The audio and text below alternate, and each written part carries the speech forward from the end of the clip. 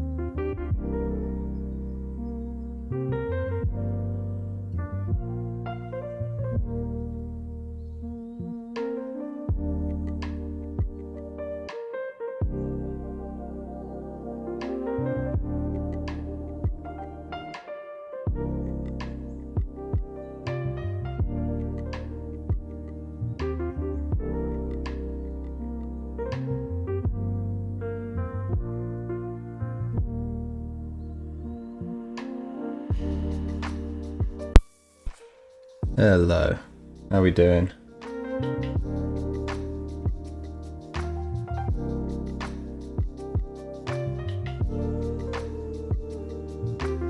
Nice to be alive.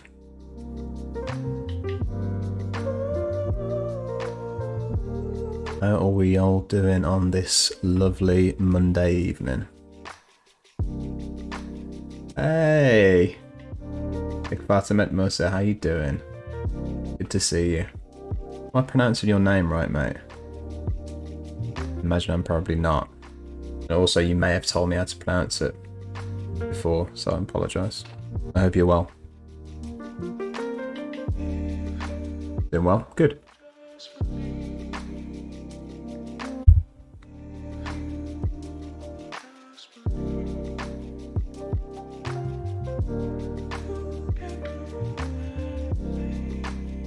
Tell you what, it's hard to keep up with the news today, isn't it? Fucking hell. Where'd you begin? I still remember the explosion of the Panama Papers in 2016. That's something that is still being acted on today. So anybody that was implicated, when these people run for their next position in a Fortune 500 company, or when they run for office, if they were implicated back then, you better believe that they're still being reminded of it now. And that was, by many accounts, a smaller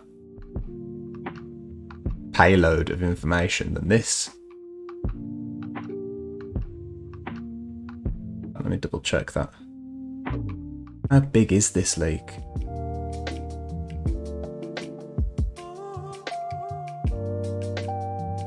Yes, this is 0.3 terabytes bigger.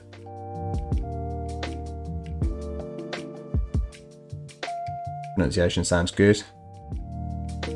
Okay. What's the dead language?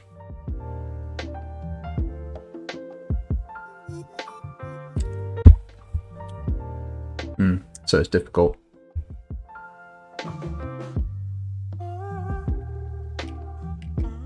Ah, it's Latin. Ah, okay, yeah. Now I see it.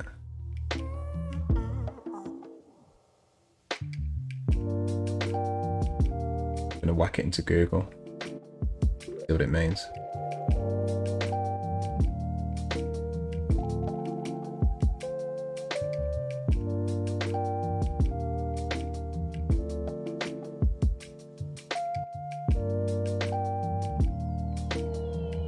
It's just your Twitch account that comes up. Still be meaning to catch your streams. I'll give you a shout out when the room's full. Translation ranges between Behold Fate and the Muse and Looks Weird and the Banana. Amazing.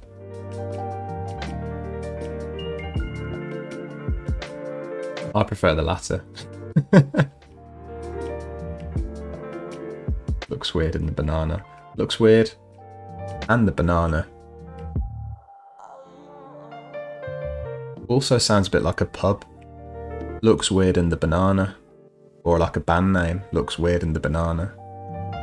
Looks weird in the bananas.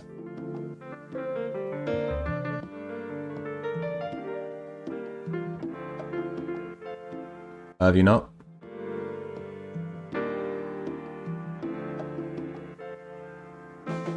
Fair play.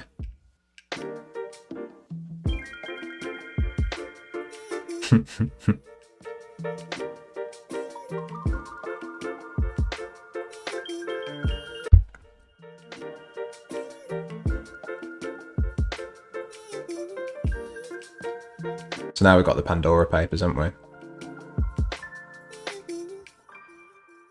One of those things I looked at it at a glance and I thought that's going to be, well, that's the stream, isn't it? 11 million files.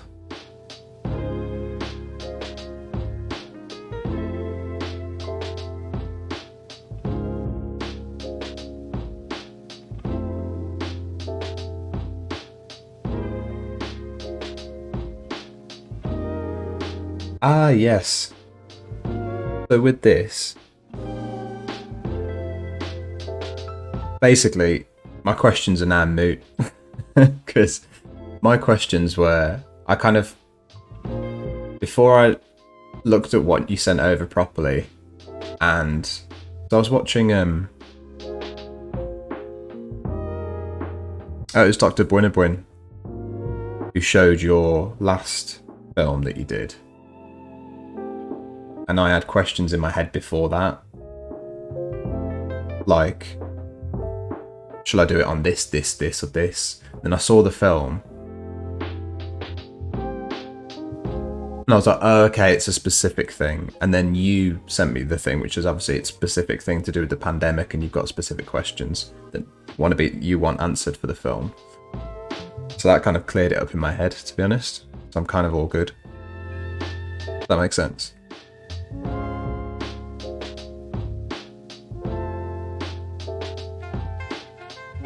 Have you searched for some names yet? Oh, what, in the Pandora papers?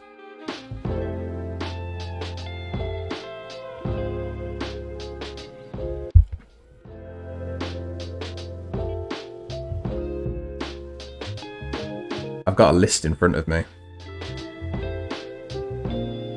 So, Abdullah Al Hussein, King of Jordan, Queen's Crown Estate, which has been linked to £67 million. The Tories are in hot water, as they have again been linked with corrupt donors, this time Mohammed Ammers, who is suspected of being involved in corruption. Will they give the money back? Who knows? Tony Blair, who saved £312,000 stamp duty tax on one of his property purchases. Imran Khan, Pakistan PM. Imran Khan, very heavily implicated in this. Not so much him as the people around him. Ukraine President Vladimir Zelensky. Ecuador President Guillermo Lassa. Vladimir Putin. And that's just getting started. As I said, when the Panama Papers hit in 2016, suddenly millions were owed. Fines were charged. That led to the immediate resignation of Iceland's leader. And we can only hope that this has the same repercussions, right?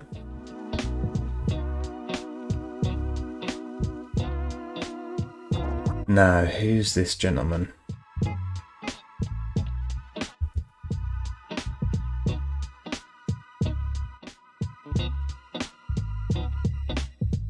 Of course, the Crown Prince.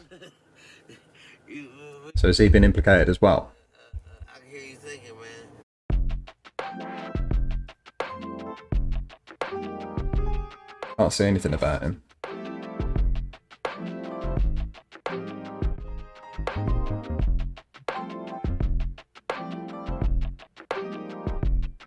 Oh, right, I get you. The thing is, it's only the start, isn't it? Because we've got all of this information now, so it may well be that he comes out in the wash as well. Yeah. Well, by my calculation, about 5%.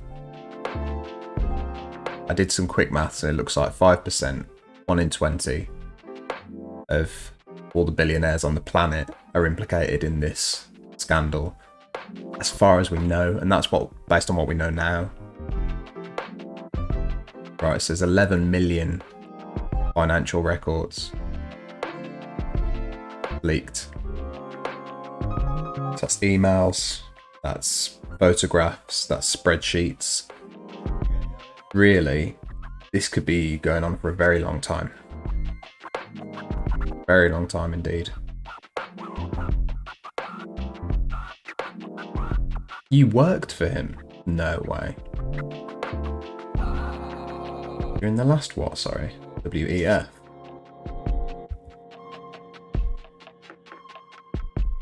Oh, World Economic Forum.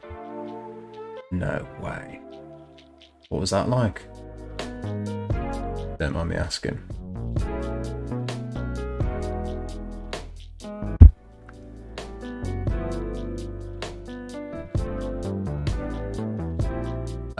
You're a photographer there.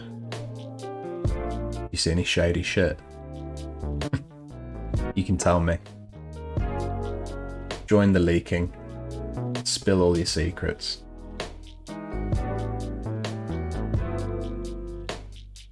I imagine you would have known already. If the Crown Prince is bored, he stares at his phone too. Disappointing, isn't it? Kind of expect something a bit spicier than that. As spicy as it gets. Oh, really? Hey, Jane the Message. How you doing? Good to see you, mate.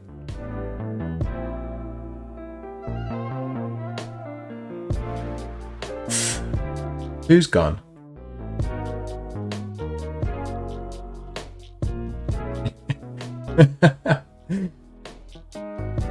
What's happened? What have I missed? Have I missed something? Fill me in, Jane. You were working. It's still a good story. It's still a bloody good name drop. Oh yeah, of course. I forgot. Bloody hell. Yeah, it's been down for what? 7 hours, Facebook, hasn't it? Instagram, WhatsApp. What's happening? Are you loving life? Take us back to 2007. That check out? Yeah, I think that checks out.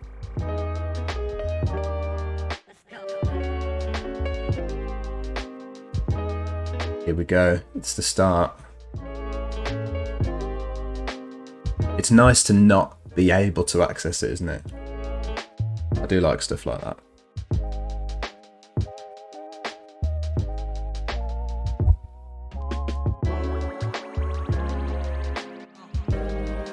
Living in a dream. I'm living in a box. I'm living in a cardboard box. I'm living in a box. Living. On the topic of the video project, there will be a chance to talk about anything next year. But I thought making it pandemic related this year would be on topic. I like it. It's specific, but it's not very specific. Because if you talk about the pandemic, inevitably you're talking about everything, aren't you? That sounded a bit daft. I think you know what I mean. It's like the pandemic didn't spare anybody, in a sense. It didn't affect everybody the same, obviously. If you're on the poverty line, it was a different fucking pandemic.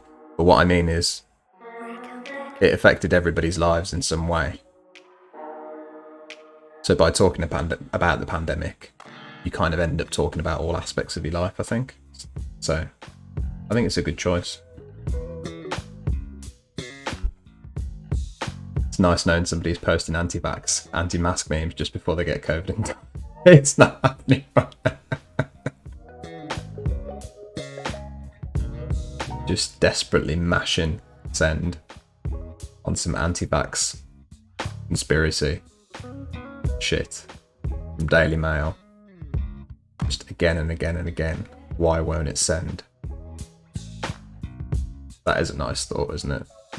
That is a nice thought.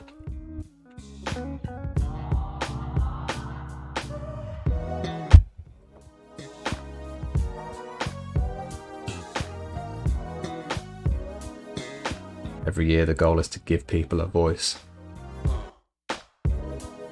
And I really like the idea of your project. I do.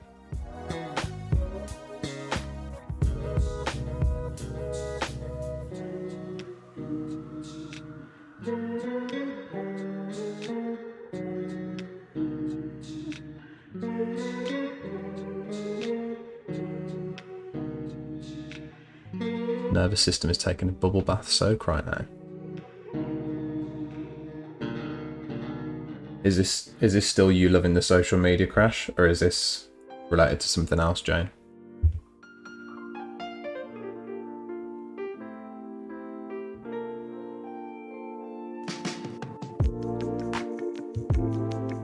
Feeling quite chilled tonight.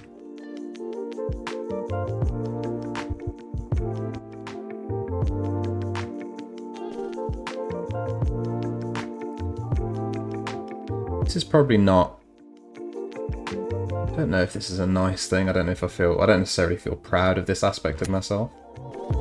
But when there's a huge news story, like when there's a news story that is... I'm not talking about something that's shocking, right? So I don't get this feeling that I'm about to describe from like a terrorist attack, right? Not an absolute bastard. I don't want you to think that I'm... Anyway, I'll keep explaining myself. Basically, if there's a news story that's so wide-reaching that it's like, oh, this is going to change a lot of people's lives overnight. And I'm talking, you know, I think, as I said earlier, Panama Papers' impact, I think, was very underestimated. But we're talking about thousands of lives changed overnight. Right. Even if we're just talking about stains that don't wash out of people's careers until they're dead. That kind of news story gives me this sense of peace. Is that wrong? Is that weird? How you doing, Brett Crochets? Good to see you, mate. Is that weird? That I kind of have this sense of like... You know? You know what I think part of it is? I think it's because I don't have to look too hard to find a story.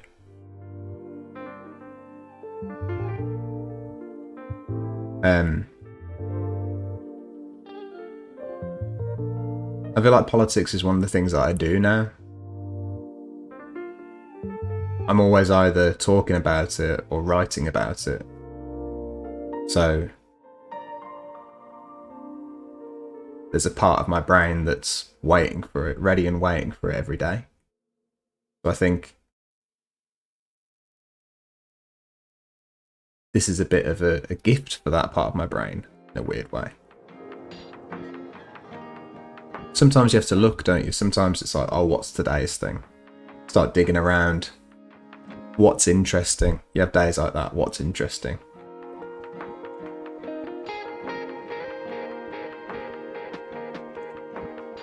Creating content is a bit like you have silly season, whereas fuck all that, man. And you end up writing about, what's the expression?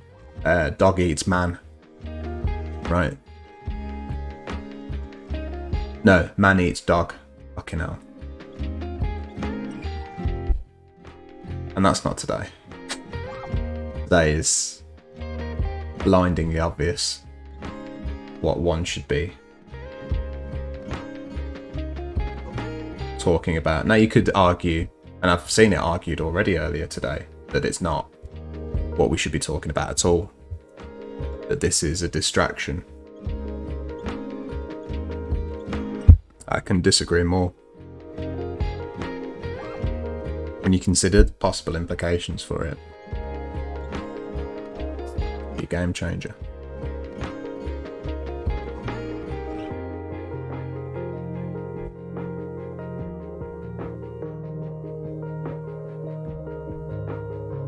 That makes sense to you, does it, Jane? You're safer, people are safer. The threat is diminished in a permanent way. We don't get a lot of that. I get that.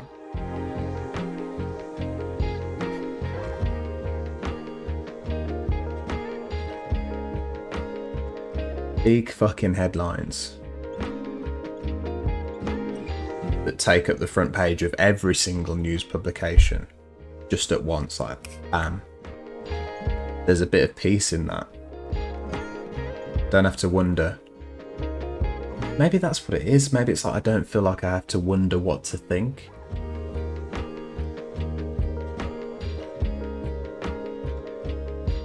I'll admit this as well. There's a little bit of peace.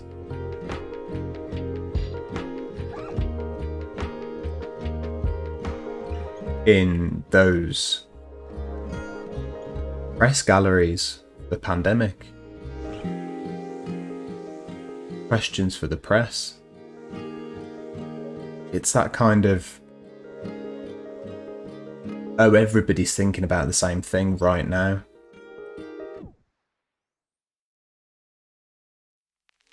I don't think that's particularly healthy. I'll put it out there. I don't really think that's I don't know. I'm obviously uncomfortable admitting it. Everything is a distraction. It's true, isn't it? Subjective. Depends on your goal. What's a distraction or not? Yeah, your goal, your purpose. I'm interested in neuroscience, so this is a good day for me. What do you think's happening when people can't access social media?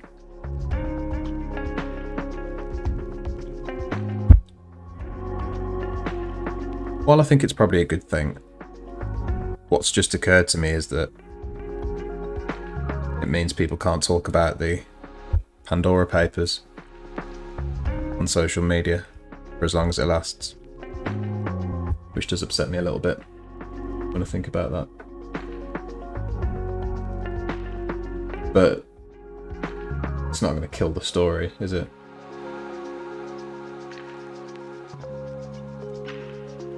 I think they're realising what place it has in their mind. I think there's a lot of realisation going on. Yeah.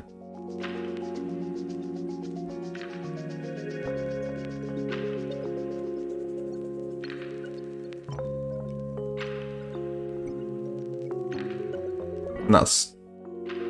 You could draw up an equation, couldn't you, for that? In my mind, anyway. In my opinion, should I say. To and complicate it. In my opinion, with anything like that, it's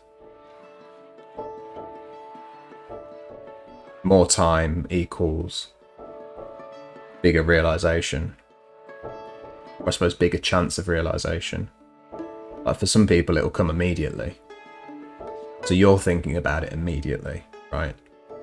You're telling us about it, so now we're thinking about it immediately. What does social media mean to me? How do I feel now that it's taken away from me? Some people it'll take them 2 weeks. That's what I mean by the equation. You hope that it lasts for a year so everybody can get on board and start realising. And that's pandemic as well, isn't it? People had that with work. I can't go to work. And I'm not going to be able to go to work for the next month. My job's gone. There's no way I could do my job in this environment. And the days go on. Government's giving you some money. Maybe you don't do anything for the next few weeks. Start to think, why was I ever doing that job? Yeah, I don't want to go back to that shit. Anything else I can do? Suddenly your whole life's changing. We came to the end of the tape. That almost never happens.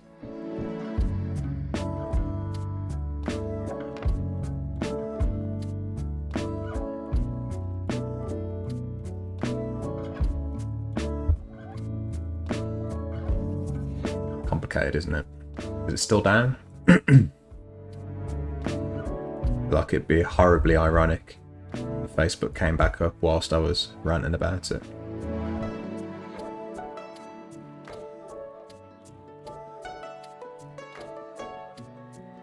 Seems like it's still down.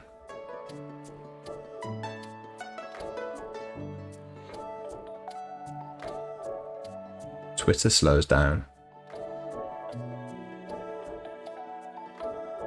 Here you go though, this is a bit of a depressing one. Everything is having a bit of trouble. Presumably, as many more people than usual switch to it to make up for lack of Facebook. Like Telegram, Twitter is struggling. That's not a nice thought. People just taking that energy and putting it into another platform that's still live. That misses the point, doesn't it?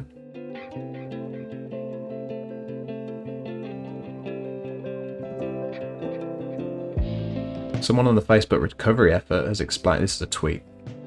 Someone on the Facebook recovery effort has explained that a routine BGP update went wrong, which in turn locked out those with remote access who could reverse the mistake. Those who do not have physical access. Those who do have physical access do not have authorization on the servers. Catch-22. Kind of understand that, half understand that.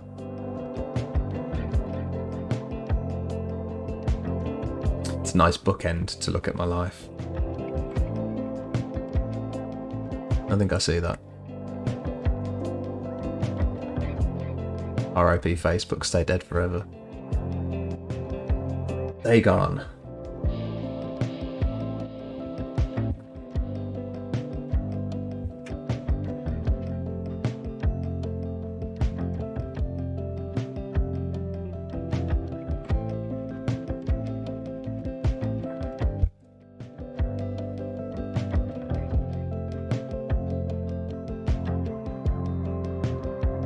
Right, so before I jump into it, so 11 million files, emails, pictures, spreadsheets, over 30 world leaders implicated in the use of tax havens.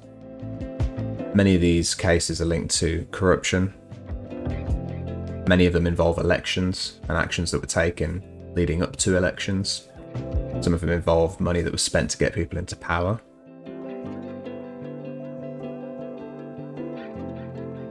Before we jump into it, I want to watch a video about tax havens. I want to remind myself how this shit actually works. I feel like that's a good starting point. Right, because I could just dive in, couldn't I? But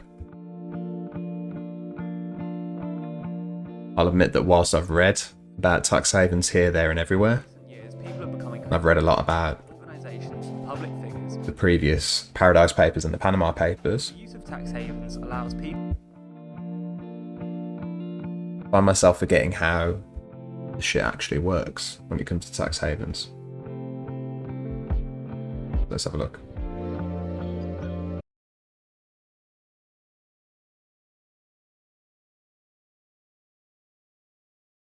Hope everyone's okay, by the way. Didn't know if I've said that already. I hope everyone's staying safe. Fucking wild times, man. Boy meets Minnie, how you doing? Big tech is gone. Yes. I hope it's still gone by the time this stream's over. That'd be nice, wouldn't it?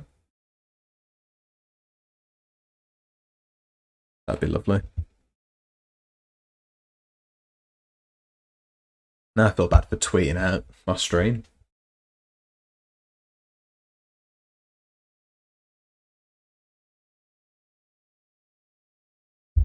Hope you're doing well, mate.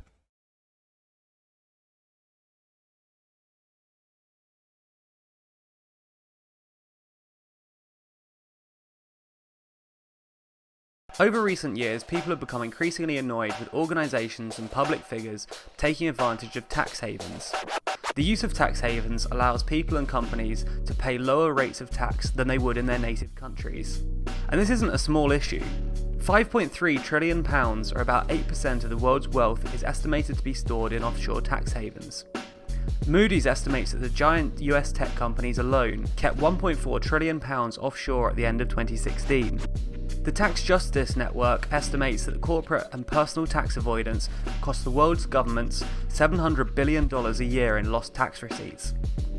So let's go through the basics. What are tax havens? How do they work? And why is it all so controversial?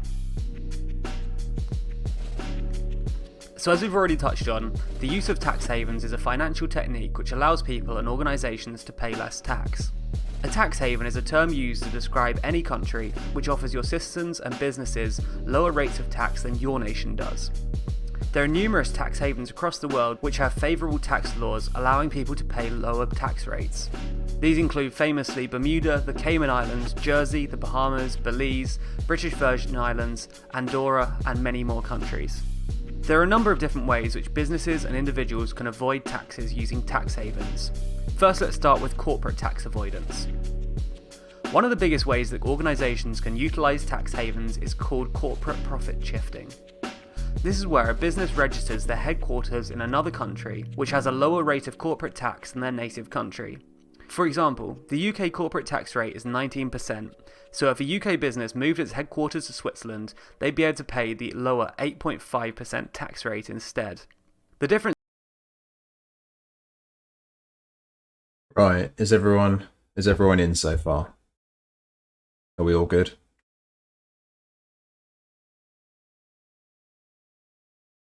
Does anybody need me to go back? I feel like this is the bones on this. So I don't want to leave anybody behind. I'm not going to assume that anybody knows anything about tax havens before this stream, because I can't think of a less sexy topic than this, to be honest with you. I almost think if somebody gave me a brief to come up with a topic for a stream that turned off the most people, I think I'd probably come up with something to do with how tax havens work. How you doing, Jamie? Similarly, people who say they don't care for donations or money, they stream for the fun of it.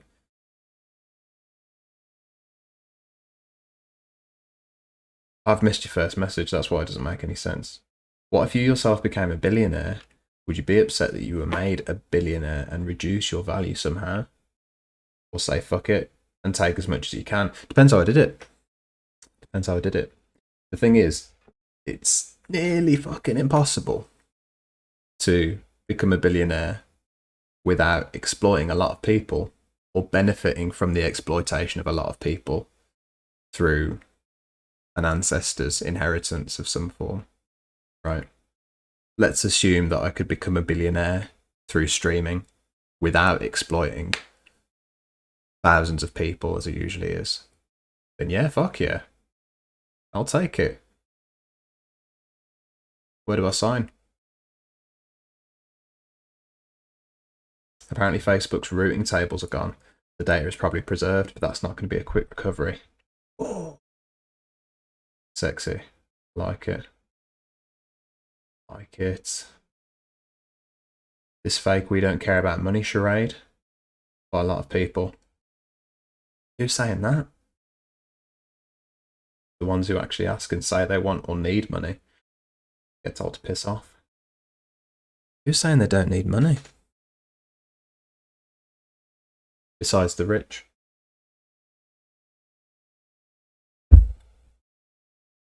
By the way, Jane the Message, I thought your stream the other day was really interesting. I say everything's the other day to me.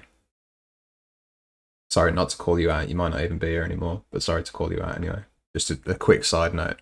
I found your stream the other day really interesting. You're talking about communities and the use of the term community specifically.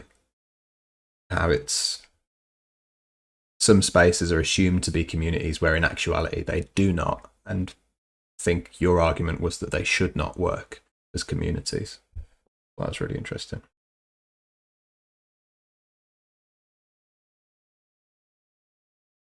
Start giving shout outs. Now there's a few of us in the room. Folks, go and follow Jane the Message. Big fucking ideas that you need in your ears. While you're at it, go and follow Boy Meets Minnie. Thoroughly entertaining streamer. Only recently started watching their content, but I can assure you it's a good time. Red Crochets. Anarchist streamer and crocheter. Although I think you've been gaming a bit more actually recently, haven't you, Bread Crochets? Apologies if you may not be here anymore. Switzerland not making the cut anymore.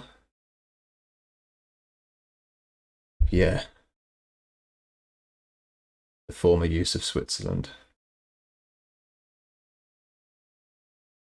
Oh, where are my manners? While you're at it, go and follow Ek Fatum et Musa. Mercy Philosophy, I believe, on your stream. Right, so Jamie, you're alright then. Level 3 accounting. So you're going to understand all this. That's good. Yeah, there are far worse topics, that's true. I think the digital landscape metaphor makes more sense. Yeah, I came away from it kind of agreeing with you. I've got to be honest, when I saw, because I think it was the topic of the stream, or maybe it was a highlight of a stream. I think that your title was something like "These are not communities" or something like that. And I got myself ready to strongly disagree. And by the end of it, I agreed completely. Which is nice. That's really nice. How often does that fucking happen with something? You know, you wish it happened all the time. But genuinely, I thought, you completely turned me around. Which is a sign of a fucking great stream. Neighborhood implies a digital space that we are in, rather than a relationship we are in. Yeah. Yeah, and I think that's the key, isn't it? Difference between the space and the community, where the community is... It implies that we can replace the interpersonal relationships we have in real life with this space. And I don't rule out the possibility of that at some point in the future. I certainly think that the way that these platforms were created, firstly, weren't created with that in mind. I don't think Twitch was created with this in mind even, and this is one of the most engaged. This is one of the platforms with the highest levels of engagement, but even this I don't think was created necessarily with that in mind. Things are far more catered to quick releases of pleasure than they are learning from each other. Maybe someday. These online communities are often one-sided unless you have pretty privilege or something special. And everyone likes you and it's clicky. It only works for the inner circle. Yeah, and that's something that I hear quite a lot, is that there's well, it's not an opinion, it's a fact. This is there's a term that escapes me, but the platform is essentially one where a fraction of the users have the majority of the viewership. It is just how it works. I've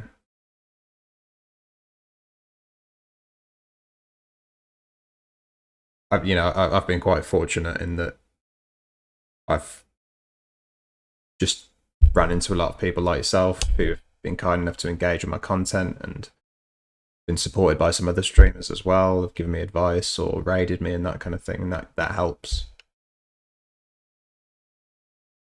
But as you say, that term inner circle is still very reflective of how a lot of this works in reality. Discoverability is, next to none on a lot of the biggest platforms that we use now. Everything's so diluted, and it's a shame because you know that there's incredibly valuable creators that aren't having their work seen. On the other hand, it's an inevitable consequence of a freely accessible platform. So, I don't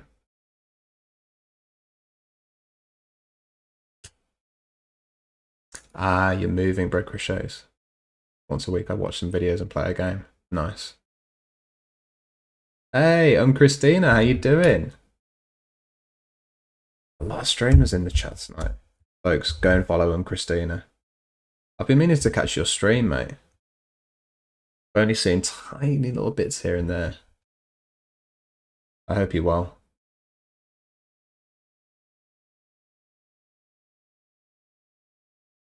Highly doubt that I want to replace real life relationships for digital ones myself. But it seems a lot of people are moving more towards that kind of digital sense of community. A lot of people are definitely trying. The pandemic certainly accelerated things. Because of course it took away a lot of people's ability to interact in real life.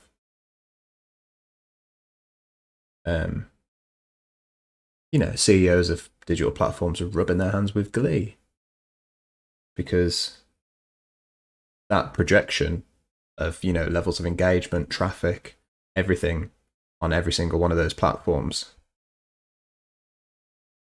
bring that shit back about 3 years, probably, they were looking at. This very platform, didn't even turn a profit before the pandemic. You can bet your ass that's changed now.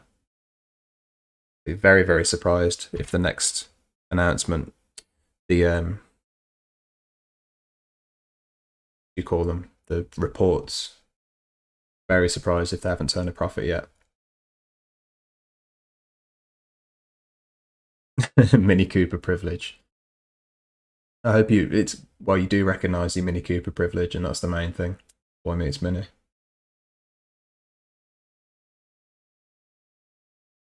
There's platforms that are now down, except for Twitter, which somehow makes it worse. I don't like the idea that everybody's flocked to Twitter to make up for it. That's not a great thought, is it? Something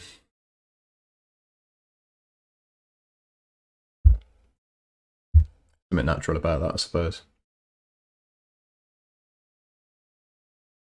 Like I was saying to Jane earlier, I think these things, they've got to stay in place for a long time to make a difference.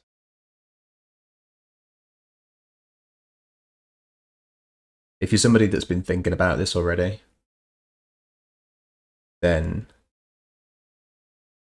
you know, now's your time to shine. You'll think, oh shit, now I can really kind of double down on everything that I was thinking about social media before. It's out of my life, out of my hands. And that's the extreme side of the scale of awareness of your relationship with social media. Complete mindfulness. And then you've got the other side of it, which is, I suppose, you can be compulsively using social media without any kind of knowledge of why you're doing it. I say compulsion, trying to imply that there's no purpose that you're aware of, or pleasure seeking that you're aware of from it, right? And that's the other side of the scale. Facebook may have to be down for days to reach those folk. It sounds quite disparaging. I'm generalizing massively.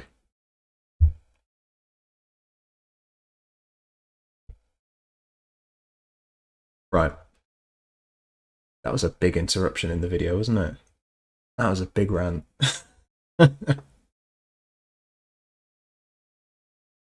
Addicted to Marsh, how you doing? Then I realised that I left Facebook like 6 years ago. Nice. You're ahead of the curve, my friend. This is water off a duck's back for you then, isn't it, today? Right, let's get back into this, okay? The difference would be even bigger if the business moved to the Cayman Islands, where there is a 0% corporate tax rate. By doing this, the company books its profits in the tax haven and only has to pay the lower tax rate instead of paying the country where the sales actually took place, allowing the company to substantially reduce its tax bill. And this isn't a rare occurrence. In 2016, nearly 2/3 of the profits made by American multinational companies were booked in 6 low or zero tax countries, these being Luxembourg, the Netherlands, Bermuda, Ireland, Singapore, and Switzerland. One technique which is very popular with big companies is to move their patents, code, formula, or algorithms to outposts in lower tax countries. This then makes their very valuable assets legally reside in the low tax country. The benefit of this is that the valuable asset then belongs to the branch of the company existing in the low tax area. So for example, a US business could move its patents to Ireland, a lower tax location, and then the patents would belong to the Irish branch of the company. At which point the Irish subsidiary could charge the US company to access the patents, making it easy to funnel profits made in the US to Ireland, just passing them off as payments for the patents. Once the money's moved into Ireland, it can then be taxed at a much lower rate, again saving a big tax bill. Individuals can do a similar thing. Becoming a resident of a country with a lower tax rate allows people to pay less income tax than they would have done previously. However, there are also other methods which allow people to live in one country while paying their taxes in another. This is done using trusts. Very simply, this allows a person to move their assets into a trust where they're managed by appointed trustees. These trustees are in charge of the trust, and they manage the assets to provide value for the beneficiaries. In this scheme, the beneficiary would be the person who placed the assets in the trust. With the trustees' permission, assets within the trust can be given to the beneficiaries at virtually any time. Very often, the trustees have very little real control over what happens to the assets. Instead, they're just paid by the person who owned the assets to put their name to the trust and appear as if they're in control of it all. Using this technique, a British person could put their car within a trust in a tax haven. They can then make themselves a beneficiary, thus giving themselves full access to the car. The individuals would still own the vehicle, and they could still use it however they wished. But because it technically belonged to the trust and was under the protection of the trustees, it will be out of the UK government's remit, as it will be registered to the tax haven and subject to their tax laws. This system does still result in some tax being paid. When the beneficiaries are paid, they'll still have to pay income tax on those earnings. However, the major benefit is that no capital gains tax is paid, and no tax is paid on any profit made from investing the money which is given to the trust. No matter which technique is used, a tax haven is very simply a place. So, if you've ever seen The Wolf of Wall Street, the trustee is that guy.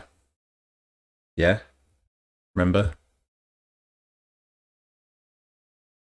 This dude. Just a bit of a pop culture reference slipped in there. Place which charges lower taxes than your country. This attracts people and corporations to move their money to these countries to avoid paying the high tax rates in their own country. So is this a good deal for the tax haven? Why would a country even want to be a tax haven? Well, having low levels of tax allows the countries to benefit from giving itself a form of financial services industry. Often countries which become tax havens tend to have little other industry to bring in revenue. They are frequently smaller island nations whose economies don't have much industry besides tourism. Becoming a tax haven brings in vast amounts of money to the nation. Often tax havens still do have a tax rate, even though it's incredibly low. So even if a tiny percentage of the total money brought in by a nation is taxed, it's likely still more money than it previously would have earned. On top of this, there's benefits related to job and business creation, as tax havens often offer services such as trust management. There's even been talk that the UK might become a tax haven after Brexit. Leaving the EU would give the UK more flexibility to become a tax haven if it wanted to. But is this something the UK is actually likely to do? We're making a video on this topic which will be released on July 10th. So make sure to subscribe so you can be kept up to date with this and all of our latest. On that last point, would the UK want to be a tax haven?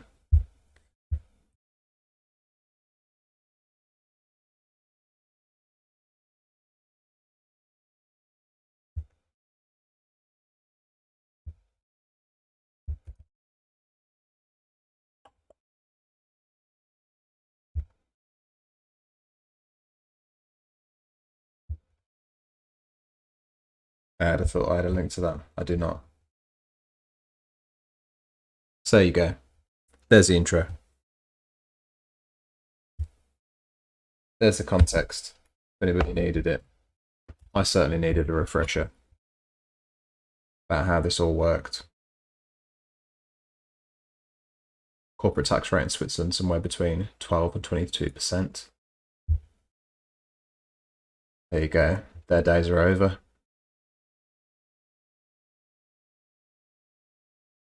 Still locked like Hassan. Me and Hassan. Telling you. No worries, addicted to money laundering. So it's completely legal. Everything in that video is completely legal. That's the problem. Is that a lot of what we see today with the Pandora papers is completely legal. A lot of what we saw with the Panama papers and the Paradise papers was completely legal in essence.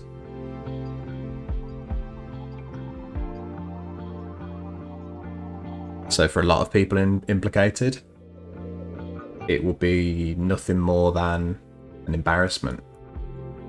But for some people, it's going to be the end of their career.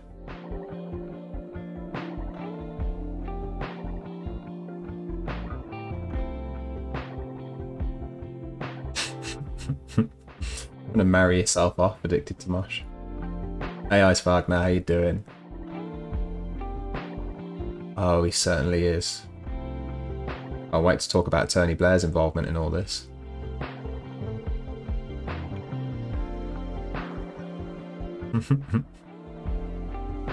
Why is it called tax haven and not tax heaven? I know.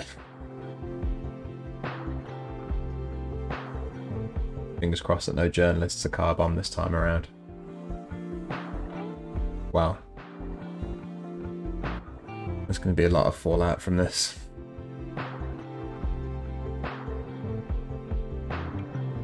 But no, probably not.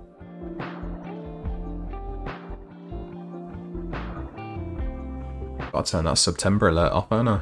Hey? Look at that. Doesn't need to be there anymore. You know, I'm going to load up the next video whilst I mess with my Nightbot settings.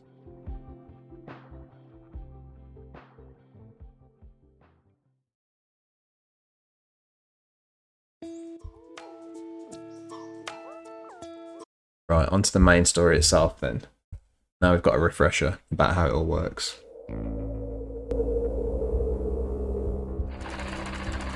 For years, some of the world's richest people have hidden their wealth in prominent offshore tax havens in places like the Bahamas or Belize. Now, a new investigation reveals the involvement that the United States and prominent world leaders have in the secretive world. There are 1,001 different ways to describe a tax haven. It's generally considered as a country or a jurisdiction where you can put your money and avoid paying taxes where you made your money. A team of reporters from the International Consortium of Investigative Journalists, The Washington Post, and hundreds of reporters around the world unearthed secrets from millions of documents. The Pandora Papers show how the ultra-rich and powerful moved. So I believe it's The Washington Post, The Guardian, the BBC, and... oh goodness. One other publication, I think, who's given it first, jointly. No, it's not coming back to me. Apologies. But obviously they all get to present it like it's their big story. Yeah, fair enough, I suppose. I'm just capitalising the fact that I live in a country with healthcare and EU passport during Brexit. Rub it in my face, why don't you? I call it a tax crime. Yeah, me and you both. And it should be, shouldn't it? Creating an offshore company to purchase an $8 million home that you give to your wife for her law firm. All the normal. Love the approach of the founders of New Labour. Even more cool when you consider the fact that one of the very first speeches Tony Blair gave was a bristling attack on the likes of him and how it was a disgrace that these things existed for people to exploit. Hey ho, here we are. We would need some kind of resolution declaring financial crimes in the billions to be a crime against humanity, so it could be prosecuted internationally. Absolutely. Great idea. Great idea. Progressive. Their money around the globe. It is the largest collaboration of journalists ever organized by the ICIJ. We have emails, passport copies, bank statements that show how presidents, kings, princesses, billionaires, and criminals hide and move money. There are more than 11.9 million documents that reveal the holdings of powerful foreign figures, including the King of Jordan, and a woman widely considered to be the girlfriend of Russian President Vladimir Putin. The United States, through some very liberal laws in places like Alaska, South Dakota, Nevada, and Delaware, have really become go-to tax havens for global clients. 130 billionaires. American politicians and lawmakers have long criticized tax havens in smaller countries. You've got a building in the Cayman Islands where 12,000 companies supposedly are located. Now, that's either the biggest building in the world or the biggest tax ripoff in the world. That was 2007. 14 years later, if you want to protect your money, Sioux Falls, South Dakota has become a place to go. All of these trust companies, they are managing billions of dollars in assets for customers all over the world. You just wouldn't expect it. This building, which is in the city's downtown, now houses close to $100 billion in assets from foreign millionaires and billionaires, including some who have been accused in their home countries of fraud, bribery, human rights abuses, and other wrongdoings, either personally or through their companies. Like Horst Happel, an orange juice industrialist from Brazil. In 2016, Happel and others paid an $88 million settlement to the Brazilian government for allegedly colluding to underpay local farmers. He set up a trust in the Midwestern state in 2017. So did the family of Carlos Morales Troncoso, the former vice president of the Dominican Republic who ran Central Romana, a sugar company accused of human rights abuses. Morales set up his trust in the Bahamas, and after his death, it was transferred to South Dakota for the benefit of his daughters. His daughters, through an attorney, said they have never been involved in Central Romana's operations. And after this, we'll head to South Dakota Yes. Trust Company and tick them off one by one. Okay. South Dakota is one of a handful of states with some of the most liberal regulations for offshore accounts in the world. This is a state that hasn't been traditionally wealthy, and so when lawyers proposed to lawmakers in South Dakota to change legislation to turn South Dakota into a tax haven, many of these lawmakers were convinced that jobs and money would follow. Our investigation has shown that that's far from being the case. U.S. law. That's quite interesting, but before they get into it, so that's obviously a different kind of tax haven. So we've seen already tax havens illustrated as this far off island where, you know, the economy is struggling, so they accept all of these corporations from overseas in the West that demand that they pay no more than 1 or 2% in taxes. That 2% still gives them a shitload of money for their economy, and they often need it. But it can also be South Dakota. Two different kind of tax havens. I find that quite interesting. Requires trust companies to confirm the identities of clients, but it provides little guidance on who to accept and who to turn away. The Pandora Papers also expose how U.S. citizens move their money outside the country while facing criminal investigations or costly lawsuits.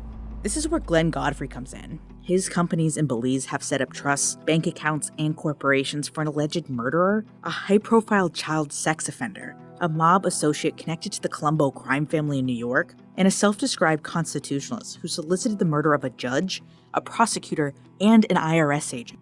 Godfrey has not responded to multiple requests for comment.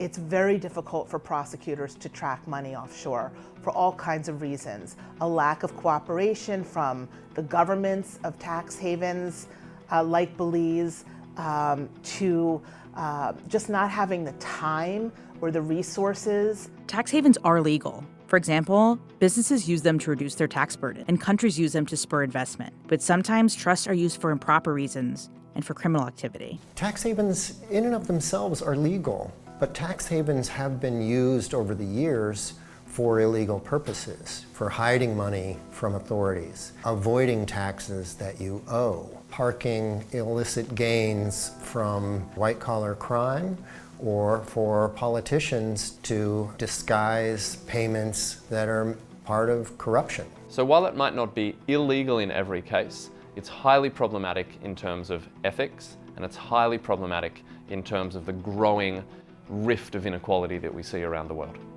The Pandora Papers also show world leaders and their loyal circles participating and benefiting from this secretive system.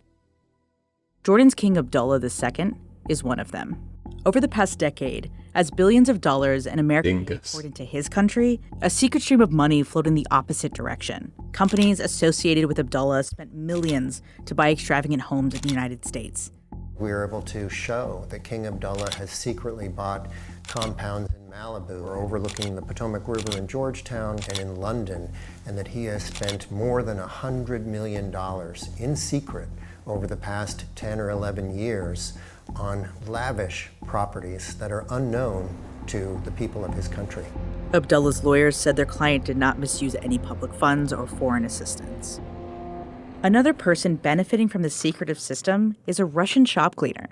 Previously undisclosed financial records, combined with local tax documents, show that Svetlana Krivonogeek became the hidden owner of a luxury condominium in Monaco nearly 20 years ago, just months after giving birth to a girl. The child was born at a time when she was in a secret, years-long personal relationship with Russian President Vladimir Putin, according to a 2020 Russian media report.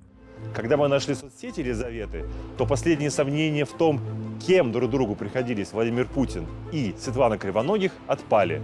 Такого сходства мы не ожидали. She, within months of giving birth to this girl, came into possession of a shell company which owned a pretty impressive apartment overlooking the Mediterranean in Monte Carlo. A Kremlin spokesman did not respond to a request for comment submitted by the ICIJ on behalf of the Post and other partner media organizations in the Pandora project. Krivonogeek has not spoken about her alleged relationship with Putin or her accumulation of wealth. She did not respond to requests for comment. It's estimated that corporations and the super wealthy have stashed away as much as $32 trillion, untaxed or at a very low rate. This does not include real estate, art, and jewels. That's more than the United States' total gross domestic product in 2020, and more than 10 times the current US budget deficit. Okay, now.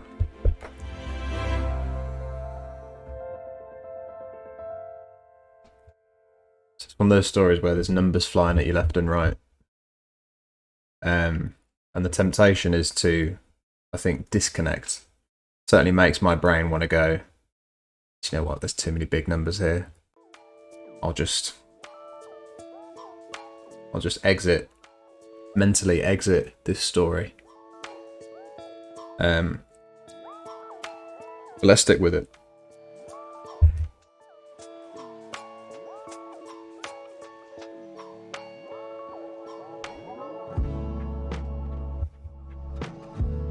So is it Delaware before? I didn't know that, Ice Wagner. Interesting.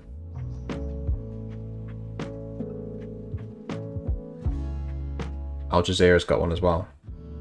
Nice. I've got a few lined up here.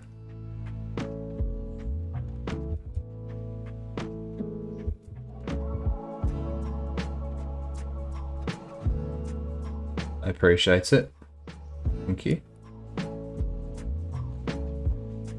Also some good deep dives into the Jordanian king's investments and the Pakistani PM, his family and all the generals. Nice. Off topic, but 60,000 Hollywood TV and film crew workers just voted to strike. Oh really? Fucking hell, I had no idea that was happening. Boy meets Minnie. Okay, after a sex offender, a despot, and there's someone helping assholes, so the crime is getting pregnant by Putin. Not only put in, but not put out. Nice. That's exactly the kind of pun I want to see more of around here. More of that.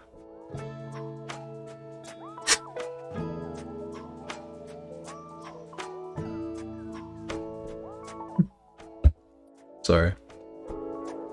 Make myself laugh. Nearly every major corporation in America has their headquarters in Delaware due to their extremely lax tax codes. Makes sense. The mob also has a fuck ton of power in the state as well.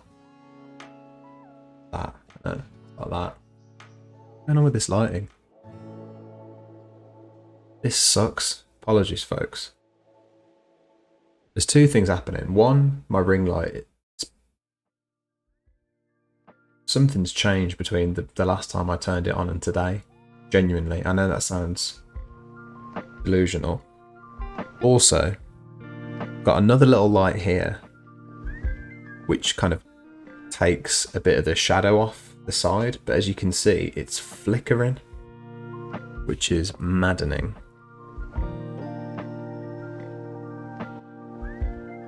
I've got that happening as well.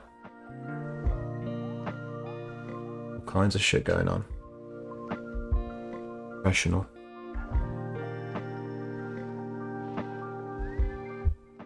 It'd be pretty funny for a German. It's a myth. It's a myth. Germans are hilarious. He posted a link about the strike. Nice. Thank you. Have a look at this Al Jazeera video then.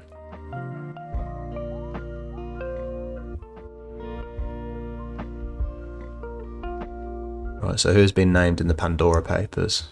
Is that the video?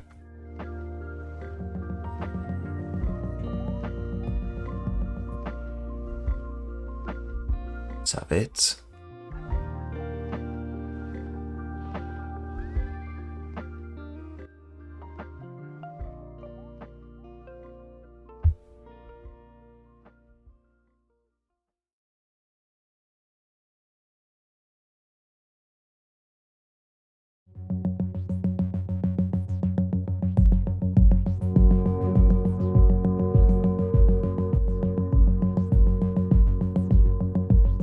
Yeah, Shakira got implicated, didn't she?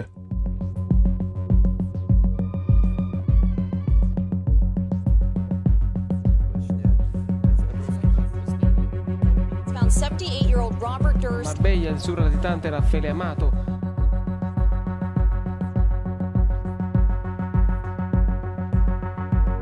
We're looking at a system here that is harming people. It's harming the world.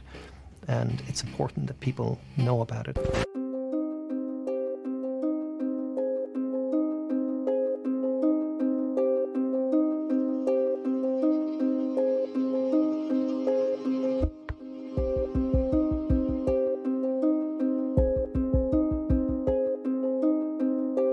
The ability to hide money has a direct impact on your life. It affects your child's access to education, access to health, access to a home.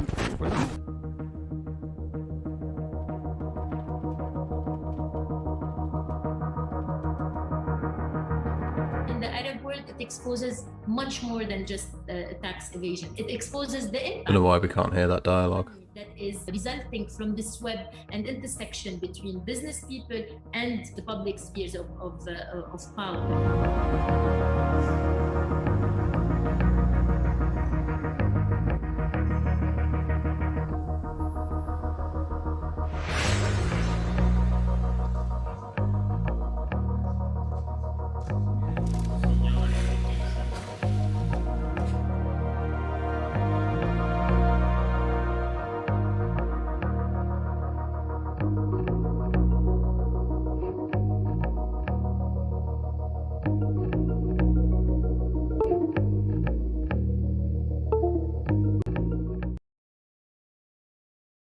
Right. So the last point there.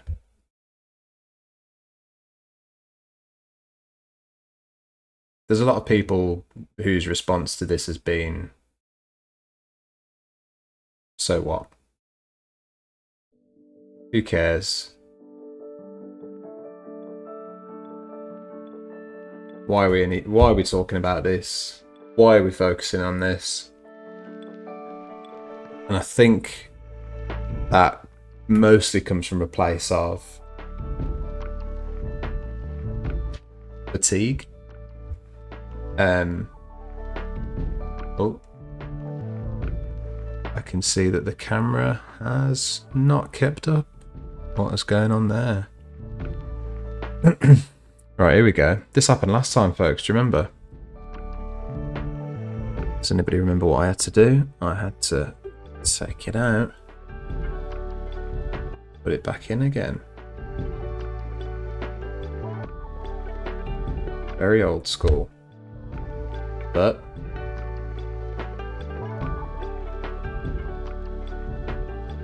oh no, that doesn't work either. Okay.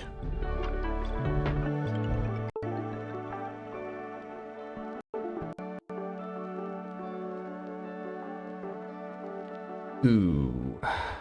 Nope. That's not happened. Right, I'm still here. Don't worry. Don't worry, folks. MI6 finally got me.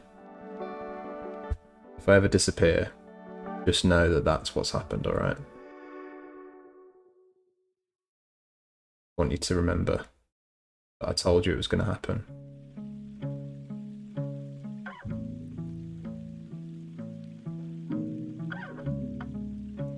What the hell? Oh. There you go.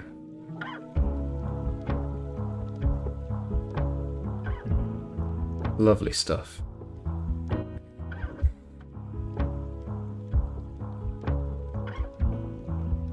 Coincidence? Coincidence? Been silenced.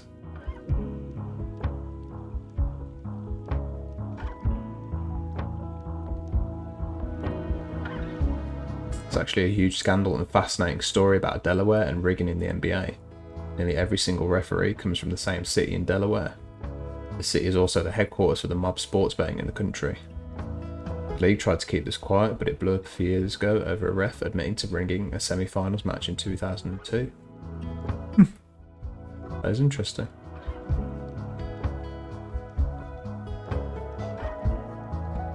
How you doing, Proto Zero? Yes. Is it still down, yeah?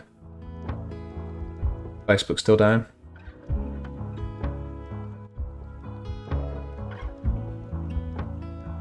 Will it be up by the end of the stream? Should we have a prediction? Is that a weird prediction to have? You know what, I'm going to do it. You don't have to participate. So, not like I'm forcing you. But let's have a cheeky bet, make things interesting. Alright? Let's do it. Prediction. Will Facebook be back by the end of the stream? Yes. Or no.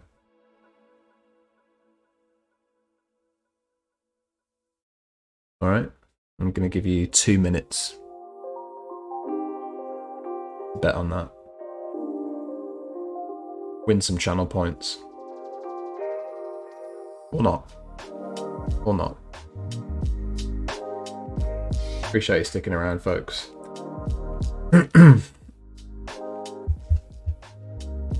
Oh, nice, Proto Zero. Your siblings came out to use Envy. Nice. I like it. Yes.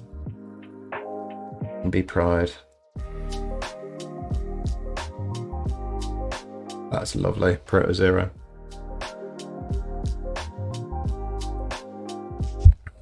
I can tell that you're happy about it, which is nice. I'm sure they felt very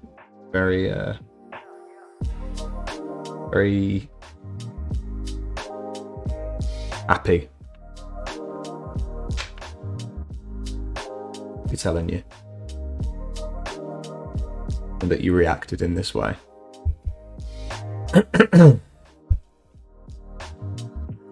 I'm losing my voice a bit. One of my streamer friends is exclusively on Facebook. Huh. That is different, isn't it? I want to leave the site, but I want to support her. Make tough decisions. No, support your friend. Don't have to do anything else. Thing is, once you're there, you want to stick around and do other stuff, don't you? That's good. It's good that you stuck with it for her. Love them no matter what.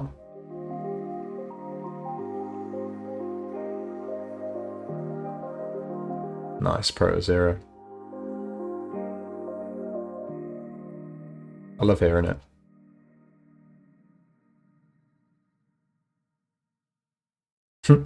We need those returns. What have we got? Not many people have had a gamble on that one.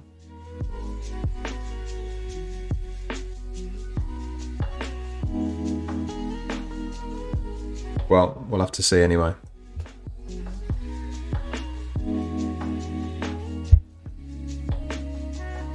It wasn't very fair because I didn't tell you when the stream's going to end. The stream will probably end around 1 AM.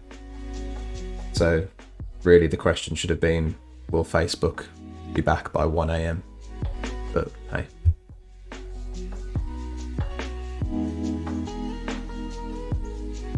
That's a cool emote, Bread Crochets. I like that. I mean, I could stay on Facebook and bread pill all the boomers. Could do that. I think that'd be a good use of your time. Stressful.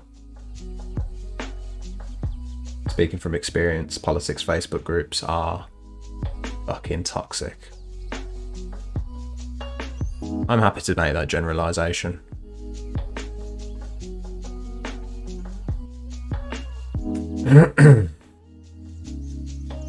Oh.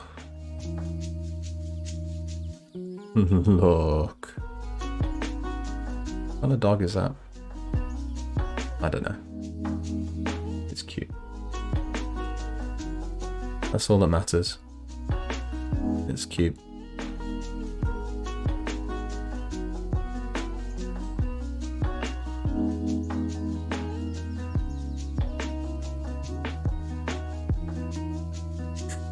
Why not give me a follow on Twitter, folks?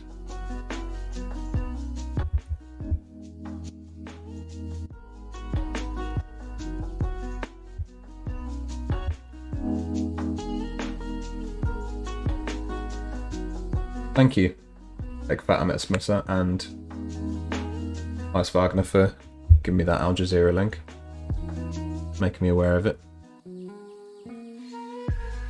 Hey, I'd like to see a portrait of the hero of the working class, His Excellency Tony Blair.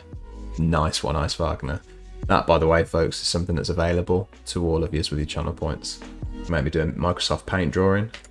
You can make me do a different accent.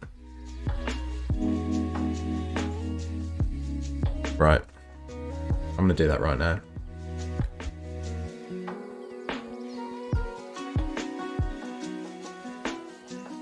Have a look.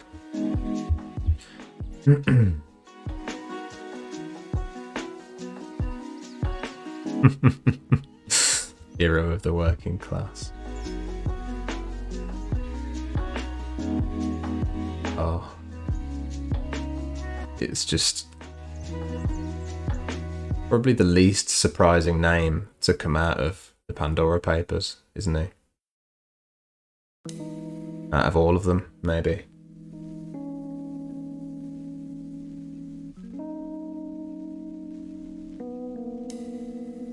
Apologies, I'm getting myself set up here, folks.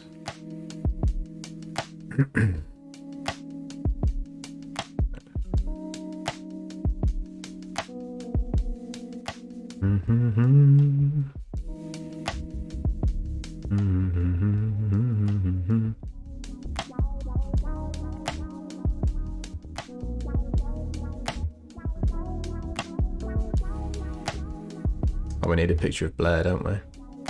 For reference. Pick a good one.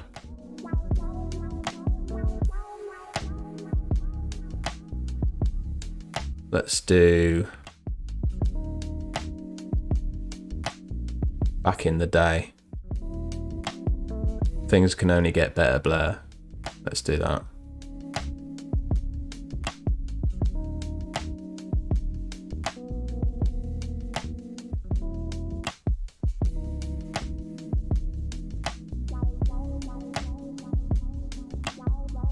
All right.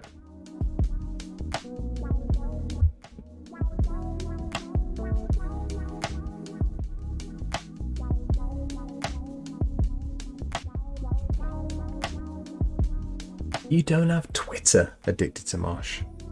You playing it?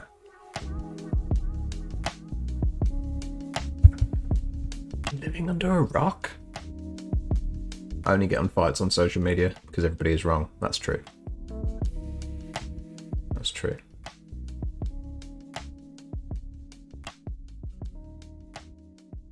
I'm snug within my echo chamber on Twitter. I must admit. It's the platform where I explore outside my house the least. I'd appreciate your Twitter much more if you embraced the true poster energy. What's that? True poster energy.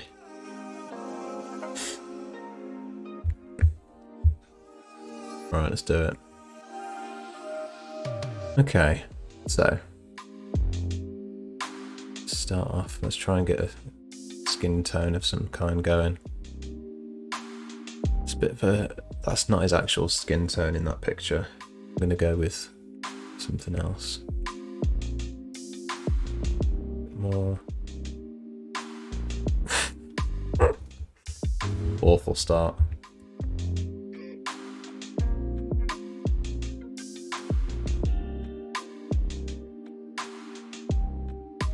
Awful start.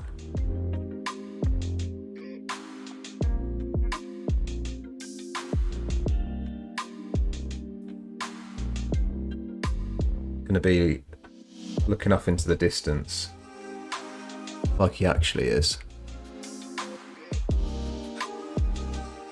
It's like he's got quite nice eyes in that picture.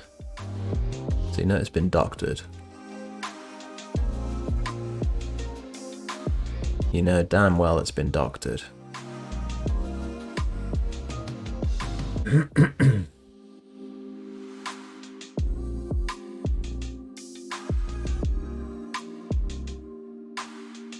rock has Twitch and Reddit, and that's enough. Forgot about Reddit. I haven't mentioned Reddit tonight. Reddit, I imagine, won't see the same boost of traffic that Twitter has, because it's not really a social media platform, is it? Not really.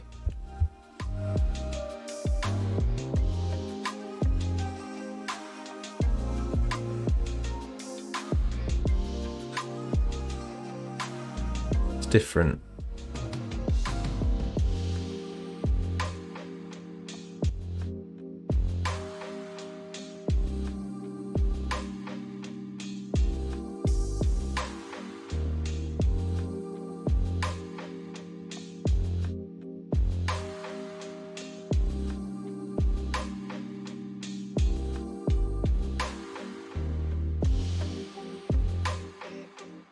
Oh, that's nice. I'm happy with that.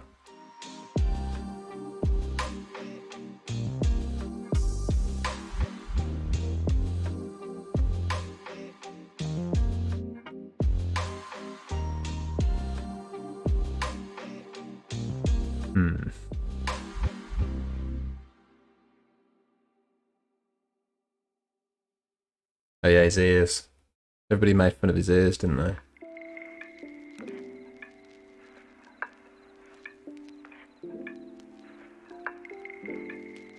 This isn't going to be a caricature, but I'll make sure to give them the detail they deserve.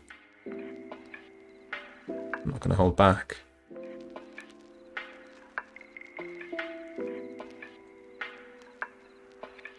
Quite happy with how this is going.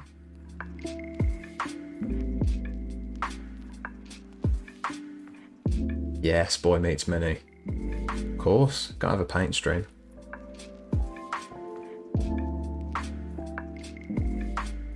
Ah, born posters, I get it. Embrace the shit post. Embrace the human id. Act literally insane. We love our poster, folks. I get it.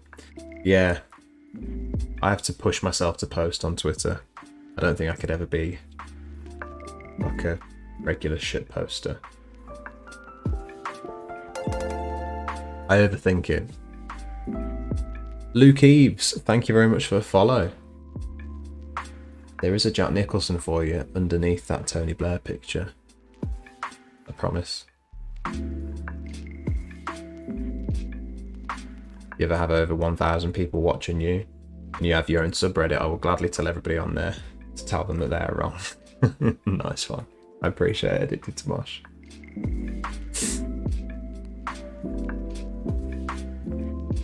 That'll be the day. Just gotta get there, folks.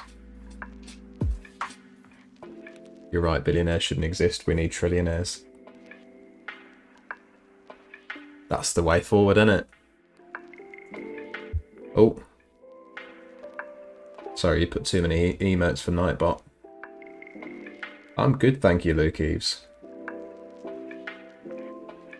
Thank you for the follow again. Some of them will be trillionaires. No, there's no trillionaires. Not yet. Not yet. Give it 50 years. Maybe. Bitcoin trillionaires.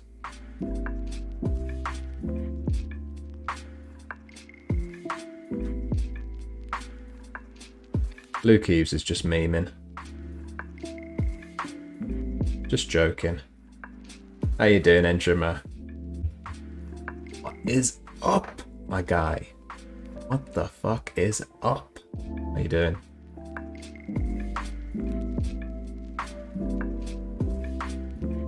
Folks, go and follow Entrima. You been streaming recently?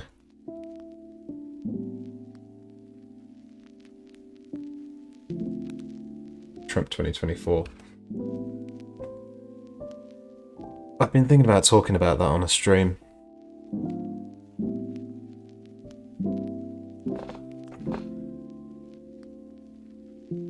Now that it's gone from niche joke to possible future.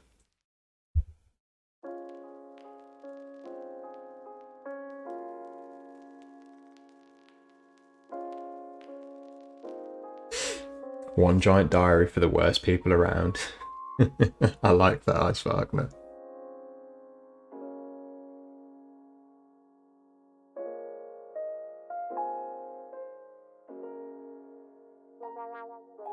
And Twitter is particularly train of thought, isn't it? It's where people think about their content the least, I would say, on Twitter. And how they act with each other as well.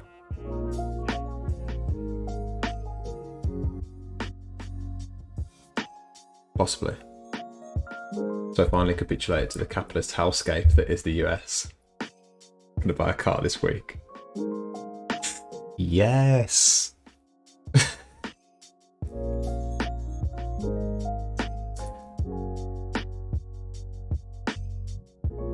Streamed last week, hopefully stream some more this week. Oh, nice. Go and follow Entrima, folks. You will have a lovely time, I assure you.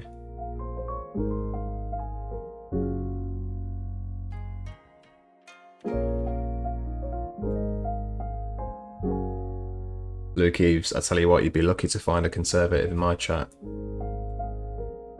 I have some. Two spring to mind. Two. I'll tell you what, that's more that can be said than a lot of places on Twitch.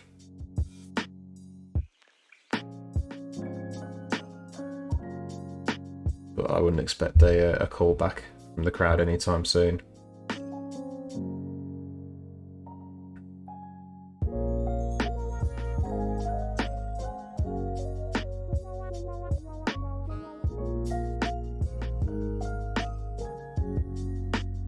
Yes. Make sure you get your car advice from Boy Meets Mini. Although they are biased towards minis. Almost entirely unfiltered. Almost everything not safe for work is allowed on Twitter. Yes, that is a distinction. This is the only app that politicians and celebrities actually use. It serves as a way to ridicule and embarrass the 1% by the rest of us online plebs. Yeah, it's very true. I didn't think of the not safe for work aspect, which of course distinguishes it from Instagram and Facebook.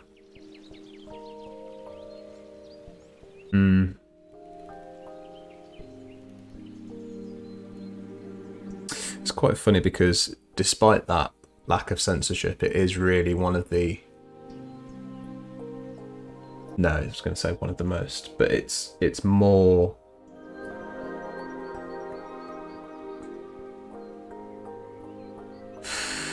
Almost going to say ethical. It's cleaner than Facebook. There's less conspiracy. You can't get away with the same shit on Twitter that you can on Facebook. When Trump happened, let's go with that. When Trump happened, that kind of misinformation around vaccines, drinking bleach, all of that bollocks. Twitter clamped down on that a lot faster than Facebook did. Facebook didn't want to at all. It's a bit cleaner.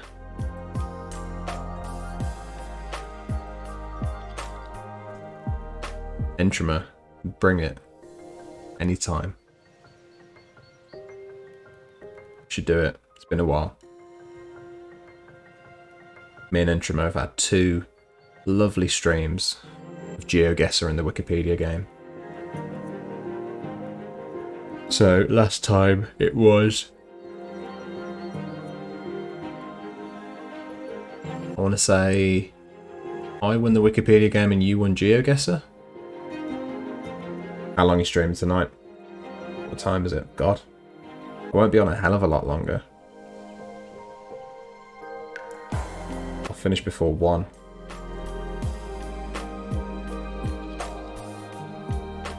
Thursday might be a good... No, I'll message you. Last time was bullshit. What are you talking about? We played one round of Wiki game. Was it only one round? I won though, didn't I? You quit after that. I didn't quit. This is fucking fake news. Talking about Trump. Didn't realise he was in chat. This is complete fake news. Misinformation. You literally wanted to switch. Don't make me pull up the stream. Because at this moment, this is a figment of your imagination.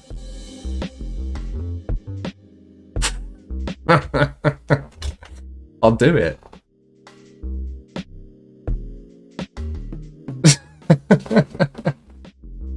I'll do it. You've got it saved, mate. What, is it in the archive now?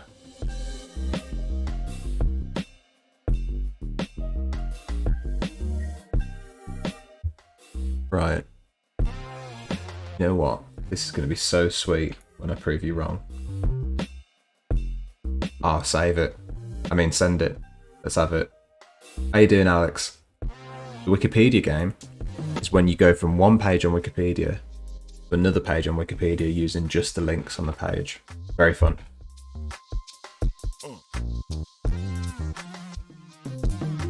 I play it on the end of stream sometimes. I played it competitively with Entrama. And apparently I quit after one game. I don't remember this. I remember it just naturally. I remember us naturally moving on to GeoGuessr. Kind of happened. But apparently I quit.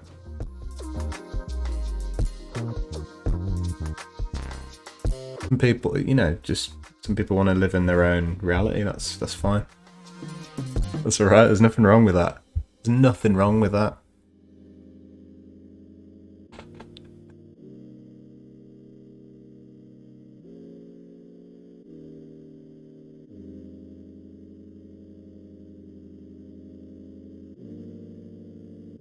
Proud of Tony Blair's hair.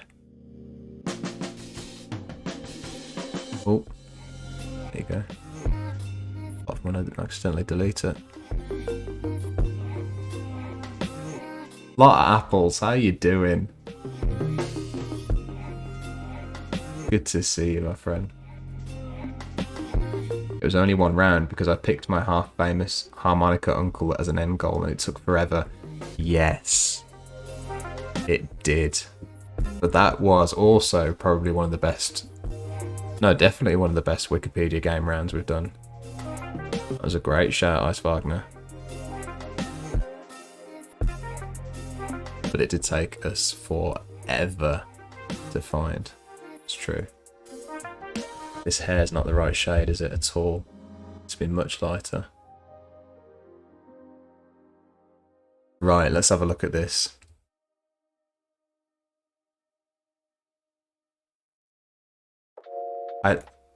Do you know what? I'm gonna be proven right. What this isn't gonna do is show me going. Can we leave it there? Can we leave it there and move on? That's not what this video is gonna show. At most.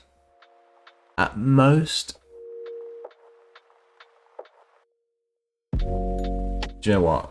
I'm not going to defend myself because I don't need to. Right. Let's just see. Let's just see. Let's put this to rest once and for all.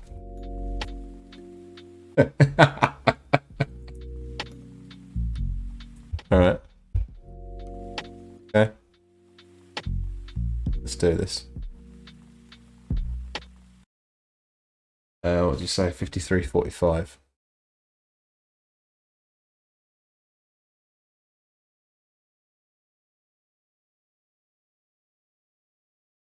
There you go, folks. Go and follow Entrama if you just want to verify that this is actually from their stream and not a doctored video. I wouldn't put it past them, but just gonna check yourselves.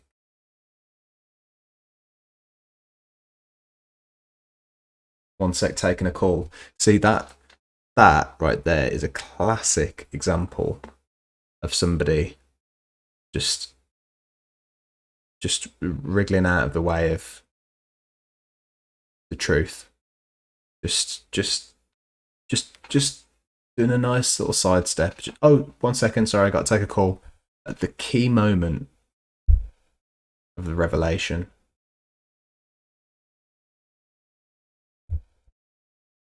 Your mum called you.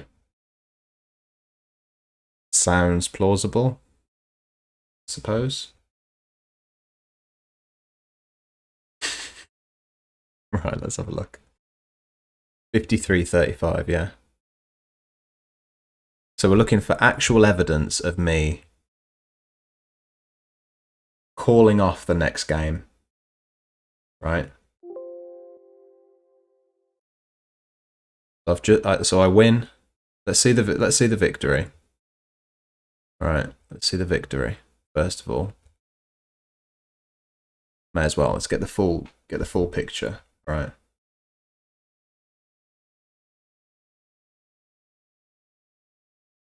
Oh, god damn it. Fuck.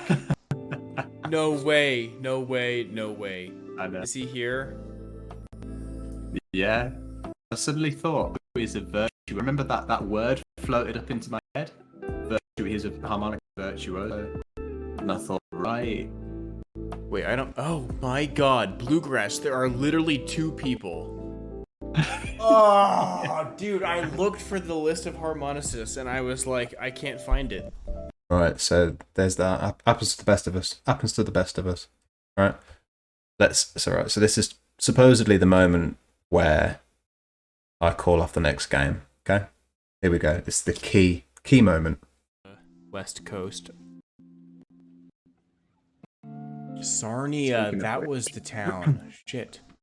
I probably could have found that. Should we play some GeoGuessr? Yeah, I'm probably only going to be able to stay on for another half an hour, 35 minutes. Yeah, we could. Oh, I see. You're just wanting to quit while you're ahead, huh? Well, I want to get some GeoGuessr revenge. Oh, all right. First of all, it's quite clever for you to take little bits of the audio out of this video, like just redact little bits of what I'm saying. That's quite clever. Game recognized game, yeah. But if you listen closely, I don't think. Hang on. Sarnia, that was the town. Shit. I probably could have found that. Should we play some GeoGuessr? Yeah, I'm probably only going to be able to stay on for another half an hour. Right. Shall we play? This is what I say. Shall we play some GeoGuessr? Because I'm probably only going to be able to stay on for another half an hour. Right? So what I'm doing, I'm not backing out of the game.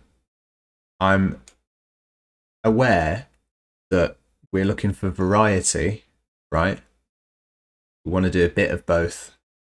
So we play one game of Wikipedia, then we play a game of GeoGuessr. Yeah? I think that's perfectly reasonable. Nothing to do. The idea that I would back out of a rematch to try and preserve some kind of pride? It's ludicrous. Ludicrous. It's obviously me just trying to add a bit of variety to things. I think that's obvious.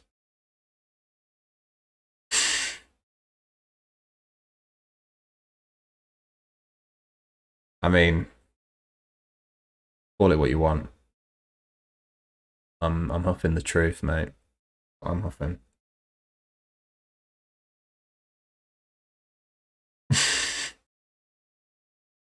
I'm just I wasn't bragging that I won. I was telling it like it is.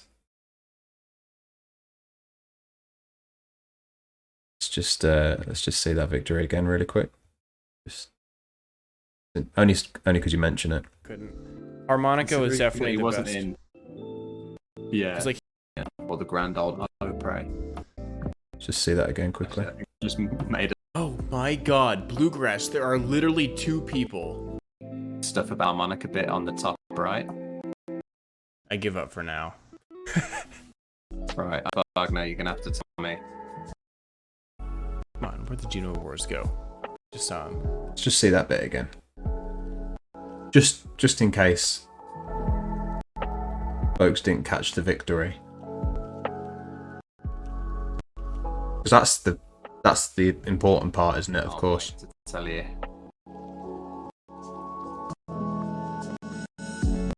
Damn.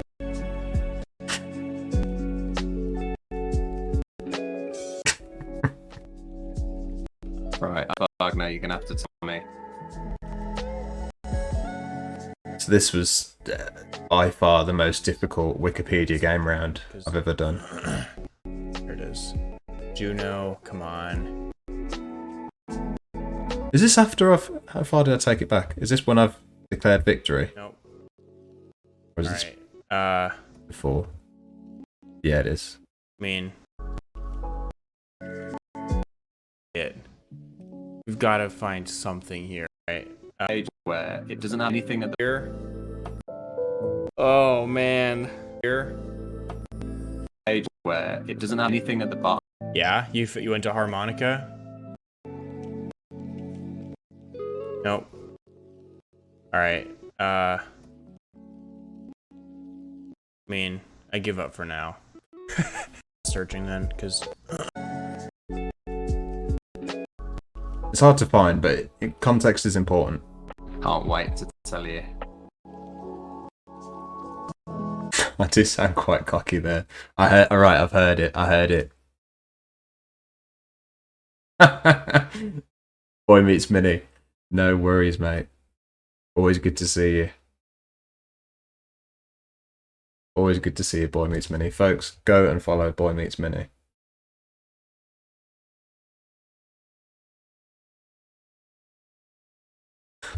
I hear it.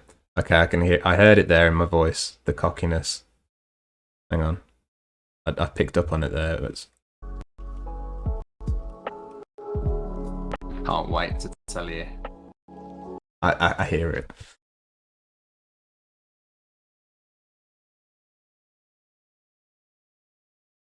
Get in the Discord right now. Do you really want to debate this? The context. The context trope. Oh.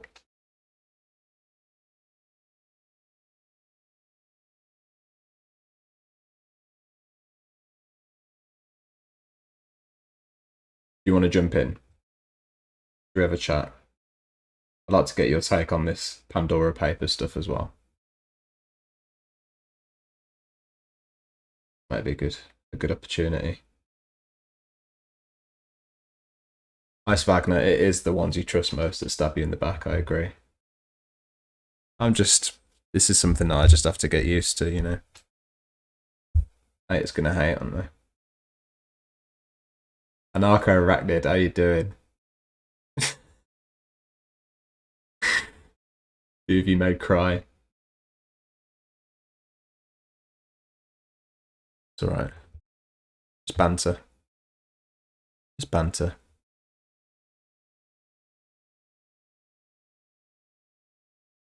You win.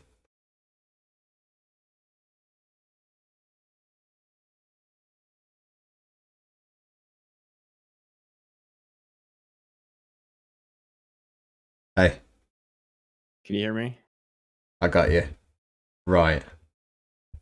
Yeah, you listen up, you fucking bastard, alright? It's one thing for you to say you won that game, but you're I don't know, you're extrapolating it to the whole goddamn extrapolating goddamn competition, you know? I love that you thought that that was kind of the love doesn't fit level evidence of me switching the game. all I was doing. Make it overt. You're not gonna say like, "Oh, hey, look, I won. Can we? Can I come out on top?" You know. You're a greasy little bastard. You know.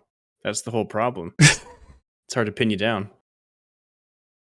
All I saw was somebody just looking out for the variety of the stream. The content. We're content creators, you know. We want to add some variety. Bit of Wikipedia game, bit of GeoGuessr. I mean, I'm all for like, you know, absolutely obliterating you at GeoGuessr, but You say that, but I did win one round finally, didn't I? you won one round of wait, was it UK? Yeah. And then look at that. Did you hear that, folks? Couldn't help but just slip that in. Was it the UK one? Was it the UK one you won? I think we played it twice. Just the UK one where you live? Yeah, cool. Couldn't help yourself, could you? Just let me have that. No, I did let you have it, but we played it twice, and I think I won it once and you won it once. Yeah. Okay. But, we can go look. Like you can check the VOD. I'm looking. I'm not too sure about.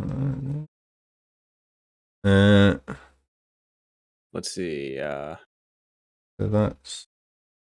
There's one UK. I think we played the UK one,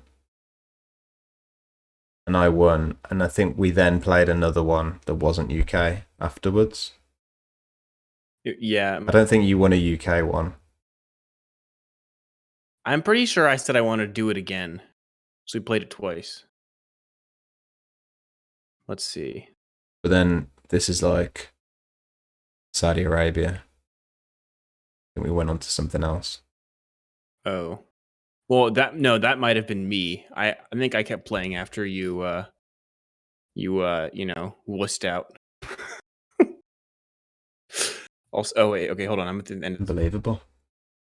Lot of Apples is asking if you're from Canada. Are you looking at the chat? Yeah. I gotta see everyone slandering me. You know. You'll be as big as Vosh at this rate. This is how it starts. Yeah, we just gotta manufacture. Oh shit. Beef, yeah. Wait. Exactly. But hold on, I didn't see the summary for the other one. Is all it is, just manufactured beef. It looks like you won that one because I'm visibly upset.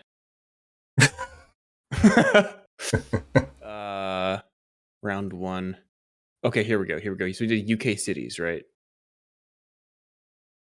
Scouse accent. I did see that, by the way, Ice Wagner. I've been trying to think. Let's see. Okay, so if I can do a Scouse accent. Oh, wait, you know what? I can do you one better. When was this? 11 days ago? I can pull up all of my entire GeoGuessr history. That's 11 days ago. That's it. Yep. Scouse accent. There you go. My activity. I'm sure you've requested that one before, Ice Wagner. I'm not. It doesn't cancel it out. You'll be as big as Vosh at this rate.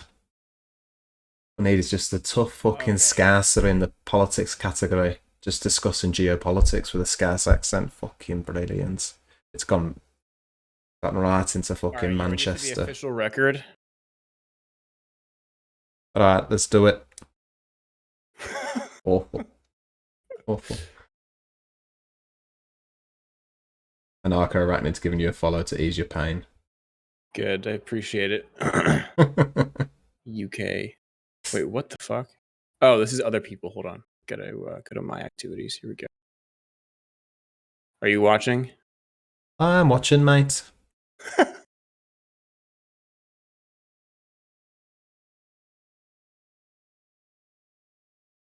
All right, so there's one. All right. So, yes, you won both of those. Congratulations.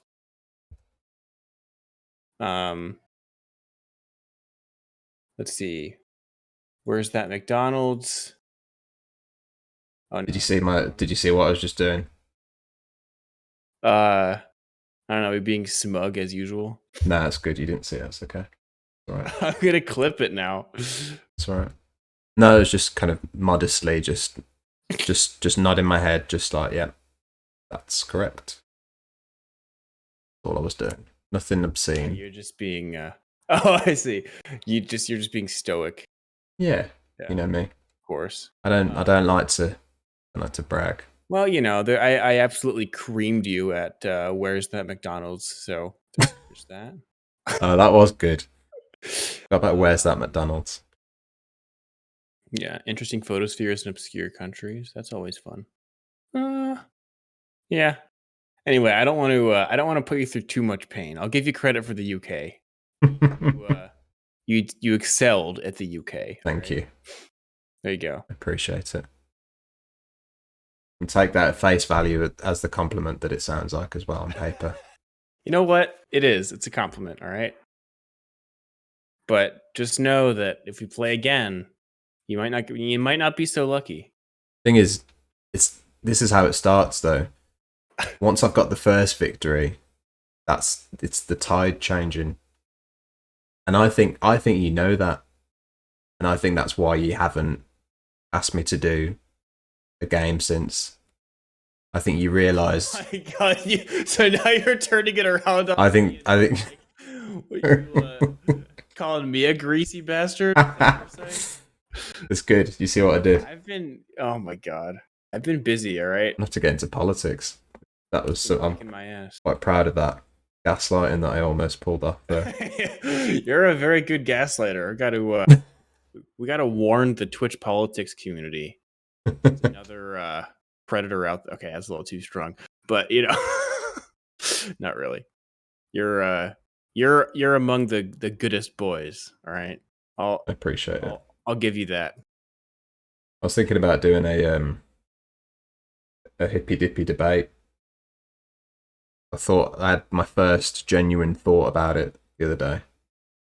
The first time it actually occurred to me as a real idea. Like, ooh, should I do it? Well, I don't know if that's one brand of debate panel or if that's what they're called on Twitch. The hippy dippy is Dylan Burns.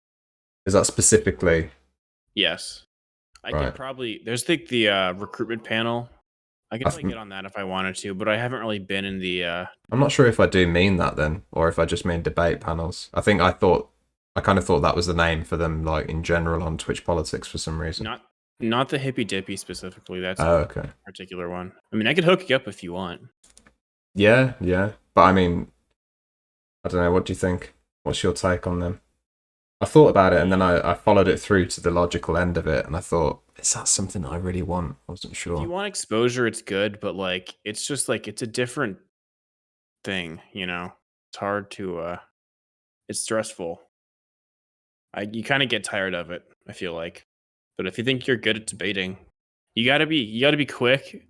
Mm. We know you're greasy, right? So you got that taken care of. I'm slippery, but I've got to be quick. You gotta be quick too. Yeah. There's a lot of interrupting. I'm not a big interrupter. Wait, what the fuck? There's a very. Why did my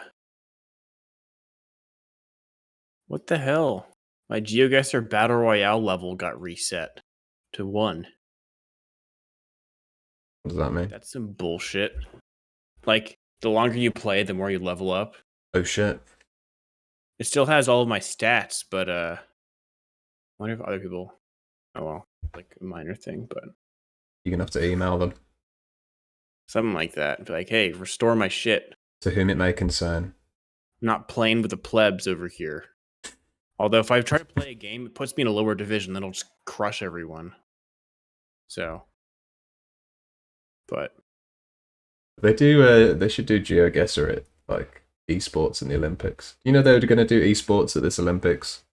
That was the plan. Oh, really? Yeah, but they cancelled it because of, I think, logistically or something. They couldn't do it. Maybe just because of pandemic stuff got slowed down. To do. I would have thought that as well. I was really glad when I heard it, because in my mind, the bigger that esports gets, I think, like, it's a weird term to use, but I literally think that trickles down into our niche little categories, you know? Yeah. Like, I think the more people are aware of, like, I think, say, like, out of 1,000 people that start watching Fortnite, 2 people maybe, like, go, oh, I'm into politics as well, and there's politics stuff. Do you see what I mean? Right. Well, I mean, I do compete with on a high level with other GeoGuessr players. Yeah. So there's that. I know. You should have seen my face when I realised that you'd. You know what? I can't go over it again. I can't relive this. Can't relive the trauma. No. Of realizing that I don't just do this for fun. Imagine if there was a kid, like, just in your local park that asked you to play basketball, and then that kid is they kind of James. Yeah, you saw where I was going with that. Exactly. Oh man. Hey, Svenska man, how you doing? What do you think about this Pandora's Papers thing? Are you into this? Have you dived in yet? I heard about it, but I don't know. I don't know a whole lot about it. It's a mess. I've made note. I never make notes, but I've made notes for the first time ever on, like, a stream subject before I go live. Do you want to hear some of my notes? I've just got big figures in front of me.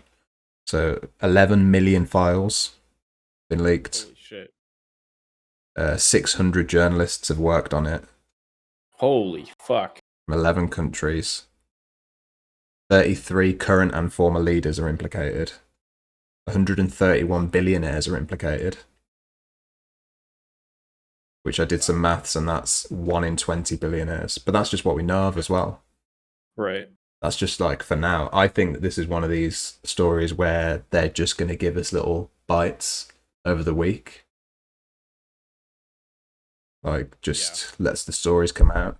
I was trying to think earlier do you remember, like, a news story where they gave, I think they made a film about it at some point, where they give little bits of the story, like, deliberately over time. Does this ring a bell for you?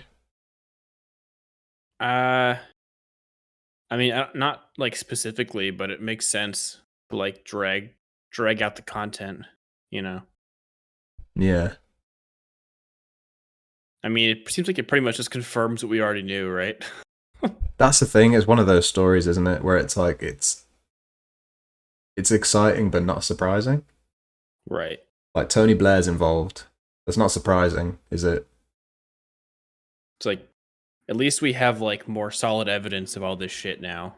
Yeah, that's the thing. But because, you know, these billionaires and politicians are slimy fucks, you know? Oh yeah. And like you say, it's kind of, we already knew that, but yeah, it's the evidence. I think there'll be a lot of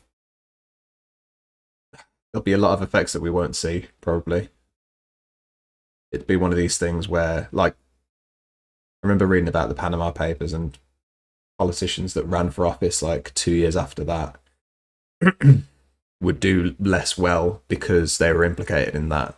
It's that kind of thing, you know, just little ripples in the pool that will affect everything.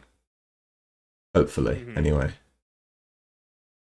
Hopefully. Hope. Yeah. One step closer to fully automated luxury gay space communism, am I right? Yeah, that's the one. Avara Media. Yeah. It's that guy, right? That's the guy pushing it. Oh. By the way, I forget, there's some book that came out. By the way, did you see $27 new emote? No. I made it. Oh, amazing. Is that from the interview with Piers Morgan? I forget. I think he was there. Yeah, it was him and some other conservative guy that she was debating or something. There's like the famous interview, where she says, he's talking to her about Barack Obama, thinking she's a Obama supporter, and she says, "I'm literally a communist, you idiot." But then all the right wingers are like, wait, isn't Obama a communist? Isn't Obama a commie? Everything left of George Bush is a communist. Yeah. So. Damn commie. Imagine thinking Obama was a communist. Oh my god.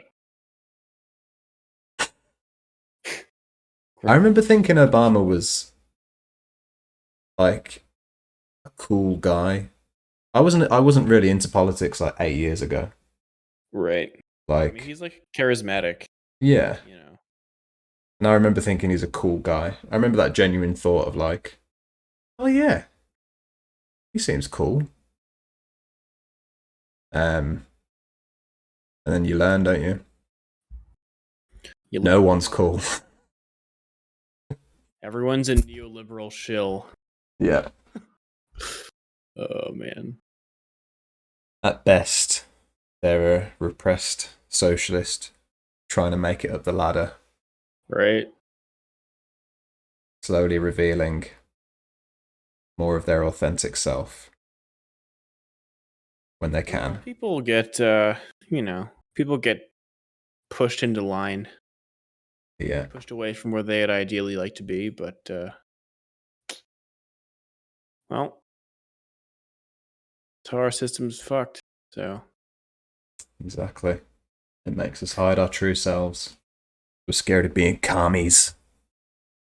Fucking commies. Goddamn commies. I was gonna get more vitriolic than that, but I was like, I probably shouldn't say anything TOS about commies. Gonna beep some commies. That is very true, actually, Bread Crochets. You think the US would allow one scapegoat? Just a bit of diversity. That's true. Mix it up. They don't mix it up. It's full rejection. Not even a little bit of a hint of something. Well, I suppose that's the electoral system, isn't it? That's the hope that you're given that things can change.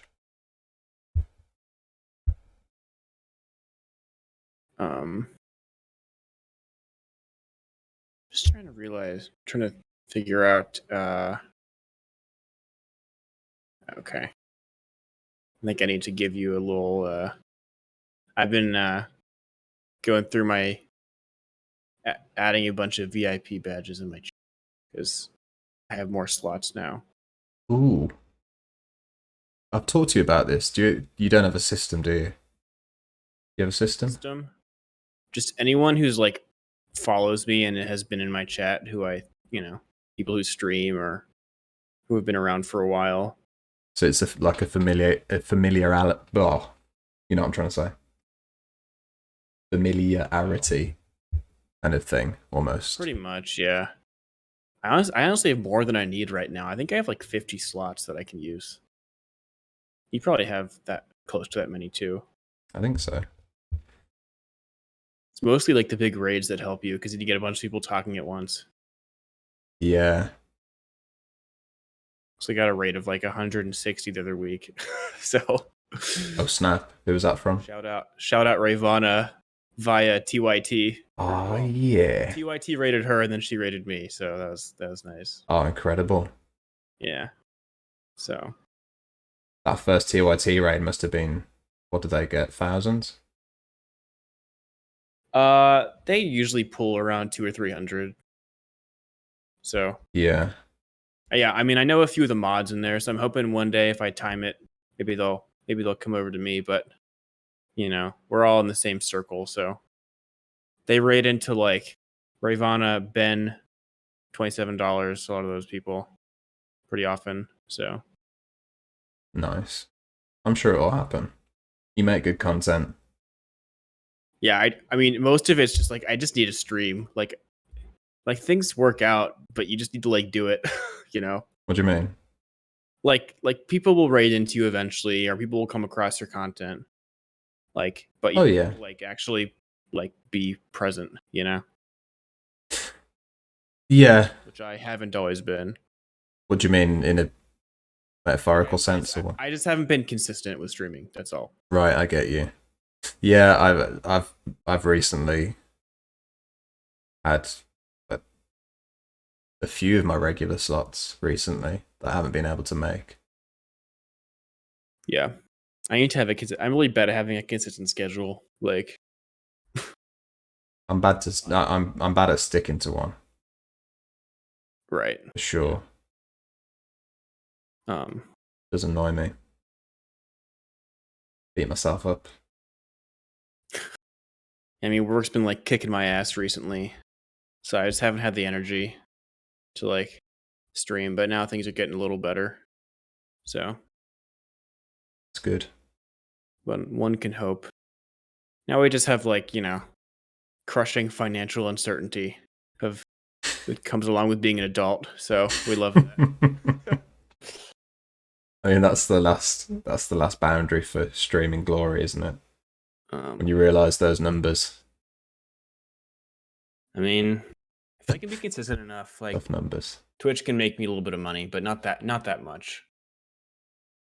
Like, on one hand, I don't know if I'd want to like do anything like this type of content creation full time, mix in some like other creative stuff, but also like, yeah, eventually I could maybe make full time living out of it. Bit of variety. Do you think it would take like a few months at least to build up enough to get to that point? Yeah, I have to dedicate the creative energy to that. I can't. It's really hard to do it like on the side. I know what you mean. I do know what you mean. I can't do more than a couple of things well once. Like I feel like I could probably do like there are a few like politics streamers, so I could be like, hey, do you want me to like edit your videos for you for YouTube? Do you want me to and then like do some like I'm getting into like drone photography and stuff.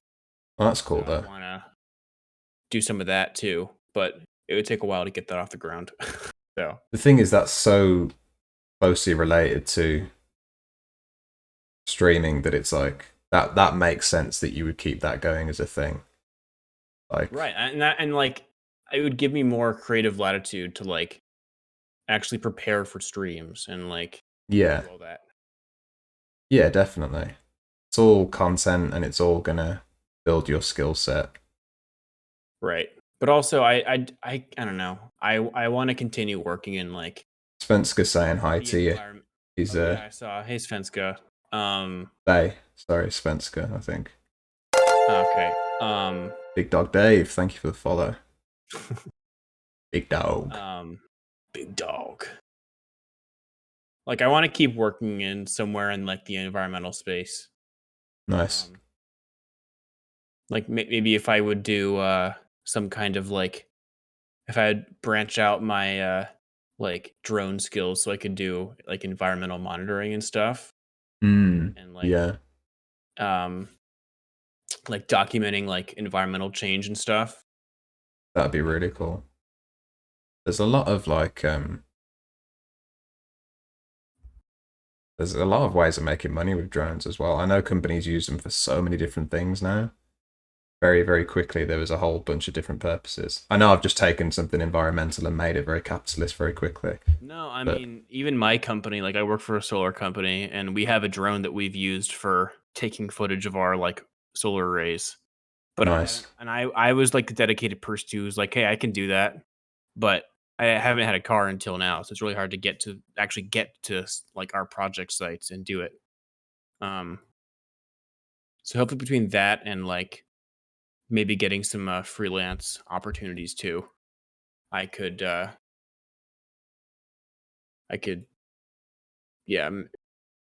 figure some shit out. Cool. That makes sense.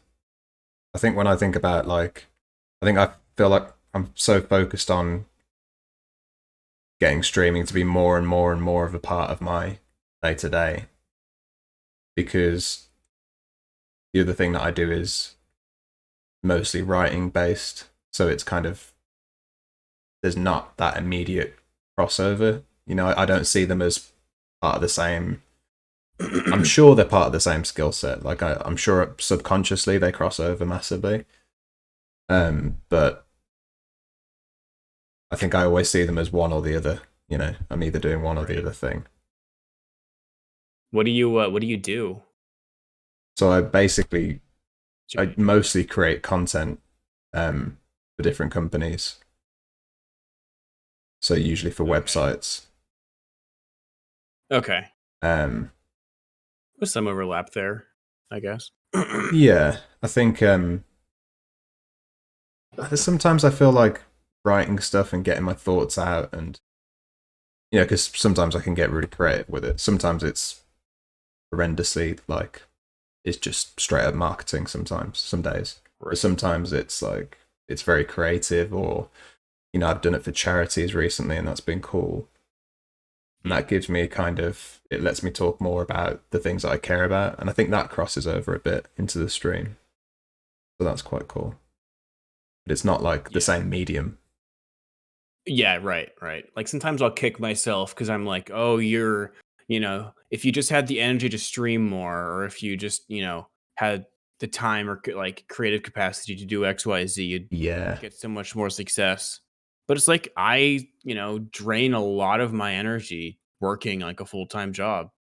Yeah. And like feel like I can't fault myself too much for that, No, definitely. Like if you look at people that kind of quote unquote make it creatively, more often than not they do have a lot of time or abundance of cash that means that they can step back from everything to work on something creatively. There's not usually like a situation where people are doing two different things and a day job, and they do the thing that then they like make it in. I think you can't judge yourself too harshly for being time restricted, But I do the same thing though, to be honest. I do it a lot. Yeah. Like if I didn't feel like I had a obligation to like work in a field where I was actually like improving the world in some way, and if I didn't have like to worry about finances, then yeah, I just do like creative stuff full time because I don't want to say be my own boss, but I can like manage my own time and like figure out stuff along with do things as my creative energy dictates, Yeah, 100%. And that's better for everything as well. I think a lot of people don't realize that that's like that then makes for a better society. There's more chance of you creating something that other people will get to enjoy. It's going to change their lives. I'm all for it. So yeah, there's so many ways in which like freeing up people's like time and labor can make the world such a richer place. Yeah, massively. But we're just so inefficient at like using our resources a lot of the time, Yeah.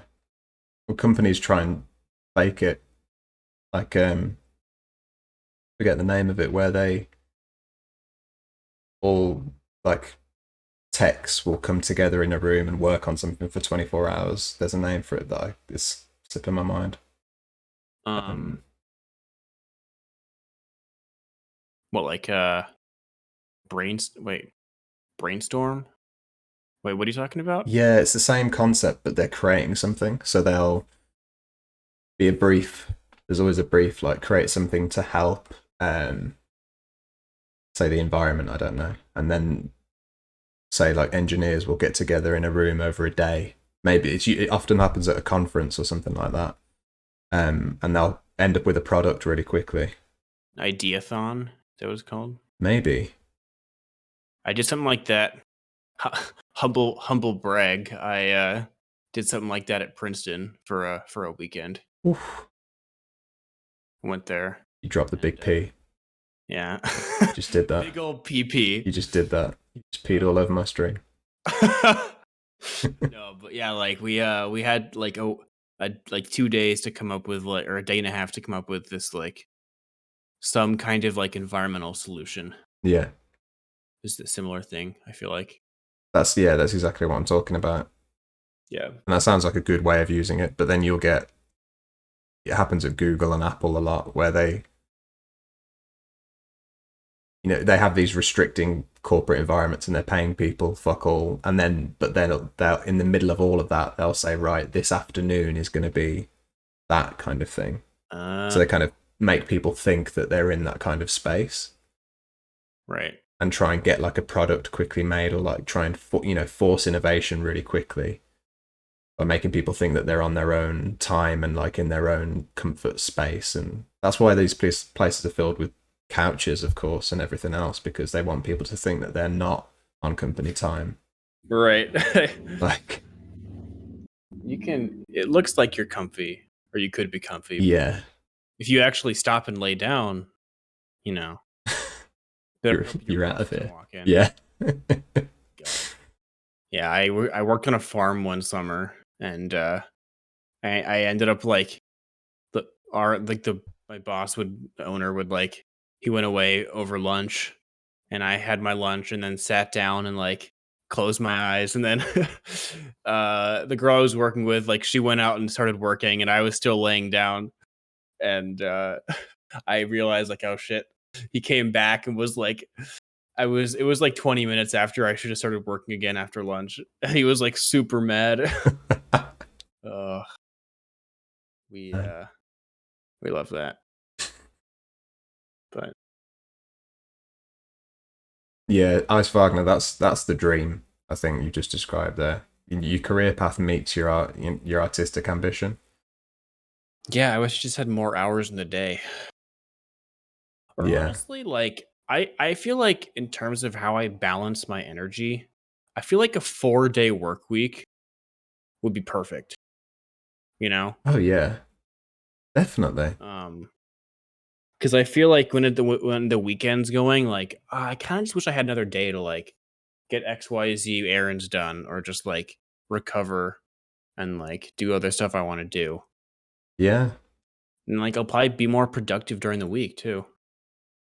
Like, I worked for some bullshit job where they were trying to bring that in, and they did it by making everybody work. Well, I say making everybody. If you wanted to do a 4-day week, you could do it, but you could do it by starting at 7 and ending at 6. So you work 11 hours a day? So you'd add on. No, sorry, that's 8 till 7 to 8. 5 or something. Yeah. So you add on the rest of the time from that extra day. By the end of the week, you've still done the same amount of hours, but you've technically got another day, which just doesn't work at all. Yeah, and I wonder if you could like rotate it somehow or stagger it with, if you're a company that like needs to have someone like available. Yeah. You could do it, right? You could Sure. stagger it that way. Well, yeah, that's what they're supposed to do in hospitals. It's just they never have enough money to be able to do it. But it's supposed to be how it works. Like people that work face to face and they can't be remote, you know? Well, yeah, like, I mean, like my brother works as a nurse, and he works 3 days a week, but he works 12-hour shifts those days. Yeah. So, but it like kind of works out because he has a kid, and so he'll stay home like 4 days out of the week. You know? Yeah. But amazing if it works. Yeah. I feel you though. I could do with just set at that amount of time. I mean, I have fairly flexible work anyway, so it kind of works for me. Right. As long as I can make sure that I carve out my time properly, if that makes sense. Mm-hmm. I think the thing for me is even if I get time carved out, I'll be tired after I finish the work, and then it'll bleed into the thing that I do. Right. Especially if it's this, because you should come relatively awake, I feel like, like almost, ready to have a conversation, to talk about things, and I mean, I've just finished work. It's like, fuck. Yeah, I feel like, well, I know for a fact that like worker productivity or output per working hours has increased dramatically just with like technology and automation, and like we're not seeing the full.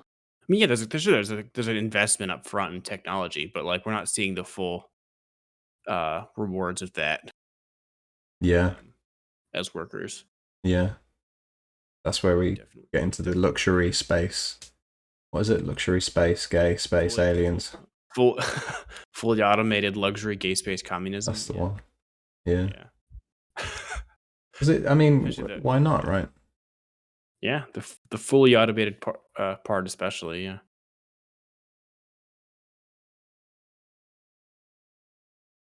Yeah. As Wagner, that's the absolute dream right there. Yeah, that's great. Yeah, I wonder. I'd have to read up on how people have made like advancements in labor historically, right? Like, how did we get the 5 day 40-hour work week? Because even that was an improvement on a vast improvement on what we used to have, right? Yeah, I think that's to do with. Is that to do with that Labor Day? Is that the same thing? Maybe. Possibly. I'm actually not sure. General strike, I think, of some kind. I feel like is involved. Yeah. Right. They didn't go. You fancy guys? Should we just give them a 5-hour work week? They do it in Europe. Like a lot of places in Europe do it. Yeah. Companies in Germany, and I don't know. I have to look into it. Yeah, that's true. Maybe I should just go there. No. I mean, we've got all of the data for it now. I've seen data for 4-hour. I keep saying 4-hour work week. Hey, now that work week. That's some real fully automated. The best. Gay space communism. Yeah. Let's see. I remember when those books were fucking everywhere. They used to be like, I swear there's not as much of like a. This is such a side note, by the way, such a derail. But like, I remember when there was a massive, like left, right, and center were these kind of corporate self-help books, and there was so many things about like how to work half an hour a day. You ever seen this kind of bullshit?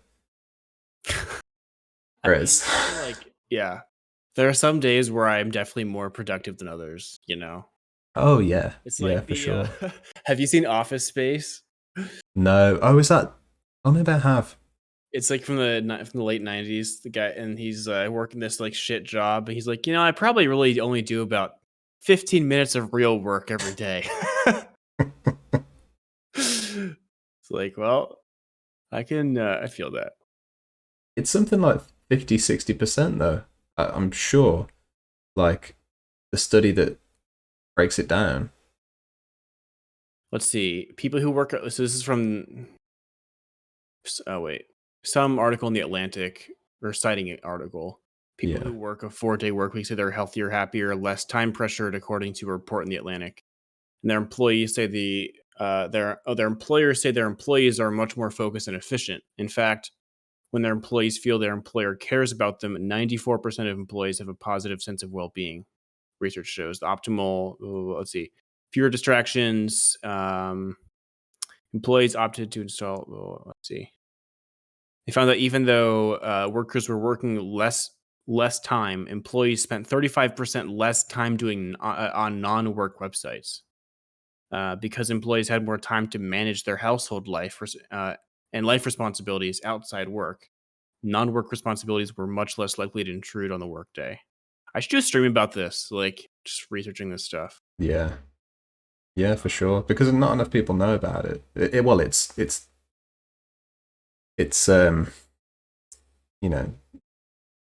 I hate to overuse it, but it's capitalist propaganda basically that pushes that kind of data down, doesn't it? You don't hear about that kind of thing.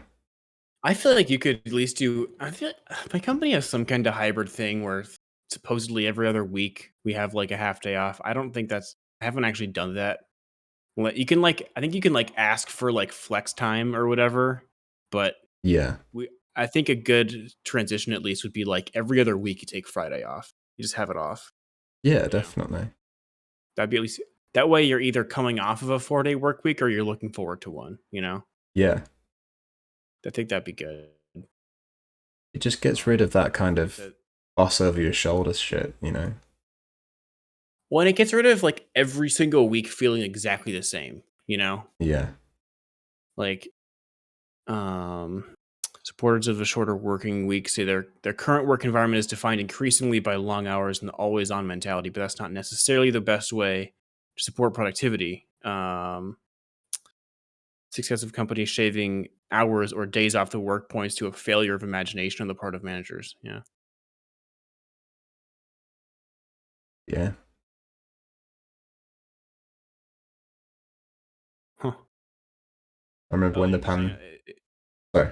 Oh, I was just gonna say this one article mentions also like lowering global footprint, which I feel like we've kind of rethought anyway with COVID, but Yeah. studies have shown that American employees drive 17% fewer miles on a weekend compared to a weekday. So a 4-day work week would reduce carbon emissions in the U.S. by 45 million metric tons, more than half the total emissions the U.S. states Oregon and Vermont combined. Yeah. Yeah. And when you combine all of that, the environment thing. That's why I don't get how. Well, I do get how people don't connect the dots, but it's like the government is pushing people to try and get back into offices in the UK at least. I don't know if this is happening in the US, but literally, like the most senior politicians saying things like, so Rishi Sunak, Chancellor, came out with this story about how he wouldn't have got to where he was in life if he hadn't had the buzz of the office. And it's like, you married into a billionaire family. Oh my god. It had nothing to do with you being able to have like water cooler chat in the office. Right. And it's like, why are you forcing people to get in their car and start polluting up the fucking environment to get back into this office just so that you can keep the city alive? It's so fucking backwards. I feel like working remotely is at least one aspect of like just like getting rid of like waste, not having to commute like in half an hour every day. Yeah. Each way for a lot of people. Yeah. Yeah, exactly. 12 hours each day, 10 hours a week. What would you do with 10 hours? Just if I just handed you 10 hours at the end of a week of your life back, game changer. Right. Yeah. And like, it's not like people are just like inherently lazy and would just not do anything. Like, I would have more creative energy and like want to like do things that are productive in some way, or at least like advance what I want to do outside of maybe my normal career. Yeah, exactly. In some way, right? Like, exactly. And I mean, the extreme is universal basic income, and there's studies on that, and I can't quote any of them, but I know that one found increased productivity and like increased innovation when people had to work less, The extreme would be like decommodification of pretty much all basic resources. Yeah. But yeah. Yeah. But yes. A reasonable, foreseeable extreme would be some kind of UBI. And then you'll have, obviously the system will come out with the propaganda that we'll all cease to do anything useful with ourselves as soon as we don't have to. I mean, like, you know what? Maybe we should be. We shouldn't have to. Like maybe working 4 or 5 hours effectively that much less per week. Maybe that's what we need. That'll improve our quality of life and give us more space to breathe. And and we can fill some of the remaining time we don't have to work a normal job with other creative things or other needs, you know? Yeah. Just kind of a relic, you know? Yeah, 100%. And we'll start changing things. We'll get ideas. We'll start thinking about things. You need time to think. Actually, you know what? Here, let me share this. This is I haven't read it, but this is from like just a few months ago. This is from June. Let me. Fuck. It's weird because let me post it. I posted. Oh, it must have been a Twitch link. That's what it was. It permitted me. Yeah. Did that work? God, it's identical. Hold on. It said it was. Oh my god. Why did that? It was identical to the one I sent. Oh my god. You want to untime me out? It timed me out for 3 minutes. That's sick. I know it's pretty wild that that's my default timeout for posting links. I'm still timed out. Oh, there we go. There you go. And now wait, hang on. Probably have to permit you again. Oh my god. There you go. Sheesh. And yeah, I don't know why.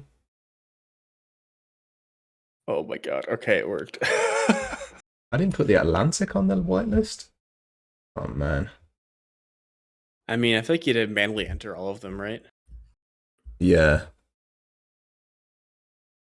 Thought I'd done it, but I should go through this entire article on stream sometime. Cool. Oh wow. Yeah.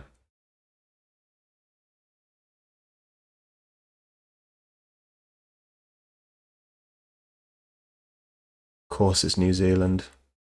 Of course it is. Goddamn New Zealand. If we could ever do that here, right? That's just different. Scotland. Spain and Scotland. Yeah. Hell yeah.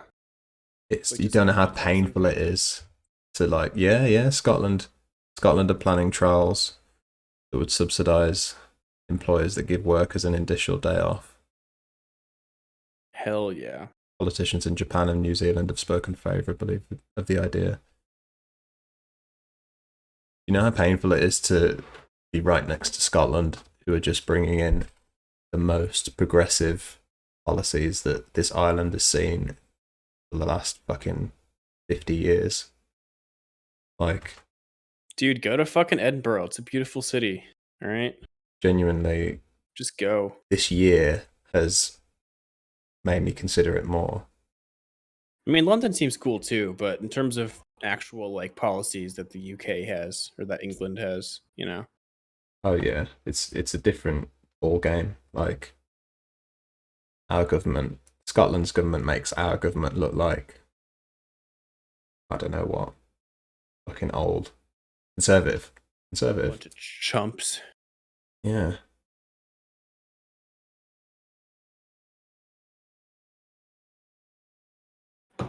Oh man. God bless the Atlantic. Based. Oh, I just noticed the picture on at the top was kind of cool. Hey, yeah. That is cool. See myself stealing that for something.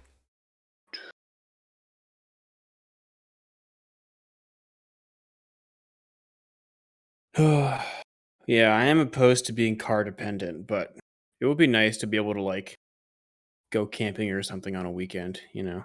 Yeah. Just have a 3-day week off too. That'd be I rail against cars all the time, and then right at the end of every rant, my girlfriend will remind me that like I'm always talking about living somewhere in the suburbs, and that if I want to do that, I'll have to drive. You can't have it both ways, unfortunately. Live in the suburbs, Dan. Oh my god. Honestly, but capitalist sellout. You have these moments though, man. Like, I get it. You live in London for so long, you start craving. It's like everything else in life, right? You start craving the extreme opposite of what you do. I could maybe see myself living in like not like a suburb, but like a more single family zoned house, just on right outside the like a city center. If I have a family or something, Yeah, or if I like retire and go live in the country somewhere, maybe I could do that. yeah. I think it's the word suburb that's getting me into trouble here. Yeah, Abolish suburbs. Yeah, I think true. Abolish lawns too. Make abolish everyone have grass. an edible garden, all right, or edible lawn. Grass is greener. We have a lot of there's a lot of grass-based phrases in our culture. I mean, you could have like a little bit of native grass here and there, but people spend way too much fucking resources maintaining like these artificial lawns. That's very Super true. wasteful. Gardens as well. You know how much tax I pay towards gardens in this city? Fucking hell, dude. I'm like facilitating basically what I saw on Instagram recently. Some influencer called it the New York of London. And it's just fucking artificial shaped trees. Like, there's no reason I should be paying this much tax towards this thing.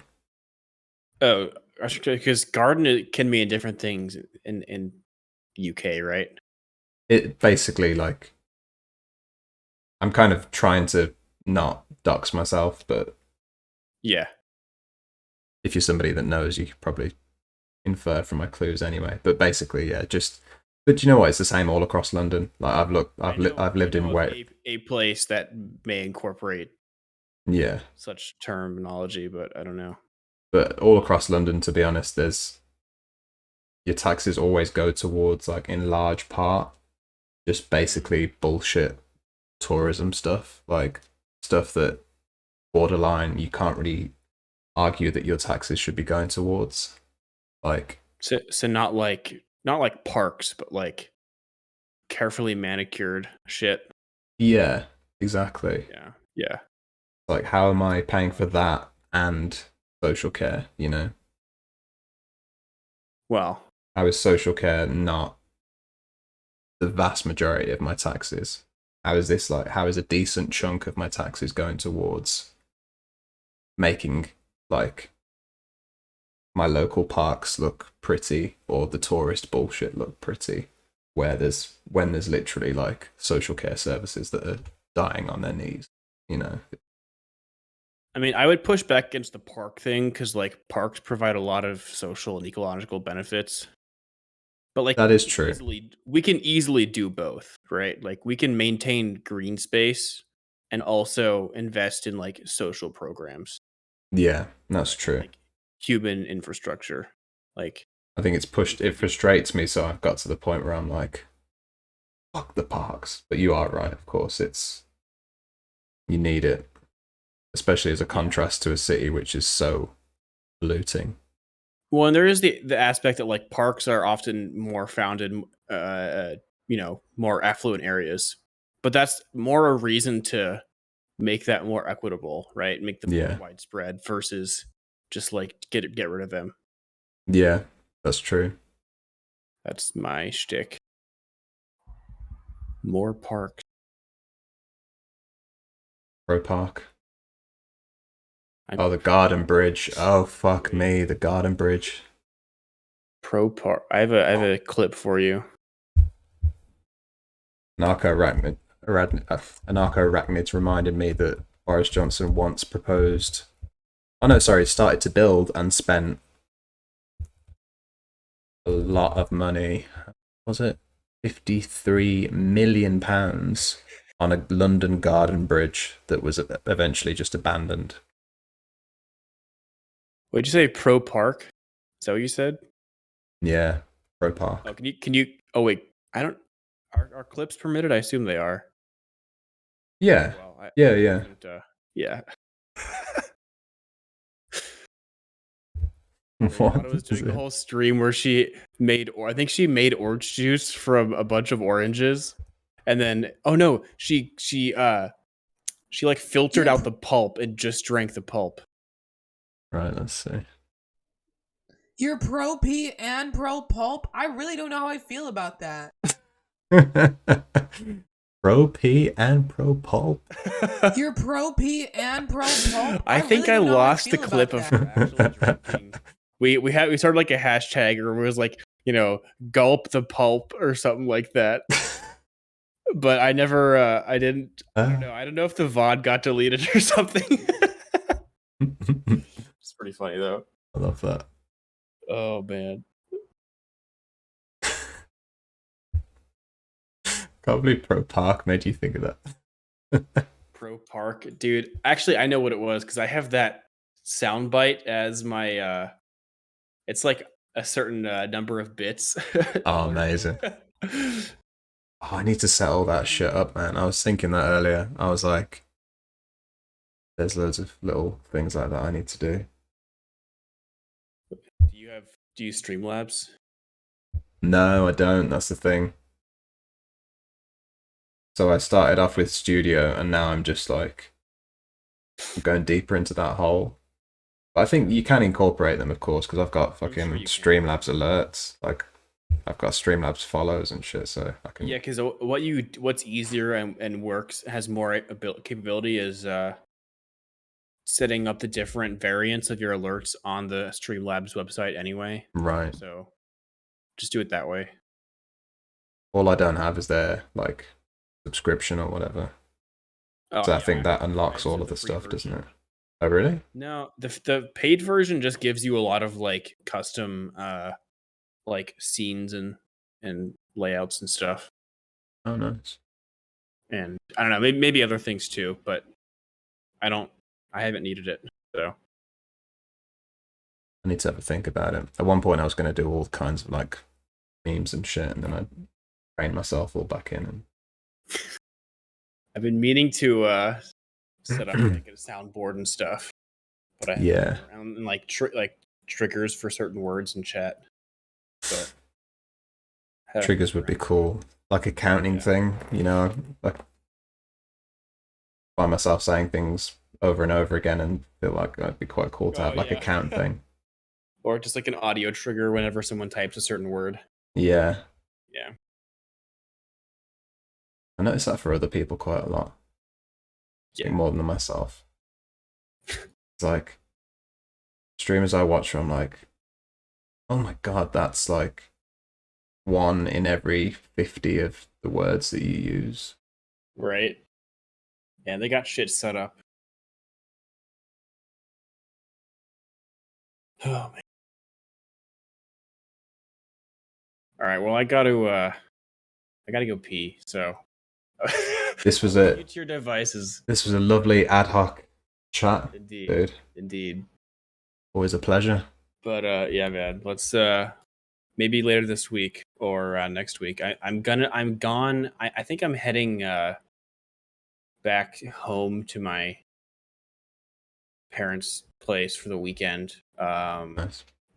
Probably on Thursday, so I don't know if Thursday would work very well, but either before then or next week, do something. Yeah, it sounds good, dude. We'll hook up. Cool. All right. I don't know if hookup means the same thing. I do you know what? I just thought, is he gonna let it slide? I'll try. I'm not gonna let it slide. Come on now. Oh man. All right, dude. I'll see you later. All right, take it easy, dude.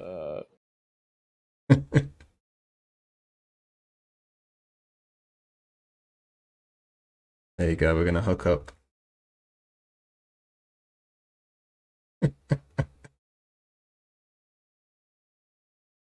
Always a pleasure.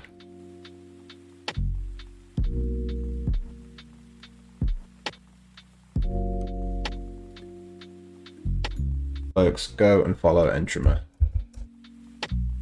The best thing that you could do right now.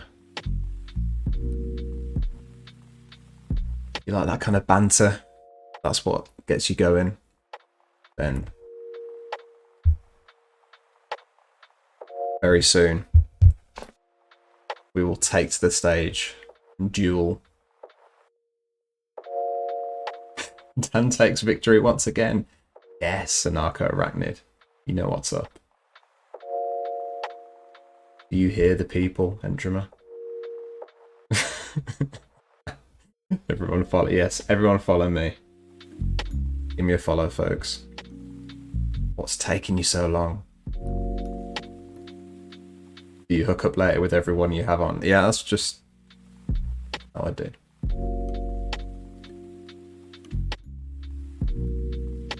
That's how I do, Ross Publica.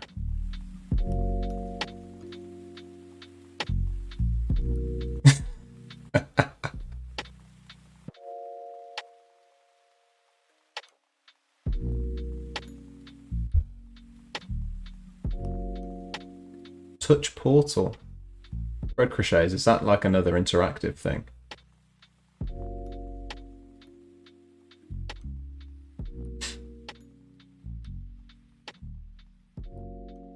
I'm gonna note that down.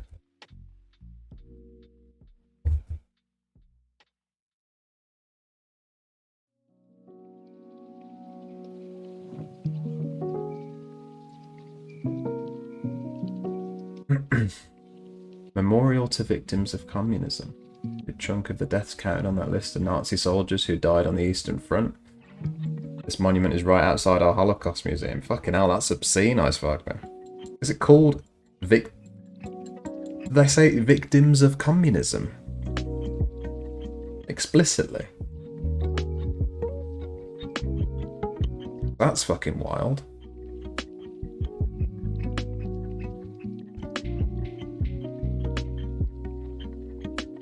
Oh, you've got it as well, Intrima. Touch portal.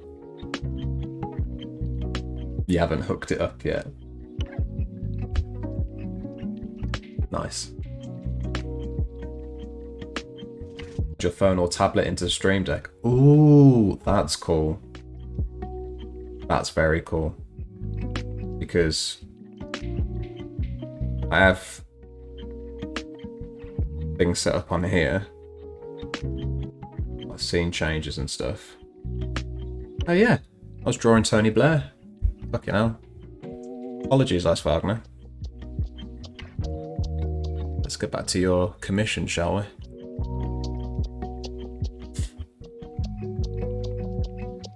Lots of Nazis were victims of communism. The proper name is Memorial to the Victims of Communism. Wow, I'm just surprised that that's... I think I'm surprised that that is explicitly what it's called. That surprises me.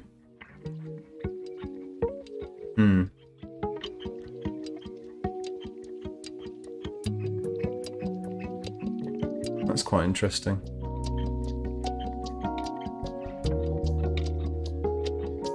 We had a whole bunch of Ukrainian Nazis flee to Canada. The last one died last week. He was one of the worst war criminals still around. Last week? Shit. Very blatant, isn't it? Very blatant. I think...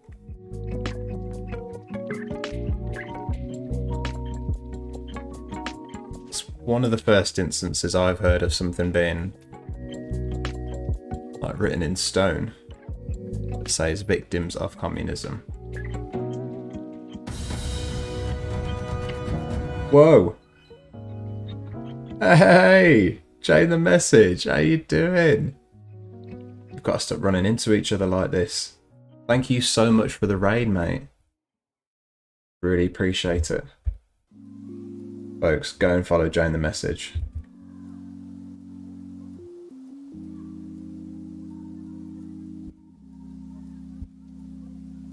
Shout out. Ah, I'm messing up everything. Hello Raiders, how you doing? Folks, go and follow Jane the Message. Pushing some very, very big ideas. You will always learn something on that stream.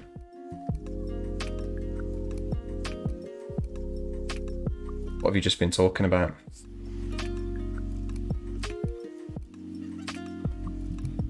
"93 years old, Ice Wagner. In hell. Mass killings of Soviet civilians. Right.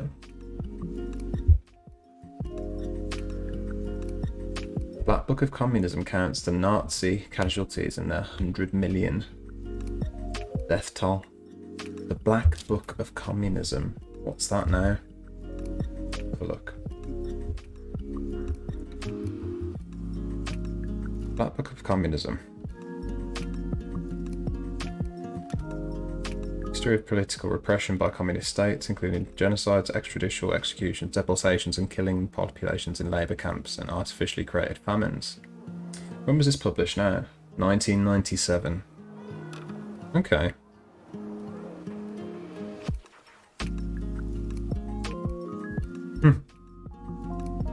I haven't heard of that. That's interesting, Ross Publica. Autism peer support, nice. Housekeeping related goals on my end. Like it. Getting things in order.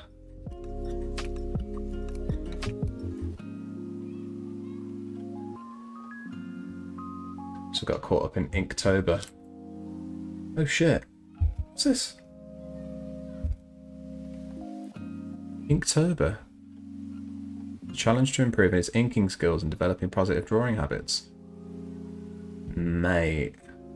I did not know this was a thing.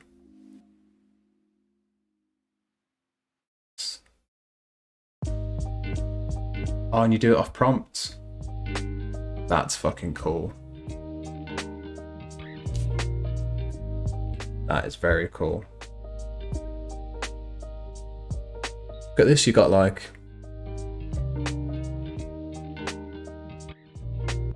official writing prompts for Inktober. This is last year. Fish, wisp, bulky, radio, blade.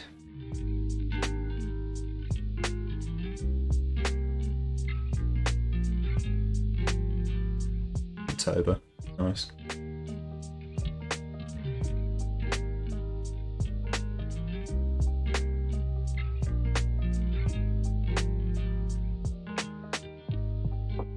Right, so the Black Book is used for that memorials, Ice Wagner. That's interesting. Anti-commie propaganda. So what's the origins of it? Let's see. Have a look.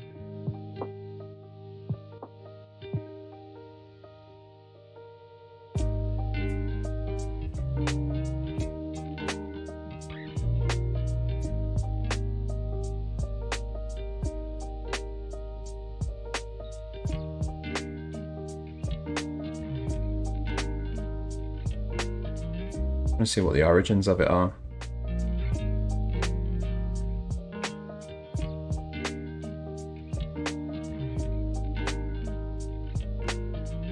German politician. French historian.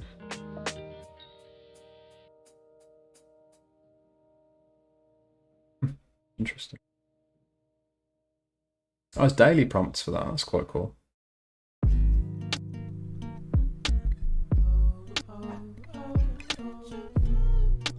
I'm tempted by this. I want to get back into my drawing. And I was actually thinking of drawing some things for the stream.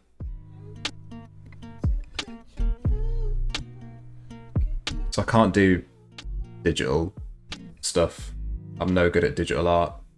Like, the fact that I've called it digital art probably shows you how behind I am with the times. But pen, paper, I've done some stuff. Pressure me. I need to get back to it.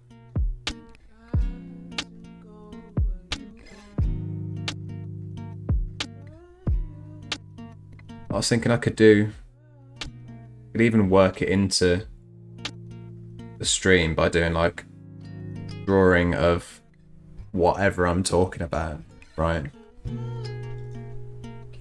To say like topics list, right? So Scottish independence.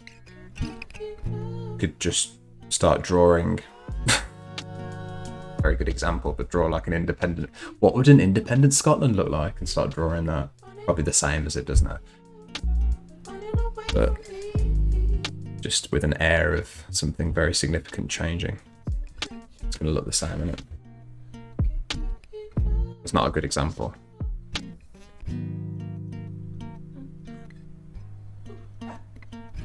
But none of the topics are a very good example.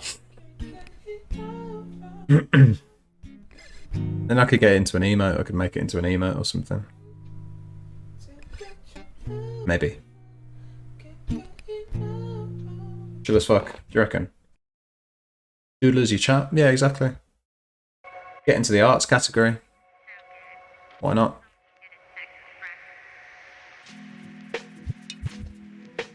It's all pencil for you as well, Ice Wagner. Yeah, I'm a pencil boy. Scottish independence gave me a sheep streaking after being yelling freedom. Yeah, it'd be like, I imagine if I drew it without thinking about it, especially, I'd go straight into like some kind of if I Google Braveheart cartoon, I imagine I'll get something that it'd end up looking something like this, wouldn't it? Obviously.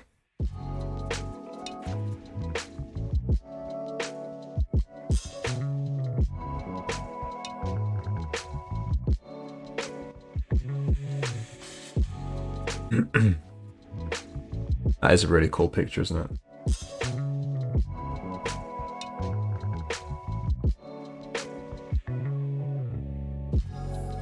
Ah, nice one, Ross Publica. By the way, folks, go and give Ross Publica a follow.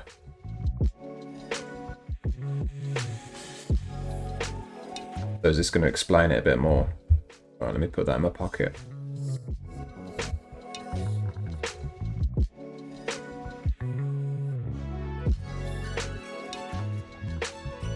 Right, Raiders, by the way, very aware I haven't introduced myself. My name is Dan, and I am mainly a politics streamer, but I also play a game from time to time. Maybe I'll be doing some art. I'm in the UK, but inevitably I veer into talking about the world, talking about geopolitics, talking about a whole bunch of different shit. Today we've been talking about, surprise surprise, the Pandora Papers, and the fact that 11 million files, the biggest data leak in history related to financial records, has implicated 131. Equilibrium, thank you very much for the follow. It's implicated 131 current and former, 33 current and former leaders, and 131 of the planet's billionaires, connecting some of them to corruption, illegal bribes in some instances. Talking about folks like Tony Blair, Vladimir Putin, Ukrainian Premier, King of Jordan, the Queen's Crown Estate, Imran Khan, Ukraine's President, and Ecuadorian President. And that's just to name a handful of them. This is probably not going to be the end of the leak. One suspects that there's going to be more information down the line. That's how I'd do it anyway. So it's an interesting fucking day in politics.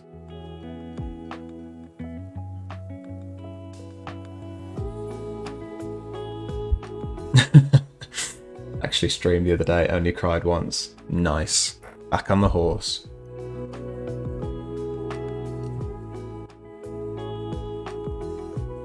So yeah, thank you very much for joining me, folks. Join the message. Thank you again for the raid.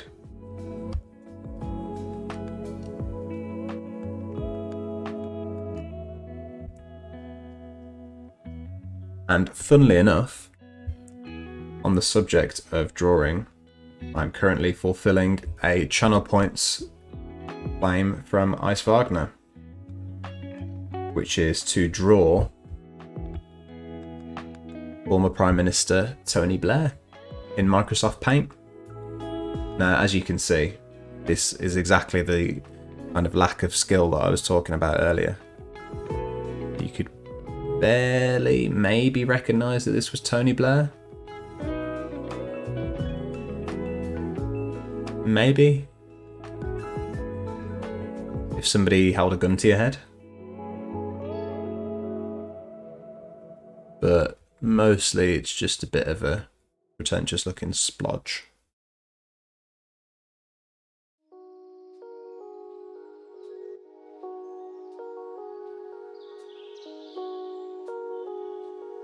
But if you do stick around and get yourself 3,000 channel points, you too can request anything you like. And I will endeavour to draw it in Microsoft Paint. You can also make me do various accents. You can make me do bad impressions of any person or any place that you like.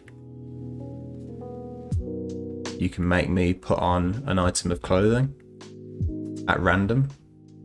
Not really random because I have a certain amount of things in my wardrobe, so. But you get the idea.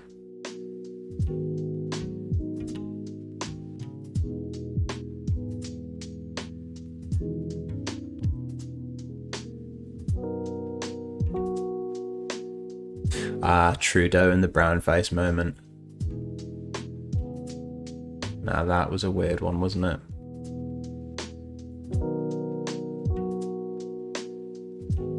I remember thinking, it's all over. But of course, it's never that simple, is it? Never that simple.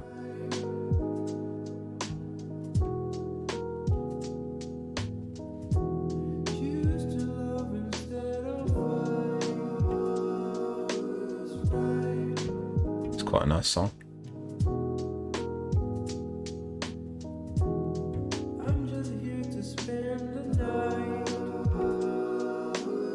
Usually I'd be quite annoyed because I'd be trying to say something. Don't usually like the vocal ones, but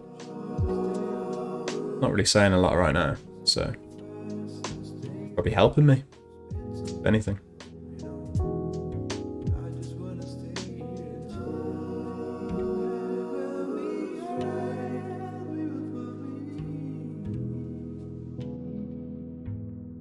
This is a weird way of doing shadow, it doesn't really work.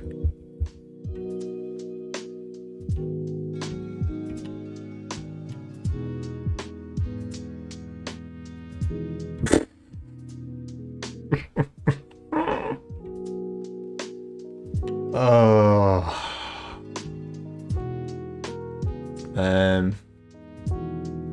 Wow. As you can see, folks, I don't know what Jane the Message promised you before riding over here, but I imagine it wasn't, let's go and watch somebody badly draw Tony Blair in Microsoft Paint. Or maybe it was. Maybe it was. In which case, you were warned. There he is.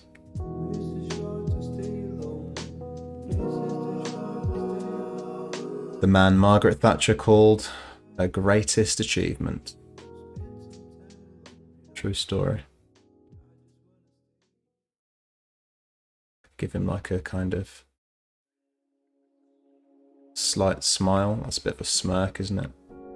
You know what? That's probably about right. That's probably about right.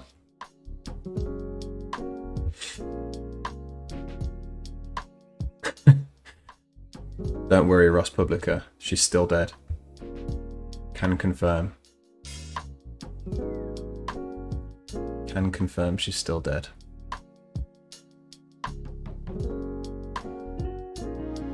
Oh shit. God. Yikes.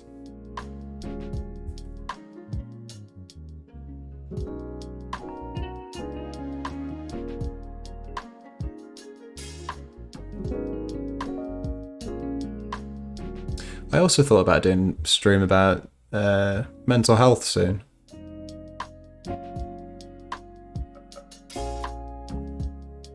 Mainly because I think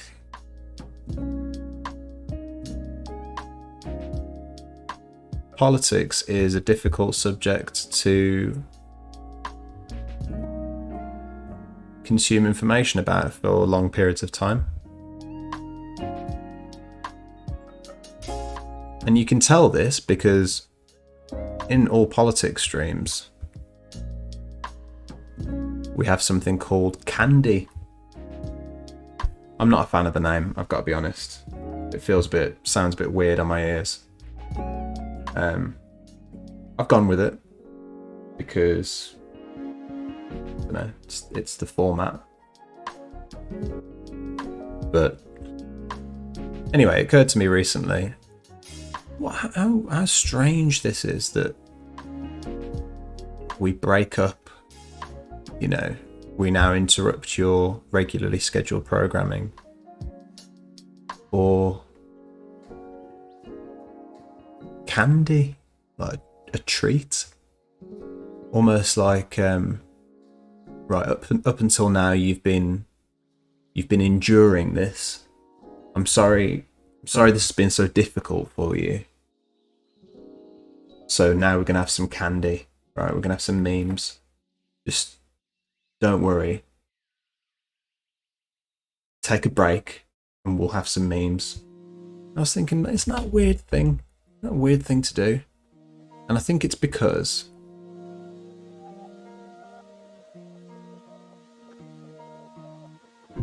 the long, drawn-out format of streaming isn't naturally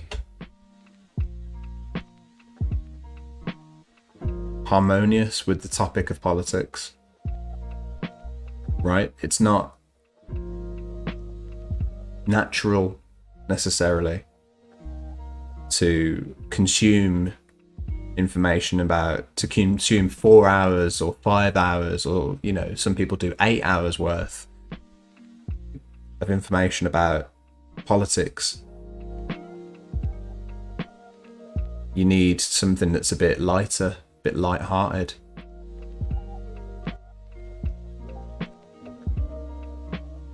And it made me think, well, that's because it's a difficult thing to discuss, isn't it? It's not necessarily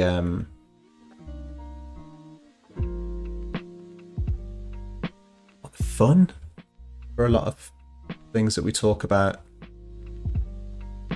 You know, we're talking a lot of times about people that are struggling to make ends meet in their brutal systems of government.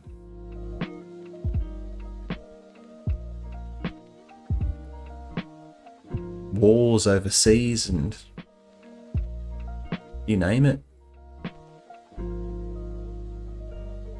So with that in mind, I'm thinking about talking more about mental health. Things like, how can you mindfully navigate subjects like violent crime and dealing with violent crime for hours at a time whilst remaining engaged, you know, whilst remaining receptive and being prepared to go out into the world and use the information that you've consumed without feeling fatigued and lethargic and like you just want to go, do you know what, no, I'll just stop engaging with that altogether. Because that's the risk, isn't it?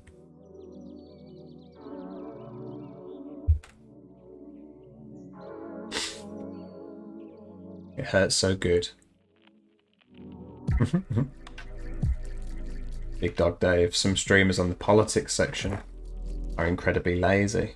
You think so? Looking at the tough stuff is taking your medicine. Goes down easier with a spoonful of sugar. Very well put. Didn't think of it like that. Just going to get a glass of water. Speaking of, taking a break. Essential. Bear with me.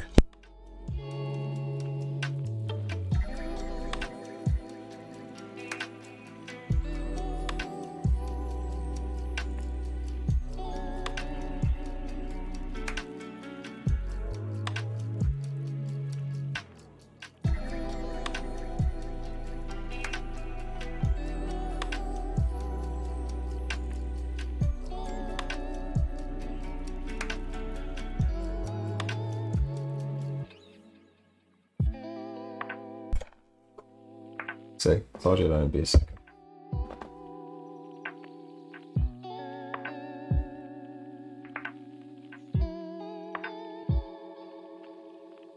I don't know how to do candy, which is why I'm awful at party. And sided with the last day of the election. Oh, that's not about what I'm saying. Apathy is hard. It is.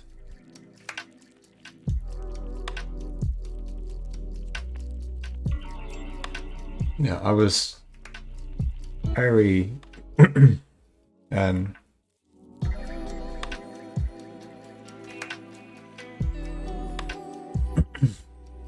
felt very happy. The last stream that I did, when I realised that over 10 people had stuck with me from the start of Keir Starmer's Labour Party conference speech to the end, talking like nearly an hour of a politician's speech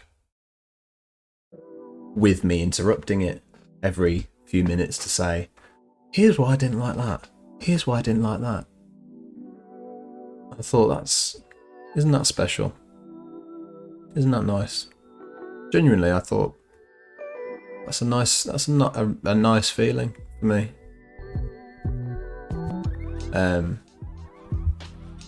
The folks stuck around and engaged for that long. And I think it's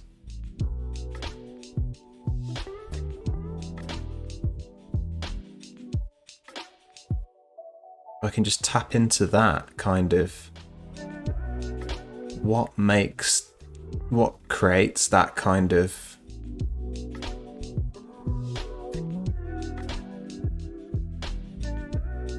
commitment to something that we're watching together, you know. The interruptions were the good part. I appreciate that, Alex. Because if you can tap into that, right, then we won't need candy. Or we can just carry on. Maybe it's a length of time thing. Maybe no matter what you're doing, if you do it for 8 hours straight, inevitably you're gonna have to have some candy in the middle of it. Maybe that's just a tough reality of doing a politics stream. I don't know. But like I said, I'm interested in diving into the subject more. Would anybody be interested in that? Out of interest? Can I put my finger in the air and test who would be interested in that kind of thing? Something that I find myself thinking about more recently.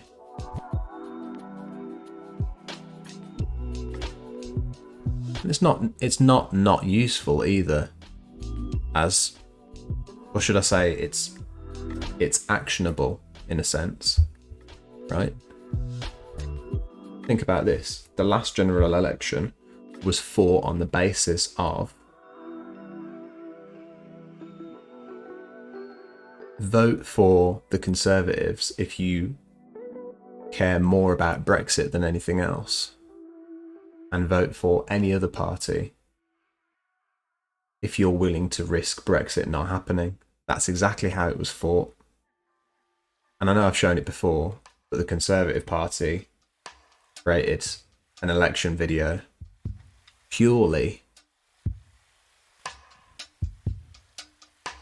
promoting this idea of not having to talk about politics again, right?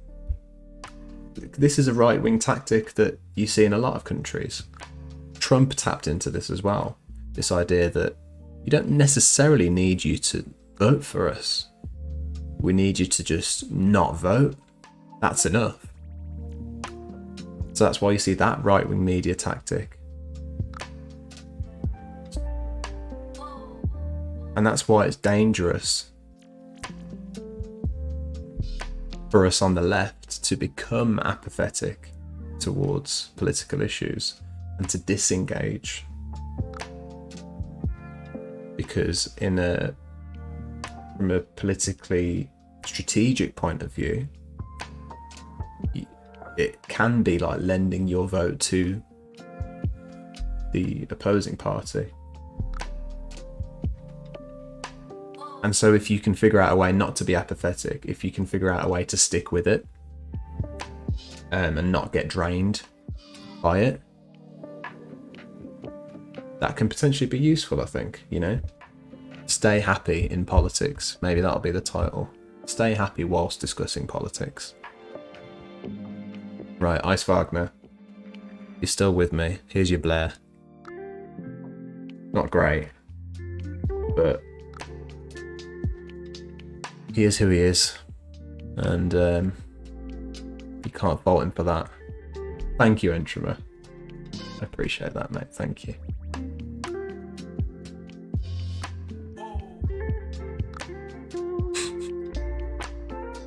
He's not got any eyebrows, I've just realised. He doesn't look like Blair, does he? He looks more like Andy Burnham than Blair. Maybe I'm just thinking about Andy Burnham. Anyway, there you go. I hope it was worth it.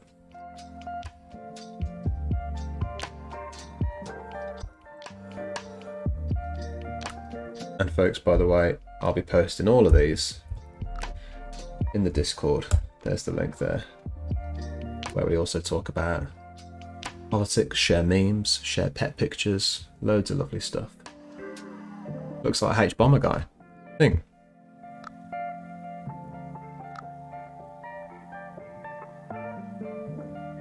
Okay, if anybody asks, I'll say that.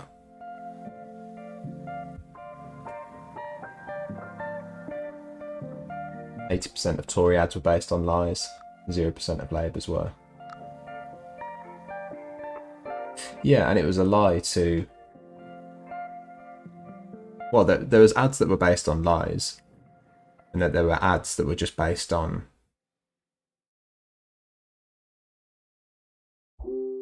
I don't even know what the word would be when you encourage voters to disengage with the world around them.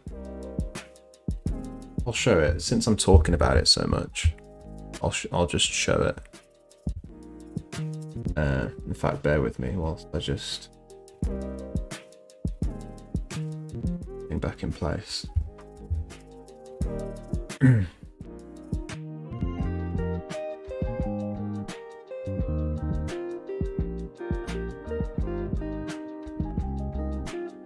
a look. I usually put Conservatives at the dinner table election. That's the one.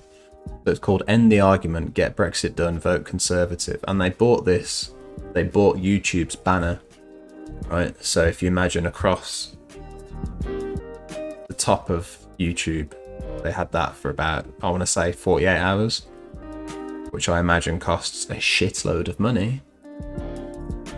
But have a look at it. I won't put the sound on. I think it's just orchestra, dramatic, like orchestra music. So this hung parliament, right? So hung parliament, I don't know if you have this in the States, folks, but hung parliament is basically when a party doesn't reach a majority in the election. So nobody can form a government. That's basically what hung parliament means. So it usually leads to a coalition where one party has to prop up the other party by giving them some votes, enough to get over the line. It says this hung parliament. So it says the hung parliament isn't working for you. Obviously, you've seen this before. This is the House of Commons where they're screaming at each other, and so 3 long years. So they're talking about Brexit, arguing about arguing. And this is resonating with you already because, you know, pretty much every group of friends and family in the country by this point has had a conversation about Brexit. Many of them have been arguments about Brexit. So this is really resonating. This is the dinner table. So this is the shot for me that makes it. You've got a family trying to have a nice peaceful dinner, right? And then suddenly people are arguing over them, right? These politicians are arguing over them. And that's what it feels like. It's very accurately illustrates it, I think. Surf McGritty, how you doing? Good to see you. Folks, go and follow Surf McGritty.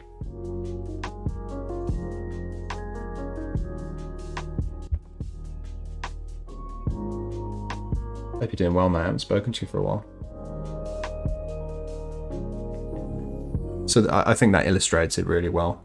That's how it feels. You're having a nice dinner with your family and then suddenly you're talking about Brexit and everybody's falling out. And this is how they fought the election. Not on vote for this politician because of their policies that relate to your life, you know, your local community. There isn't a single candidate in this video. And this is probably the one that they put the most budget into. It's all about end the argument, end Brexit, right? Stop the chaos. Get Brexit done. Ordinary people, firemen, Ivis, nurse, you know.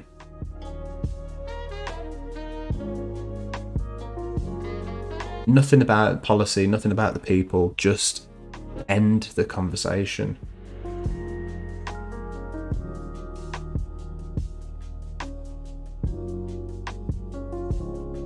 So they've tapped straight into, sorry, that's horrible mic noise. They've tapped straight into that part of your brain that just goes, oh, do you know what? Just fuck off. Just stop. Can I just stop all of this? Having to pay attention to all of this, having to keep up with all of this.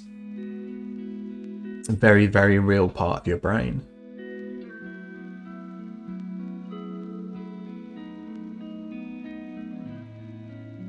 So then this in itself becomes a new skill to arm yourself with, to be able to stick with it, to be able to stay engaged, to be able to stay informed. Without thinking, it's too much for me, you know? And this brings us back to my original point about candy, I think.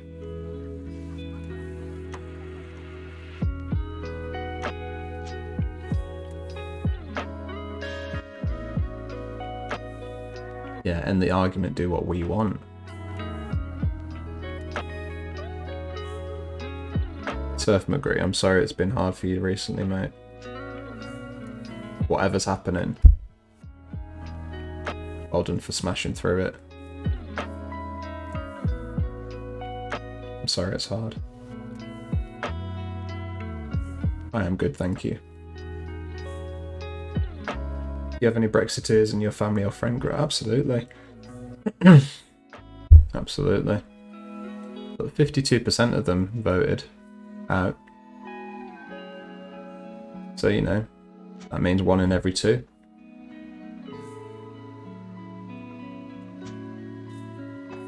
No, that's not strictly true for me. My demographic, obviously. I live in London, surround myself with predominantly left-wing people. Very pro-immigration, that kind of thing. I'm from an immigrant background, so... But, yeah. 100%. I have to navigate conversations with friends and family about Brexit.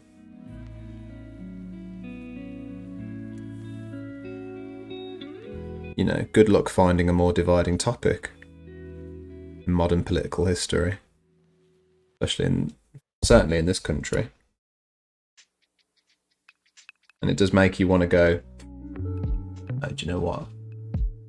Forget it.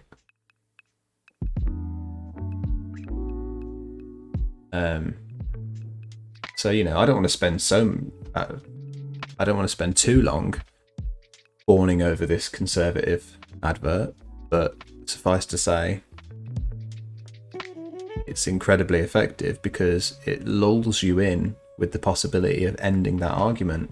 You don't want to have that argument with your mum, your dad, your gran anymore about Brexit. You just want it to end. So just end it any way you can, even by voting Conservative.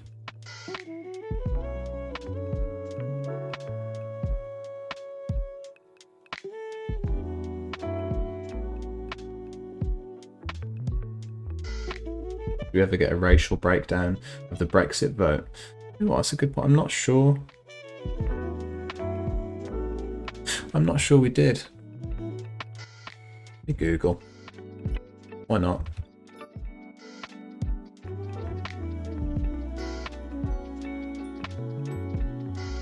Alright, so this is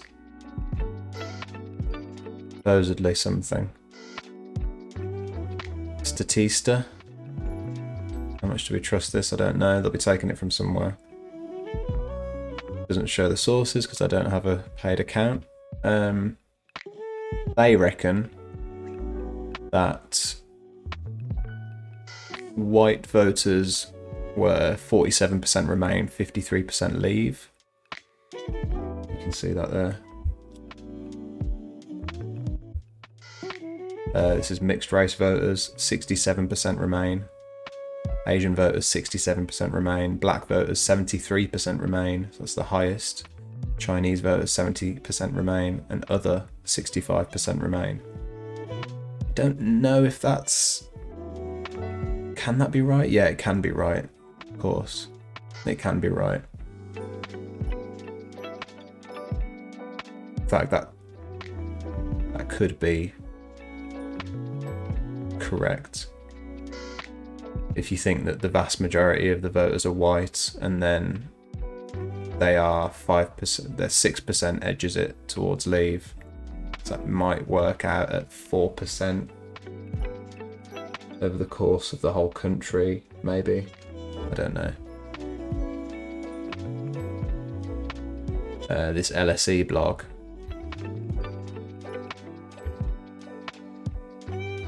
Where actually... No. Well, this is the blog that I got a link from. They've broken it down by class. And age group as well. So...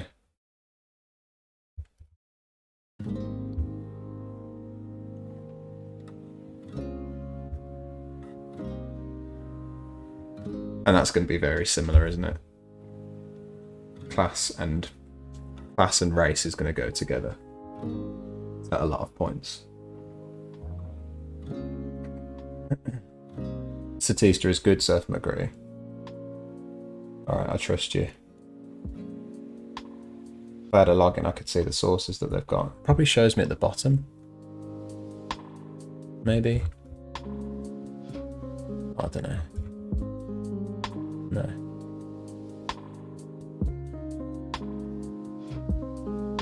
Wow, that 1% of white people overrules everything. Sounds familiar.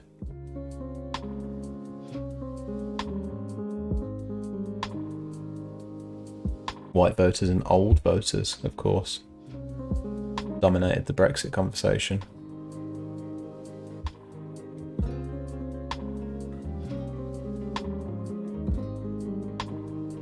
Have a little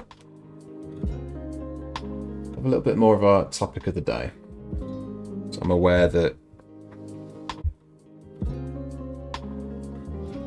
you know, I think this is something that we're going to be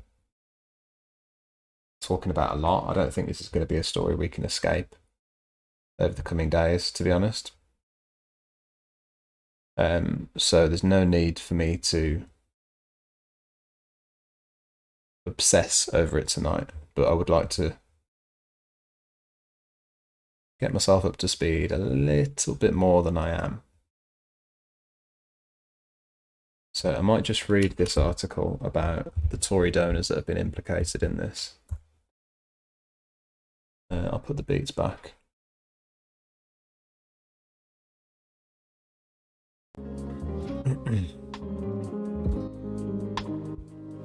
By the way, folks, thank you again for sticking around. If you would like to support the stream, always appreciate a follow. If you've not caught me before and want to catch me on the next stream, my little face there below. If you've got Amazon Prime, you can link up your Twitch account and subscribe to the channel for free. I talk about a range of different subjects. I'm talking about the Pandora's papers today, but as I said earlier, there is a whole range of topics that I've got lined up, including Scottish independence, the creeping up resurgence of interest for the death penalty in the UK. Ooh. And occasionally we do an ideological deep dive where we basically just pick apart an ideology right from the very beginning and try and get ourselves up to speed with it. So yeah. Right, so let me read through some of this then. Tories facing calls to return cash for donors named in Pandora papers. Ministers forced to answer string of questions about Tory donors' alleged links to corruption. Oh, and by the way, let's have a look at, before I read the article, let's just take a look at Tories running away from press cameras earlier in the wake of this scandal. This is the fallout. Michael, it's The Guardian. Are you worried about the donations that are going to the party at the moment? Are you worried about Mohammed Al-Mursi's donations to the party? Hi. It's lovely to see you, Michael. It's very nice to see you. Prime Minister, are you taking dodgy money? Prime Minister, where are your donations coming from? Have you got any concerns at all about the donations that are going into the Conservatives at the moment? Well, everything is obviously registered properly and done exactly as it should be, and as you would expect, of course. Well, do you think we should expect that people who've made money from allegedly corrupt deals off Uzbeki telecoms firms should be giving so much money? As I say, I'm actually not familiar with the story you're referring to. Is it something that bothers you that the Conservative Party is taking money from people who've been linked to corrupt deals? I'm afraid I don't know what you're talking about, comrade. Is it not something that you think the party should be looking into? Good morning, comrade. But can you just stop for The Guardian and answer some questions about Mohammed Al-Mursi? He's given quite a lot of money to the party and he's been involved in some corrupt deals. It's the sort of thing that people get quite upset about eventually, isn't it? On the Pandora papers. I'm in the hands of Points West. Well, that's wonderful. Much more on the civilised Pandora papers, I was organisation. just wondering whether you had any view on the large amounts of donations given by offshore donors to Conservatives. I'm sorry, I'm with Points West. May I tell all your viewers that they should watch Points West. It is the best watched news magazine programme in the west of England, and it beats the ratings for EastEnders. I'm just wondering whether you got any response to the allegations Mohammed Al-Mursi, a major Tory donor, may have benefited from a corrupt deal overseas. Well, I'm not aware of that story, I'm afraid, so... Have you not seen the papers or listened to the Today programme this morning? No, not this morning, no. Why is it that so many people who are wealthy and offshore with millions overseas are wanting to donate to your party? Look, I'm not sure. We're talking about just a story you've got at the moment, so... Mr Patel, from The Guardian, just wondering if you got any response to the questions about Mohammed Al-Mursi and the funding for the Conservatives? Nothing. Just say something, Michael. I mean, there's a guy here who's giving quite a lot of money, getting quite a lot of access to ministers. Interesting bloke.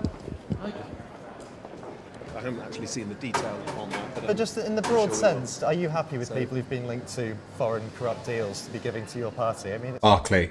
you want to reject, is it? Barclay will say something. Oh no, I knew it. I knew it. This is not what you're supposed to do as a politician. You're supposed to keep walking. Don't say anything. Don't say anything. I knew Barclay would slip up. What's he got to say? Can't help himself. Foreign corrupt deals to be giving to your party. I mean, it's not the sort of image you want to project, is it?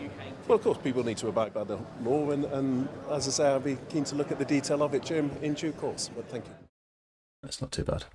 I'm being harsh. Right, so that's how it's going. Let's have a look at how it started. By the way, check out the link that Surf McGree has got there, because that is the actual consortium of journalists.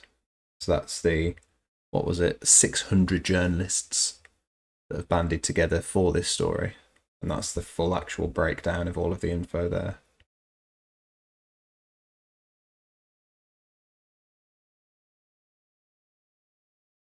Is that what they said? Damn this Becky. Subtitles on YouTube, man. At least your leaders will actually speak to people who approach them. Look at you, cinema. I mean, I'll do that. Not exactly giving it away, is it? I'm standing in front of the elevator.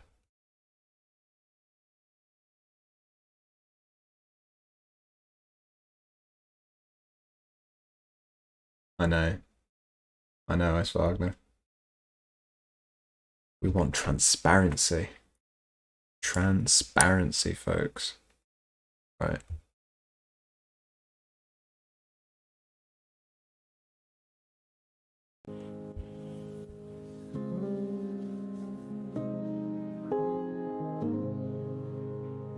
I'm actually not supposed to be awake at this point.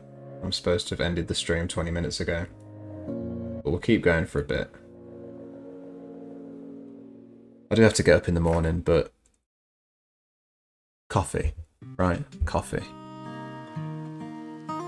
Ooh, that is not a nice song at all. Let's get rid of that. Okay.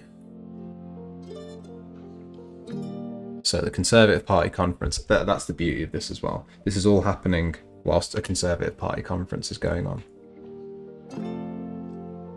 Conservative Party conference on Monday engulfed in a growing scandal over Tory donors and their alleged links to corruption, with Boris Johnson facing calls to hand back cash and submit the party to an investigation.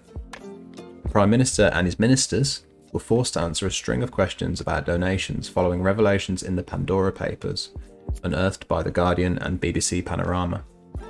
Annalise Dodds, the chair of the Labour Party, and Lisa Nandy, the Shadow Foreign Secretary, were among those to challenge the Tories over the sources of their funding, with Dodds saying, "There can't be one rule for senior Conservatives and their chums, and another rule for everyone else."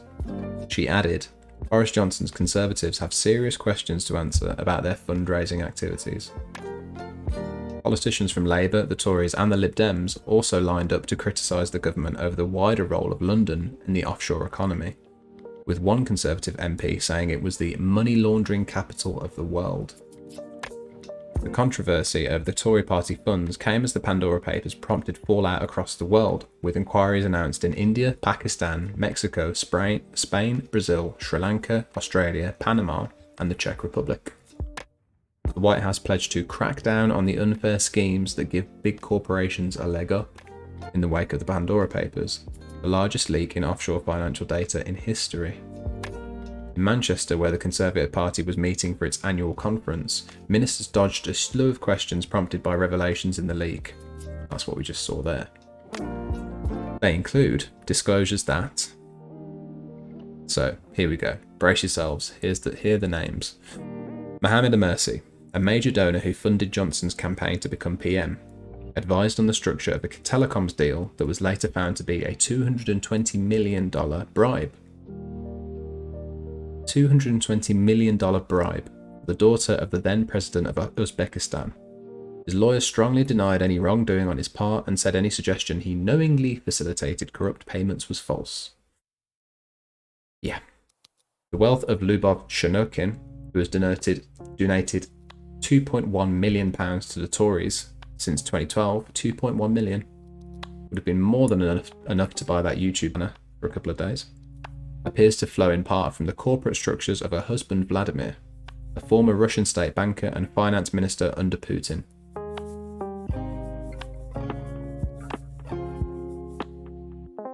The files also reveal the extent to which the couple rely on a vast offshore network of companies to fund their lifestyle. Viktor Fedotov, a Russian-born oil tycoon whose firm has made huge donations to the Conservative Party, secretly co-owned a company. once accused of participating in a massive corruption scheme. Turn the light down a tiny bit because I'm aware that I'm looking very overexposed. That's a bit better. Fedotov's majority-owned UK company, Aquin, and his business partner have donated more than £1.1 million to the Conservatives. Lawyers for Fedotov and Aquin denied all accusations of fraud and said accusations of corruption aimed at his Russian firm were completely false.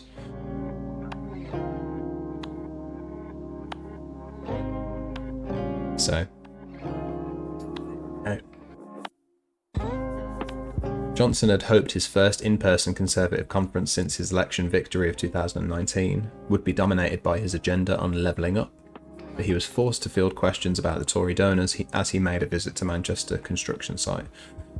He insisted all donations were properly scrutinised, but Labour called on the Conservatives to hand back the £750,000 donated by Mercy and his partner since 2018.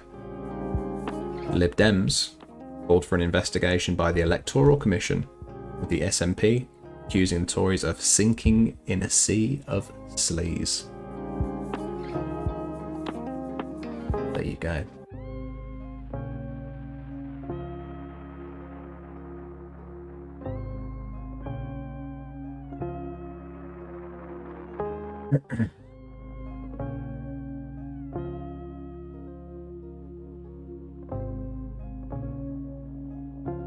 Pretty wild.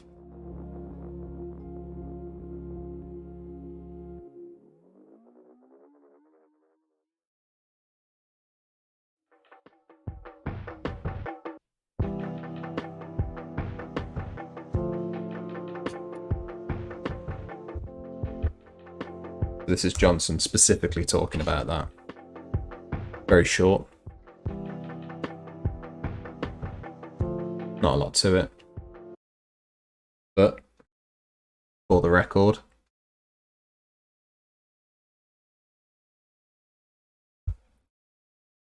I see that story today, but all I can say on that one is that all these donations are vetted in the normal way, in accordance with rules that were actually set up under the Labour government. So we vet them the whole time. Under rules that were set up by the Labour government. That just a little, just throw Labour under the bus, or try to anyway, as if that would be an excuse. Complaining about the procedure almost.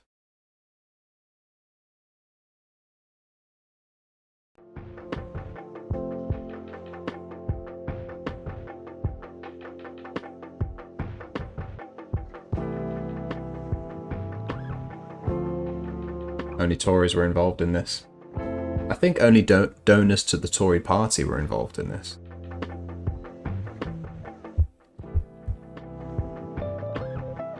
Of course.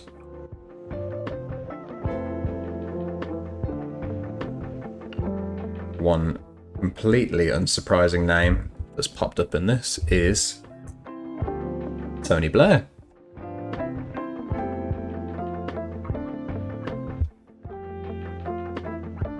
So, Pandora Papers. Blair saved £312,000 stamp duty in property deal. Tony and Cherie Blair did not have to pay £312,000 in stamp duty when buying a £6.5 million London townhouse, leaked documents show. Ex-Labour PM and his barrister wife bought the property as an office for her business in 2017, and by buying the offshore firm that owned it. Miss Blair said the sellers had insisted the building was sold in this way, but they had brought it under UK control.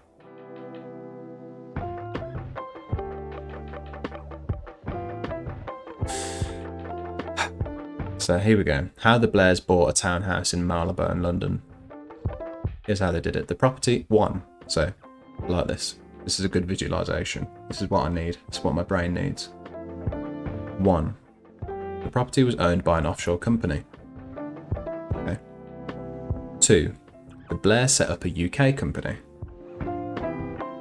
3. their UK company, bought the offshore firm that owned the house, dissolved it, and brought the property under UK control. Meaning 4, there is no stamp duty for buying a company, saving them 312 grand. All legal. All legal.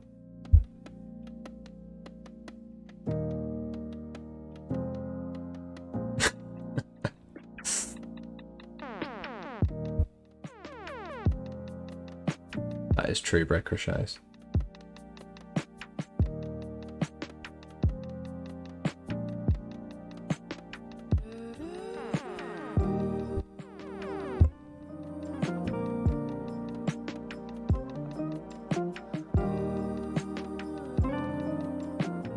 And of course,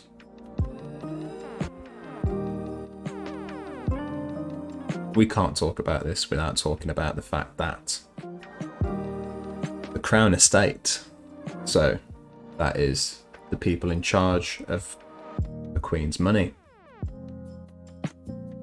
the same folks that got her implicated in the Panama Papers,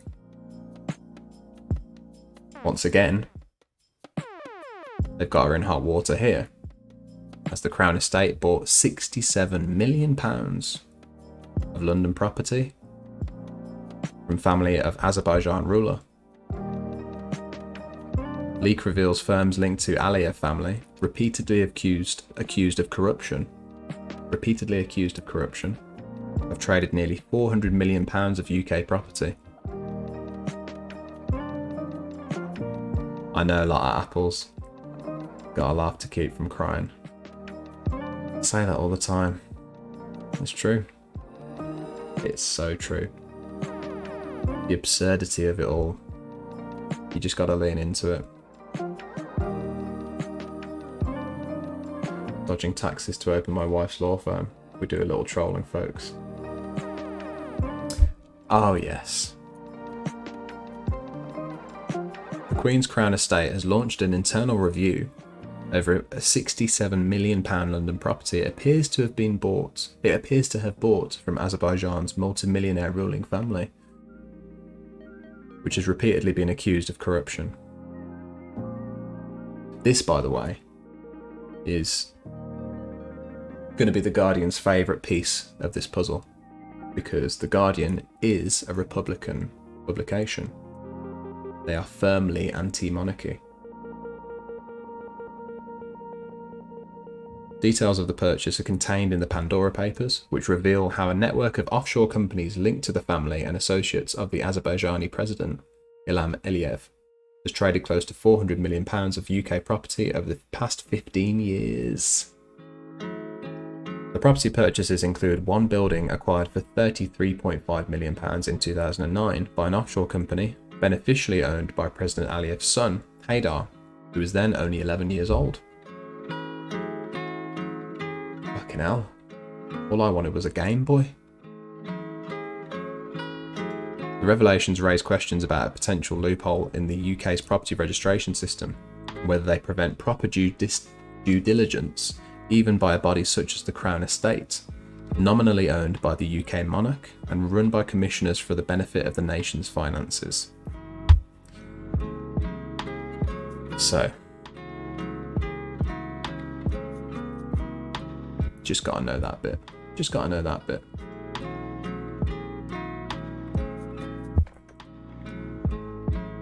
Right. Who have we got? So I'm looking at my notes again.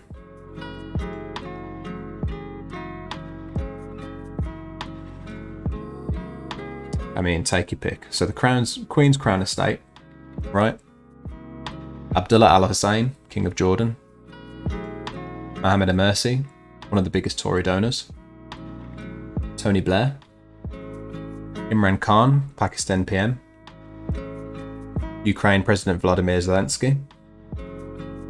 Ecuador President Guillermo Lasso. Vladimir Putin.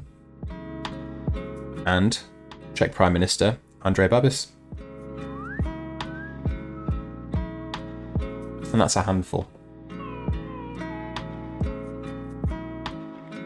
And just a reminder, it's 11 million files, right? Including emails, images, spreadsheets. Compiled by 600 journalists across 117 countries, implicating 33 current and former world leaders. Offshore funds estimated to be representing $32 trillion. $32 trillion. Now you'd think, with all that in mind, this isn't going away anytime soon, wouldn't you? But we'll have to see.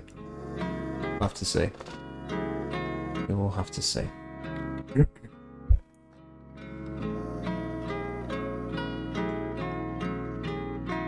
Guardian is so odd to me. I know them primarily for their reporting, used in papers from the Gulf War and Iraq War. They were some of the best reporting of the time. From what I'm aware, they're rather right-wing. No, absolutely not. They're one of the most... They're not left-wing, but they are the strongest left-leaning publication in the country. Sure. And Republican, which I wouldn't ever think of with conservatism. I mean, by the way, Republican in the sense of being anti-monarchy rather than the Republican Party of the US. I don't think I made that very clear.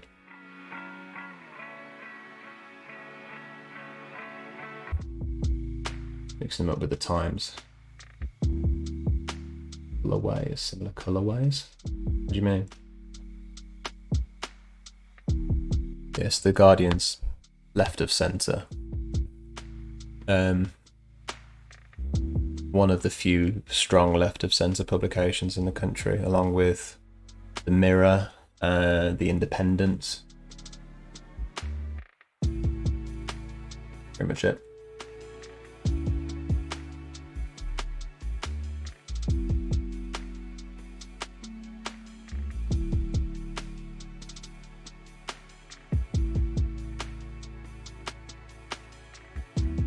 Blue and white, alright, blue and white banners, yeah. Apparently the Guardian was going hard on turf stuff.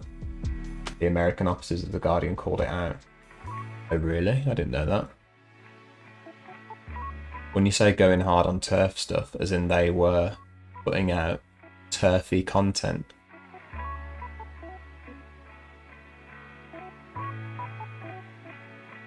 Morning Star are way further left. Yes, but remember I did say strong UK publications, and I know that's harsh, but of course I'm using that term in relation to strength of readership numbers. Of course there are more left-leaning papers, far more left-leaning papers.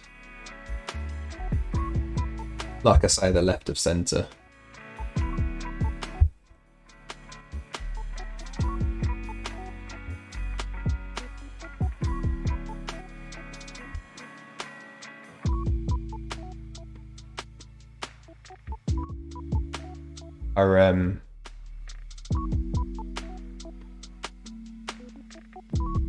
Is Facebook back on? Can anybody verify? Facebook working again? Aren't they the ones that censored Judith Butler when she spoke out against TERFs? The Guardian or Morning Star?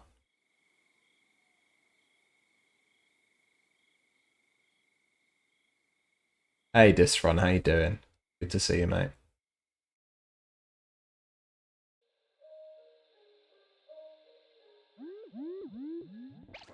Half on.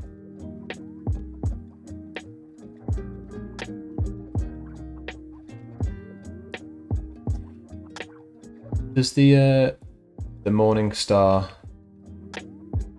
do some good writing, Anarcho-Arachnid?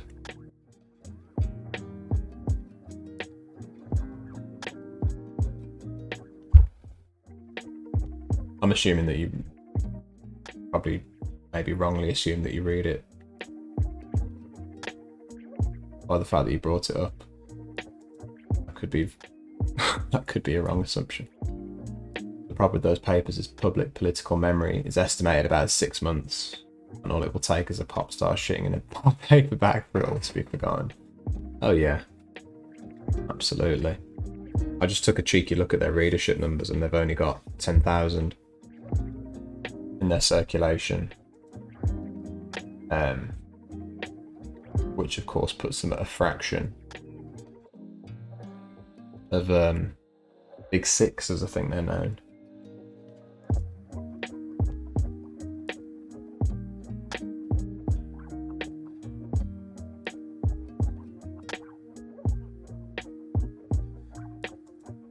You don't read it, okay. I don't know why I assumed just because you mentioned them. Here we go. Why we take issue with the Guardian's stance on trans rights in the UK. See, before I read it, to me, this is the brilliance of the platform. Is that, can you imagine? Now, I don't know what, this could be good or bad, right? I don't know this story. But can you imagine the Telegraph, right? Pick one of the better right-wing journalist platforms. Can you even imagine on the Telegraph them having something like a comment piece saying why we take issue with the Telegraph stance on something? To me, this is brilliantly transparent. And that's before, right, so before we get into the story then. A recent editorial on the Gender Recognition Act in the UK was met with dismay by Guardian US journalists, who believe it advanced transphobic viewpoints that are driving attacks on trans rights in America. So, recent editorial raised concerns about transphobic viewpoints, and these writers are taking an issue with the Guardian's stance on that. Do you know what? I'll just read it. The Trump administration is trying to define transgender people out of existence. Okay, so this is all pro trans rights, right?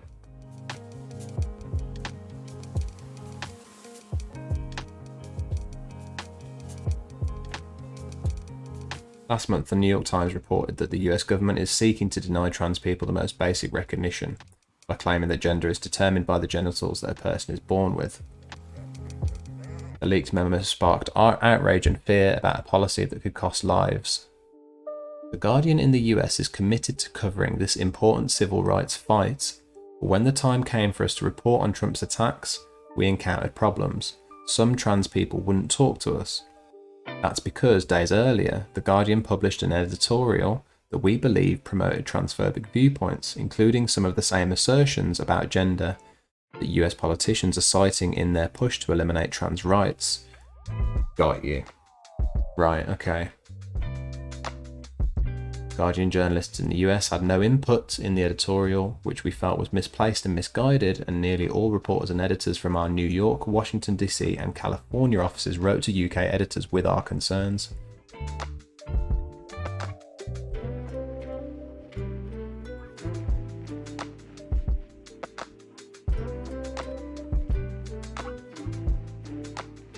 There's a comment article, an opinion article, right? So there you go. Okay. So they've commissioned, who was it? Ooh, that's problematic because it's just from the Guardian editors. Straight up. They've put out this opinion article which promotes transphobic views, and now they are pushing back, or should I say dialing it back, by criticising their own stance on it.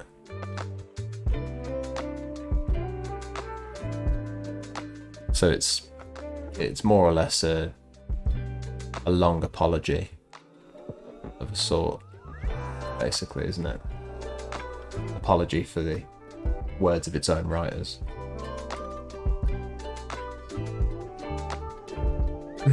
The Guardian is right wing, right? No, No.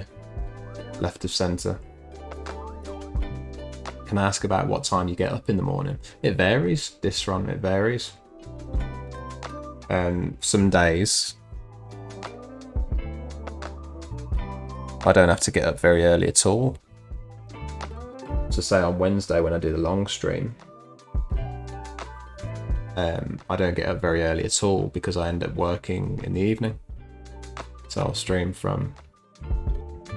usually from 9 till 3, and then I'll end up working the rest of the day. But tomorrow I'll be up at about 7, 8. So I should get to bed soon because it is coming up to 2 AM and I would like to have more than 6 hours sleep. Or to put it another way, I say like to have more than 6 hours sleep. I need to have some more than 6 hours sleep. It's not that I want to. Kind of indifferent. You have to remember that with the Overton window moving further to the right, the Guardian being centrist or left of centre now means it would be considered pretty right in its current form compared to, say, 15 years ago. That's true. That's a very good point, Anarcho, right now. I hadn't actually thought of that. That's true. Because I can sit here and say, well, considering where we are now, it's left. But as you say, 15 years ago, US Guardian journalists calling out the UK Guardian. It's funny, isn't it? It's a funny way of handling it.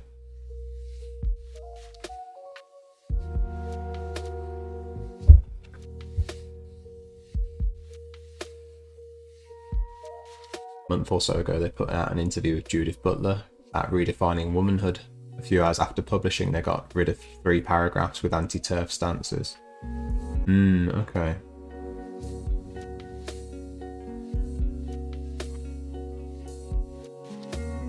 Where do I know that name?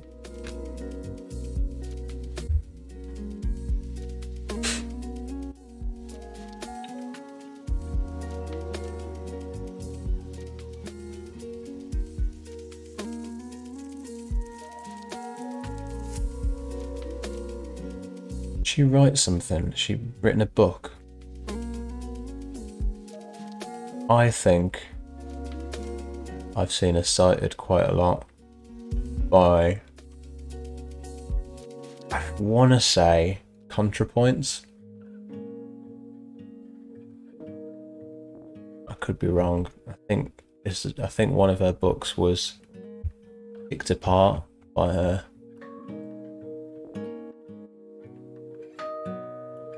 Hey, Public Loser, how you doing? I didn't see that. I'm falling massively behind on chat. Thank you, Surf McGree, for shouting out Public Loser. Pandora Papers. It's related in the sense that same kind of leak. The Panama Papers was also roughly the same size as the Pandora Papers, but this is another, I think, 2 trillion data leak. Right, of 11 million files related to financial records of wealthy elites. The biggest financial data leak in history. 33 current and former leaders. $32 trillion tied up in offshore funds. 131 billionaires implicated. Pretty wild stuff.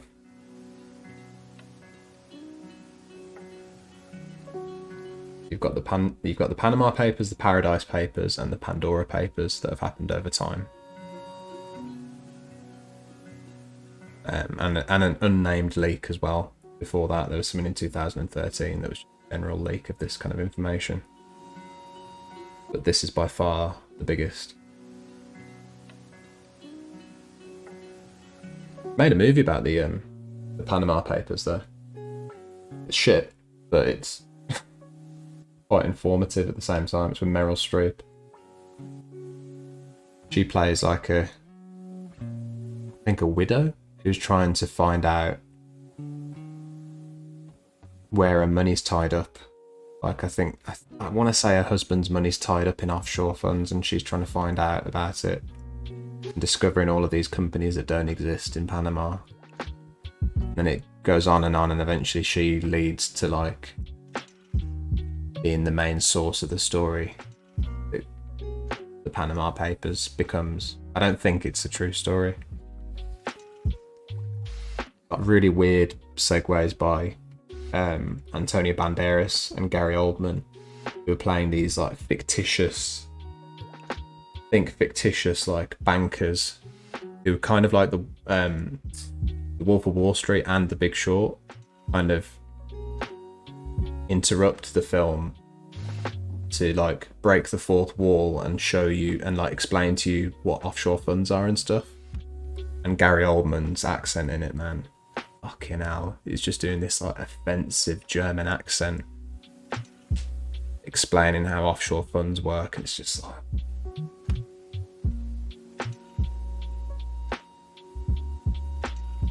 when supposed left publications are writing stuff like the Guardian articles, it's no wonder we are known as Turf Island.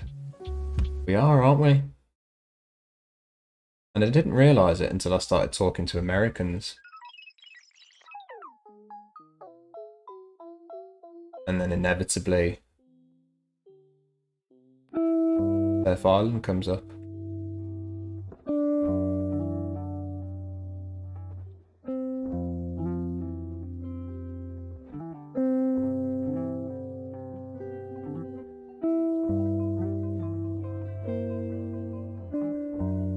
Yeah.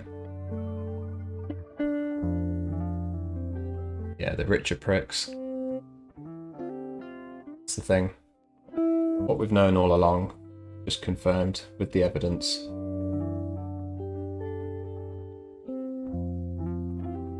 Okay, Judith Butler's not who I'm thinking of then, if she's very pro-trans. The writer that I'm thinking of is the one that wrote the like, seminal, I suppose, text on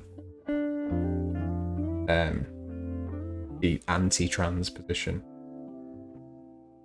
I can't think of the name there, but nasty stuff. She nails that accent too. Like apples. Do you mean Streep in the film? I can't think what. Oh no, you're right. Yeah, she does. She does a Well, I can't even think what the accent is now. Let's watch the trailer. Why don't we watch the trailer? Rather than me try and badly remember this film I saw about 2 years ago. If I put in Meryl Streep, Panama Papers, I bet it comes up. The Laundromat, that was it. Netflix film. Now just watch out for Gary Oldman's accent. And Meryl Streep's, because it's quite good. Streep's as well, because it's quite good. But yeah, here it is right at the start. Listen to this fucking accent, man. First you must ask yourself, are you wealthy? Right, it just, that just gives you an idea of the kind of... Right. First you must ask yourself, are you wealthy? Simple truth of the world is that most games, for someone to win, well, someone has to lose.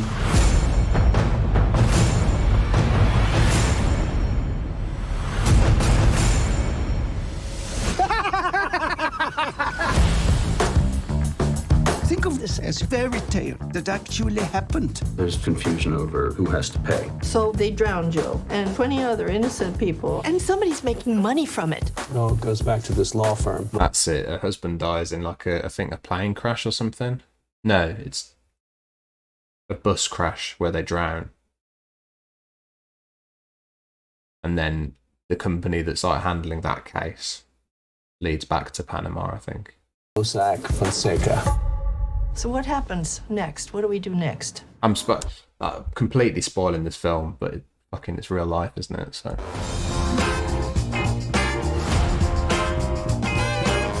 did was try and send money. It's a scam that goes Oh yeah, David Schwimmer. to the West Indies to some bank who knows where. They're getting away with murder. Which is bad. Bad? Yeah, bad is such a big word for being such a small word. I'm gonna get your back. Gonna go out on the town. Get your back. How does it all work? Bribery, corruption, money laundering, millions and millions and millions of dollars. Somebody has to sound the alarm.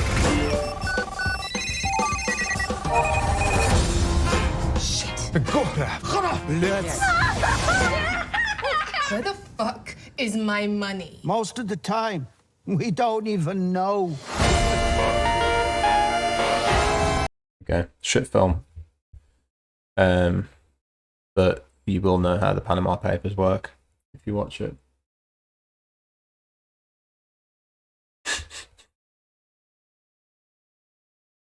That'd be my review if I was a film critic. I suspect the Pandora Papers was way bigger than the Panama ones. I see in the digital age, thousands of tax documents can add up to only a few meg size. Pandora Papers was only 4 years ago. It's like, I want to say $500 billion bigger. Didn't the journalist that helped expose the Panama Papers get killed in an unrelated car bomb? Yeah.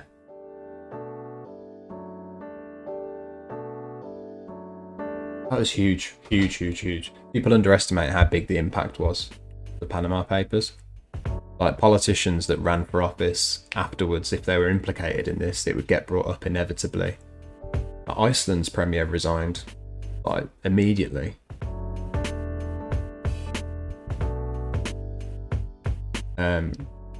So you hope there should be a similar fallout from this. Fuck me, I'm overexposed. You'd think there'd be a similar fallout from this. It's as big a story.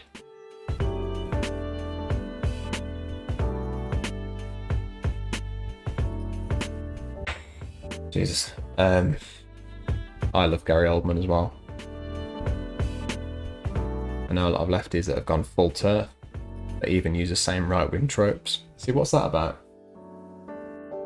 What leads somebody to do that? The left? On the left?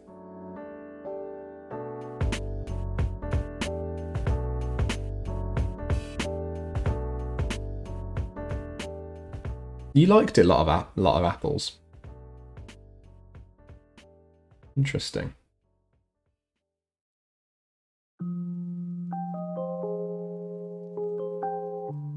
To each their own. To each their own. Gary Oldman was in the movie The Courier. Had a wonderful nod to his role in Fifth Element, where they played the opera song. How you doing, tech guy? So mad at myself for not watching this before I let my Netflix run out. It looks amazing. See, that's what I thought. You know what? I won't shit on it anymore. Like I say, it's very informative. It's entertaining. I just thought, you know what it was? I thought it was a bit...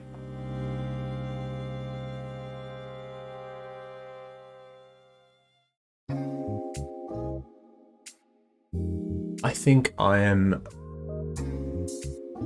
probably...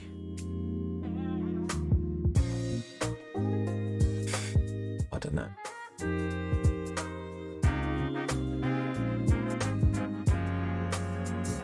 I'm probably overstating how much those interludes from Antonio Banderas and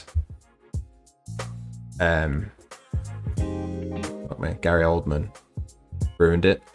Because they ruined it for me, but I don't know if they'd ruin it for everybody. They're not like a massive part of the film. They're a big part of the film in a way, but they're not like a massive part of the film. They're more a part of the film than like the Big Shorts interludes. You know, there's like a few interludes and they're all like a minute or two long. The ones with like Margot Robbie, they're much more a part of the film than that. But you can get over them. The rest is fine. The rest is fine. Did you see the Panama Papers documentary on Hulu? I didn't. They're good. Wonder how soon we'll get a Pandora Papers documentary. It'll happen. 600 journalists from 117 countries working on this. That's a film, isn't it? That's got to be a film. I unfortunately look like Gary Oldman. Not a bad looking bloke, Gary Oldman. I shit you not. I get sick of people telling me, especially as the Jim Gordon era. I think I look more like Ned Flanders. Oh, narco rat Ned. Gary Oldman's a good looking bloke. 1 Trump year equals 10 years. Fucking hell, that's so true, like apples. Trump years are like dog years, aren't they? Thought the Panama Papers were back in the 70s. Must have been thinking of some other incident. Yeah, the earliest of these big leaks was 2013. I think.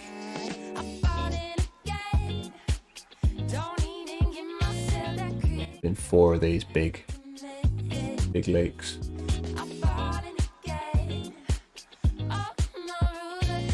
From what I'm aware of, the TERF tendencies come from the British second wave of radical feminism and the social theories around feminism that spawned from it. Right, so that'll be the link, won't it? Potentially. Some people. That leads them into that kind of... Yeah. Well, it's in the name, isn't it? Trans-exclusionary radical feminism. So yeah, by its definition.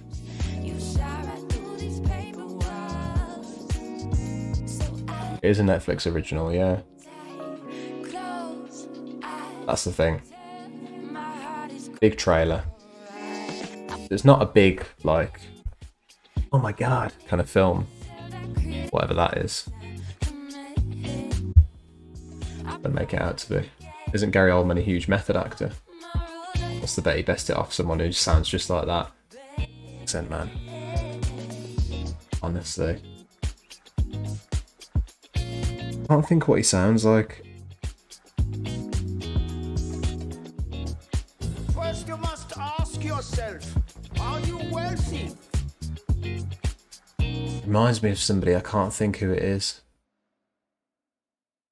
First you must ask yourself, are you wealthy? Come back to me.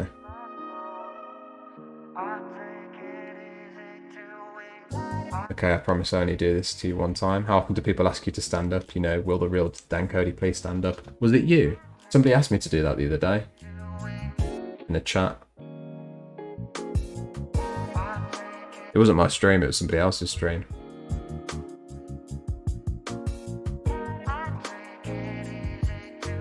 But that's the second time. You're the second person, tech guy.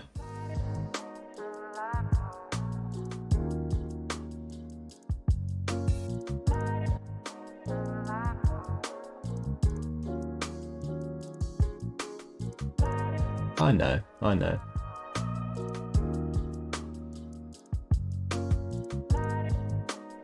You're all good, tech guy. Yeah, apparently TERFs hate that name, but they chose it for themselves. I'm telling you, man, some people are just goofy fucks, especially right assholes. Yeah.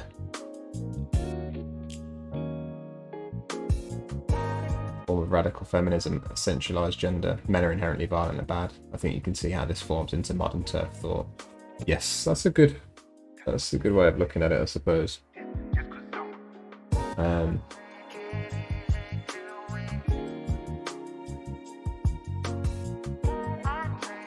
And that's the kind of thing that you found Jermaine Greer espousing, was this idea of the very specific transphobia, which is that sees trans women as men and stereotypes trans women with the same stereotypes of men and will not separate them in discourse or in treatment, which is probably the most damaging form of transphobia, I suppose. And one of the most damaging forms of transphobia.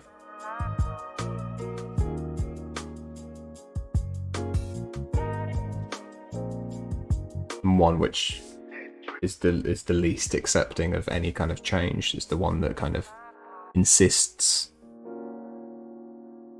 that gender remains the same.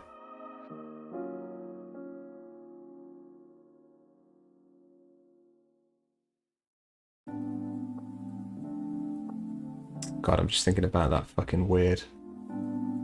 All of the weird shit that Jermaine Greer has said. So disappointing. You reckon he sounded like Slavoj Žižek? Maybe a little, yeah. Yeah. I hear some Pierce Brosnan. And first you must ask yourself. Really? First you must ask yourself. First you must ask yourself. Making him sound like Bruno. You're gonna have to hard reset your PC. Shit. Why? A lot of it comes from cis women who were sexually assaulted. They take their pain from this and project it onto the trans people. Honestly, it's a tragic cycle, but it's difficult for me to conjure up empathy for TERFs and their garbage opinions. Yeah, that can happen. That can happen. Wow, wow, wee, wow. Yes. Hurt people, right? That's what they say.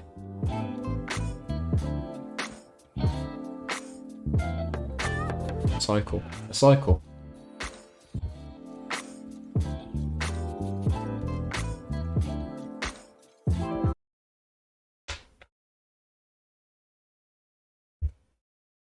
First you must ask yourself, are you wealthy? Oh, wow.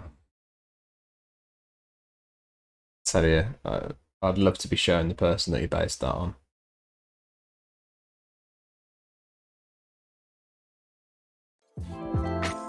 Maybe it's not a German. Is it definitely a German accent? Or am I wrong on that?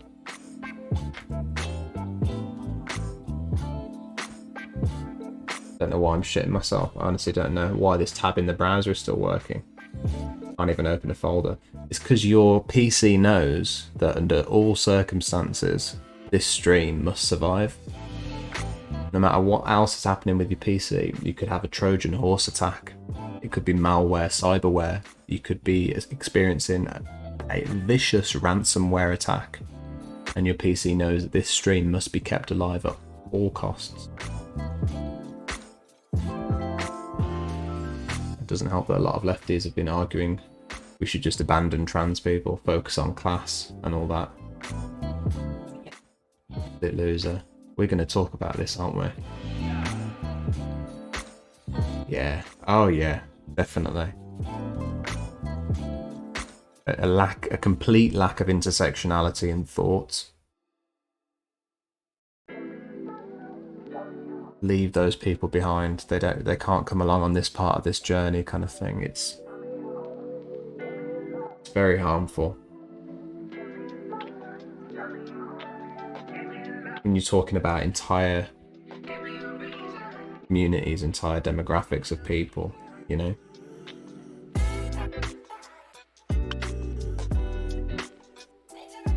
Yeah.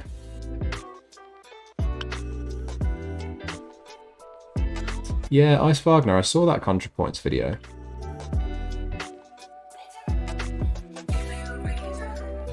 That was a good one.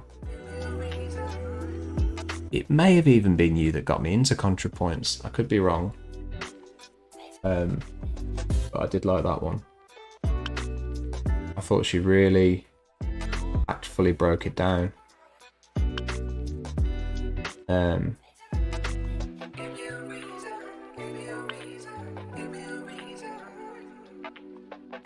like ContraPoints. I think I started with the right video of hers because I watched the one where she talked about cancel culture. Just a video called Cancel Culture, I think. And she explained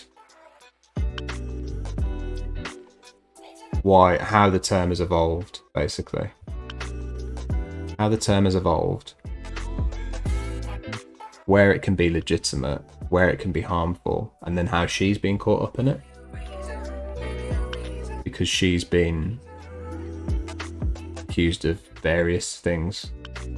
And she's said various things that have, you know, offended people, harmed people, upset people. So she's had to deal with a bit of it herself. I'm glad I watched that video first because it then explains a lot of the ways that she approaches different subjects as well. But then when it comes to the J.K. Rowling one, she's had experience of quote unquote cancel culture, right? But just like with her own cancellation, she can see where she's said stuff that she shouldn't have said. She can approach J.K. Rowling's from a better place as well, and kind of have empathy for having said stupid shit, but then also piecing together enough of what J.K. Rowling said to be like, oh, you don't seem like you're interested in redeeming yourself. You don't seem like you're interested in actually progressing with your thought. You're very firmly choosing not to acknowledge any harm that you might have caused. I really like her approach to the subject. Yeah, really well thought out. Tells it straight and doesn't care about upsetting people. Yeah, exactly. Exactly.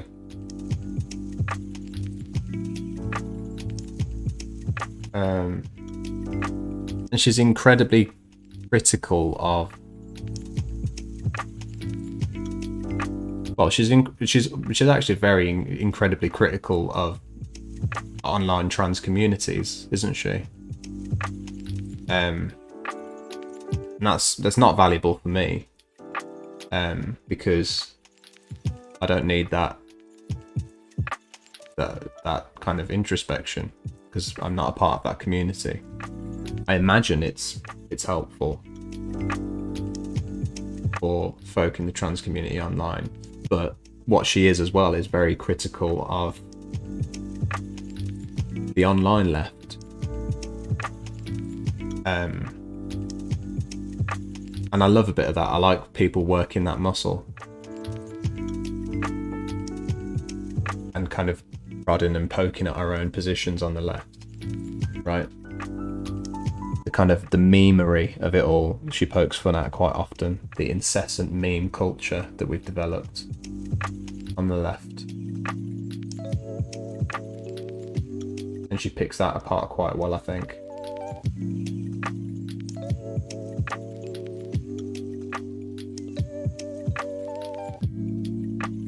I haven't watched the Envy one yet. I've been meaning to. She did one, what, a few weeks ago, I think? But yeah, they're so long, Public Loser.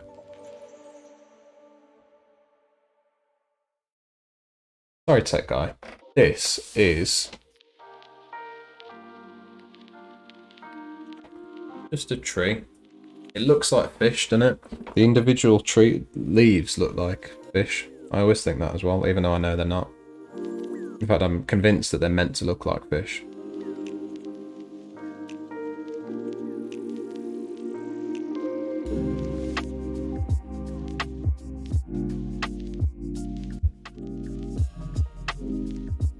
the left can be a bit quick to try and cancel their own, and those that really deserve it are so insulated from the normal left that it doesn't impact them at all. That's true, yeah. Yeah, absolutely. We save our most vicious energy for the folks that are very similar to our own political positions on things, and spare people who are completely removed from our political positions. It's an interesting tactic.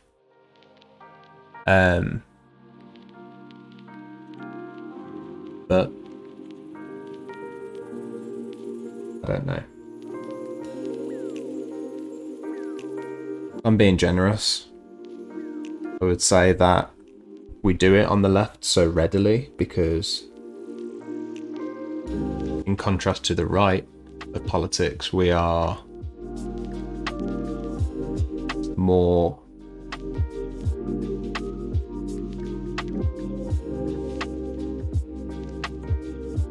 transparent and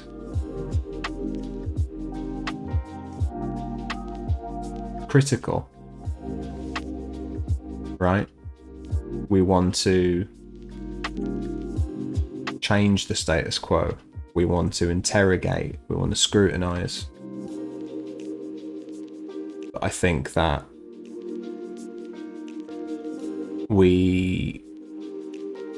that can very, very quickly get to, it can move from scrutiny, which is correct, which is appropriate. It can move very quickly from that to exclusion, right?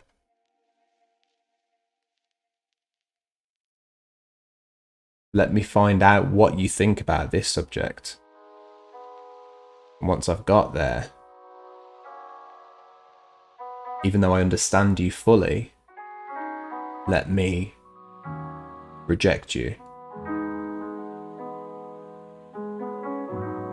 And sometimes we're talking about racism. So, sure, right? Scrutinize somebody's point of view, find out deep down that it's underlying racism that's causing it.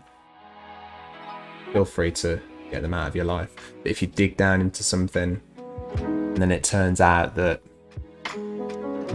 the underlying cause of something is, I don't know, they had a different class upbringing,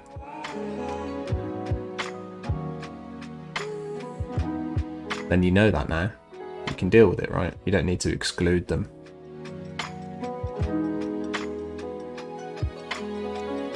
Difficult one.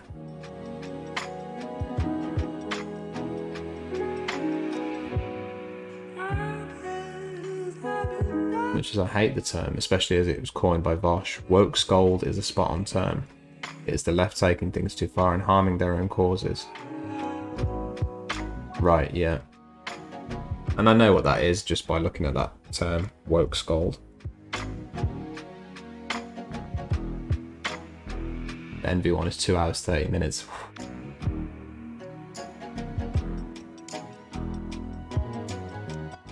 Lol, all the Vosh hate, but peeps do tend to agree with him more than they want to admit. To this day, I haven't seen a lot of his content. The most I've seen him is on other streamers' streams, chatting to them. I don't know. I don't know at all. I don't know. I could only speculate. I've pieced together little bits of information from chat about why Vosh is hated on by so many people. But I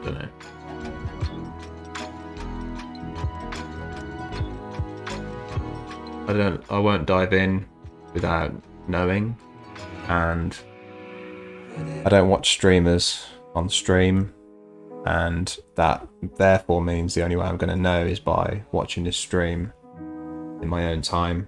And I haven't got around to it yet.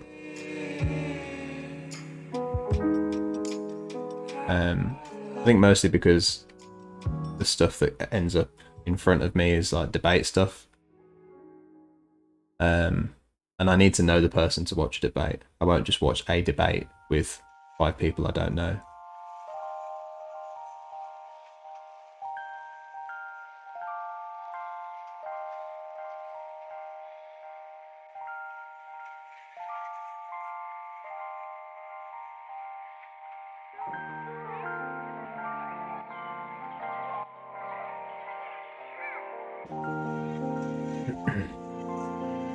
Turning 50 this year, I do reminisce about the easier days before the interwebs existed. Very true. I'm just going to run to the bathroom, folks. I'm going to keep going a bit longer. I'll regret this massively in the morning, but you know what? I'm enjoying our chat. Alright, I'm enjoying the chat. Bear with me. BRB.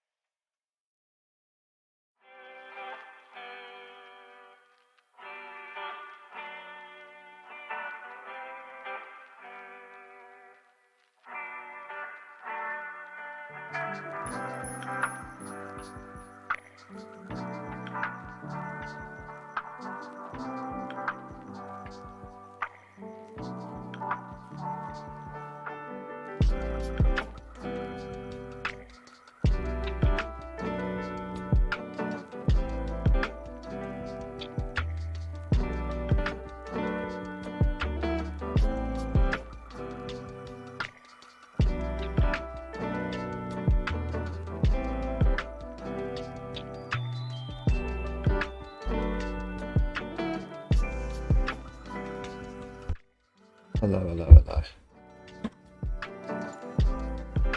Oh. Right. 20 more minutes, yeah? 20 more minutes. 10. 10.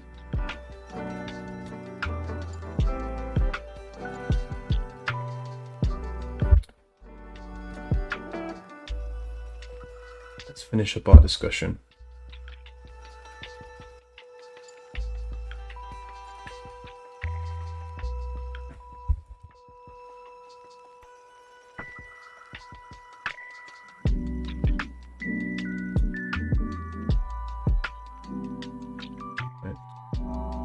Second.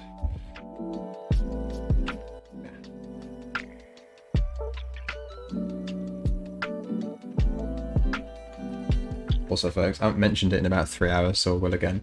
If you do have Amazon Prime, and you want to support the stream, you can support the stream for free. Just link up your Twitch account, and you can do that every single month as well, if you so choose. If you want to subscribe to the stream in any other way, always appreciate the support. What I do here, if you enjoy the content, if you'd like to throw me some bits, always appreciate your support, folks. Thank you for helping me do what I love to do for longer. That's this. Fell miserably behind with chat. Apologies, folks. The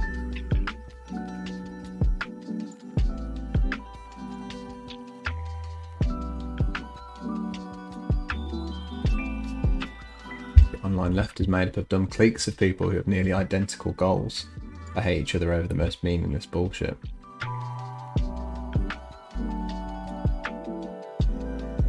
I see it a lot. I'm also aware that I'm doing, and I've been doing it our entire conversation, I'm probably exhibiting one of the problems, which is I keep going to the left. We the left do this. And of course there is no we the left, is there?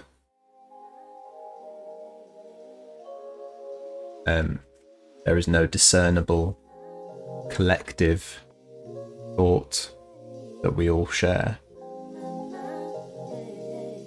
So I'm also talking out of my arse when I go, you know what we do on the left that's quite funny? It's a bit... what else could you say about in life? Nothing. You couldn't say that about any other demographic, could you? You couldn't even say it about Christians, right? You couldn't say we Christians usually do this. Or, you know what vegetarians always do? It's kind of... So I suppose that's part of the problem as well. It's your point as well, Anarcho-Arachnid, that makes me think maybe the online communities have a particular way of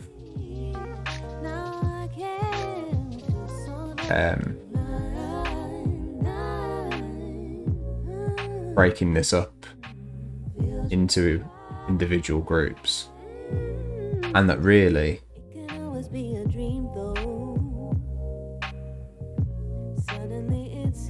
before the interwebs, as you said, there may have been a more consistent left, so much so that you probably didn't need to go around saying, on the left we say this, right?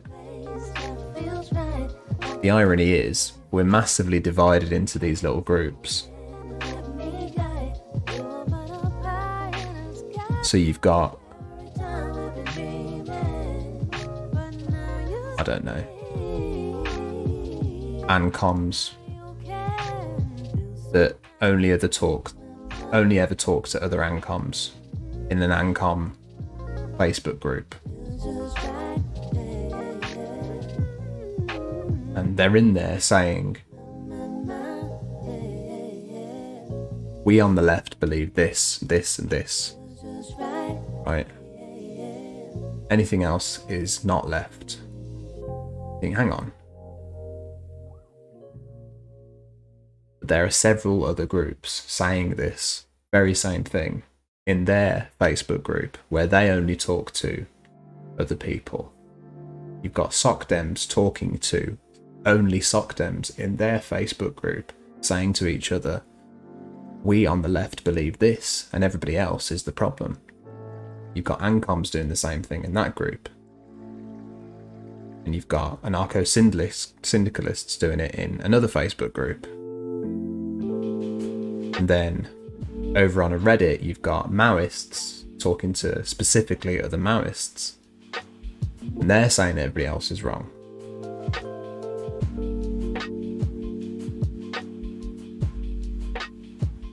And they can't all be right, can they? So we're going the left. But in actuality, at least online, there is no consistent we the left.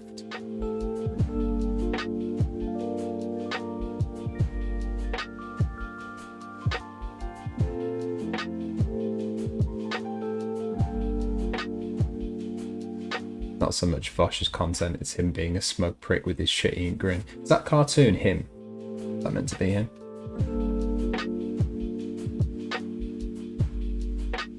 It is, isn't it? I'm trying to remember what he looks like. Ultimately, he's a leftist with a strong following, same goals as us, and he's raised over 500,000 this year for charities. Controversial sometimes, and you cannot like, yeah, he raised money for Planned Parenthood, didn't he? Controversial. You cannot like him, but the outrage over a political ally who's occasionally edgy, so counterproductive. You have a finite amount of energy as a person. Spend it wisely. As I become older, it's way easier to not get upset with it anymore.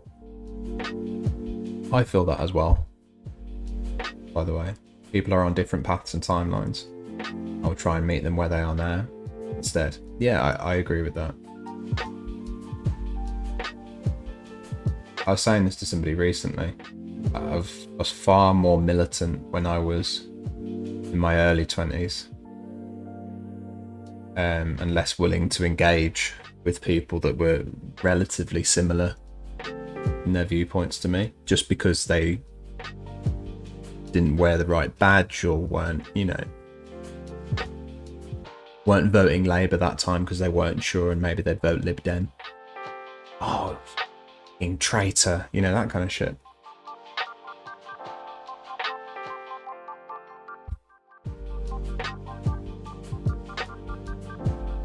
Not empathetic. In general, if you want to actually accomplish anything, we need to have leftists doing something in every industry. They're all going to have different approaches. We may disagree with a lot.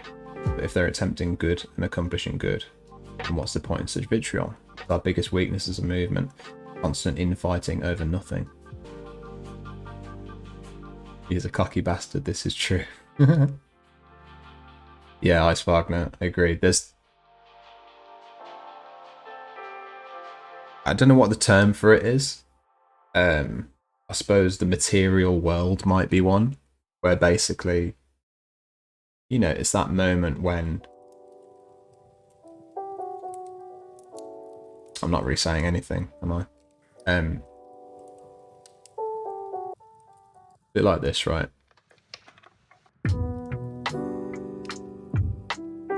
If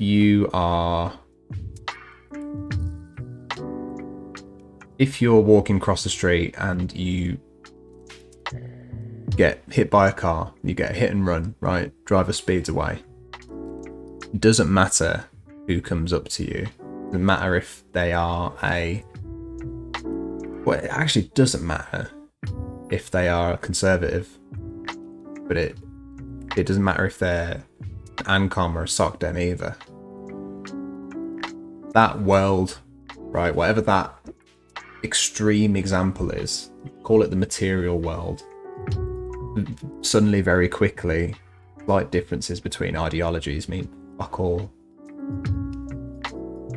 And you can apply that to a lot of different things that aren't extreme as that silly example I just made, right? So you can apply that to workplaces. A lot of the time it doesn't necessarily matter if somebody's... It doesn't matter whether they're going home and reading Chomsky or they're reading Mao, right? It doesn't really give a fuck.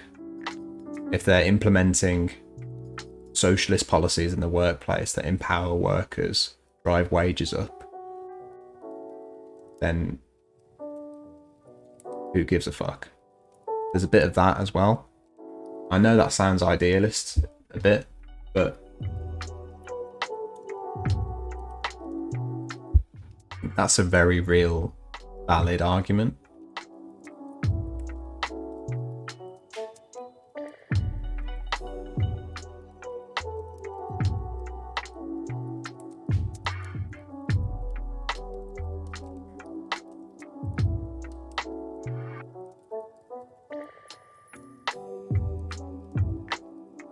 I can stand with anybody as long as they're dedicated anti-fascism. Yeah. A shared dream. I like to think we're pushing a bus uphill. We have a long push ahead of us and we should accept anyone willing to push us in the same direction, even if they're planning to stop sooner than we want. Oh, I like that. That's a good one. Easy to convince people to go further when they're helping in the short term. Yeah. Yes, I like that a lot. Public Loser. I don't think I've given you a shout out, by the way, yet. Folks, go and follow Public Loser. You like these ideas you're hearing? Get it mainlined into you. Why don't you? Give them a follow. Marxists and anarchists have been infighting for centuries. I wonder why capitalism is still around. Spicy bread crochets. But yes.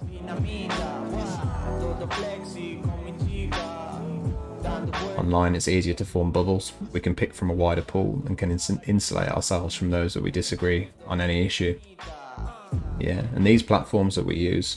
Ooh, is it still online? Nobody told me. Can somebody tell me if Facebook's working again, please? Because there's a bet going on, and some people have some channel points to win. Yeah, these social media platforms are designed to exacerbate that sense of homogeny. At every single route, their interest is to drive you deeper into your rabbit hole, into your echo chamber, bubble, whatever you call it, where you only hear from people that agree with your point of view.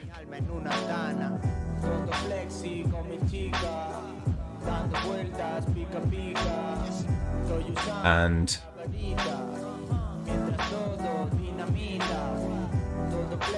that's where people become radicalized.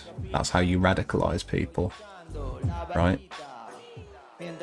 Look at the other side of it politically, the polar opposite position.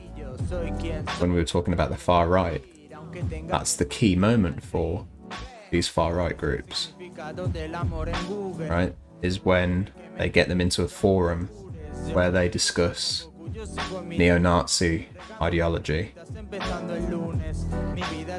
Cut you off from your family because your family doesn't want to talk to you because they don't want a Nazi in the family, right? Cut you off from your friends. And then they're just becoming deeper and deeper and more radicalized. And that probably applies to everything, I think. I imagine. I don't know. I think so.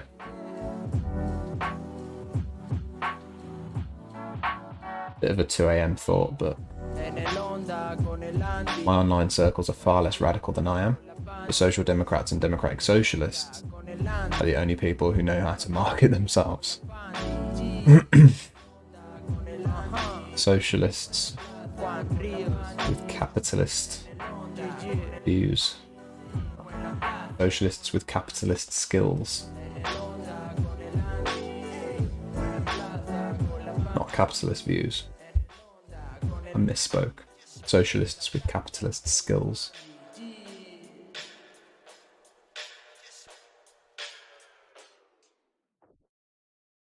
There you go, folks. If enough of you follow, Public Loser will do a political stream. You heard it here, folks. You heard it here first. No one voted yes, we only stand to... I didn't realise. We all know votes.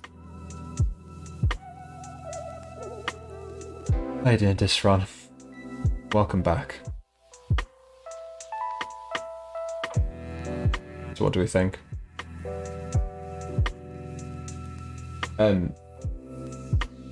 Will somebody please tell me if Facebook's back online? Am I going to have to find out myself?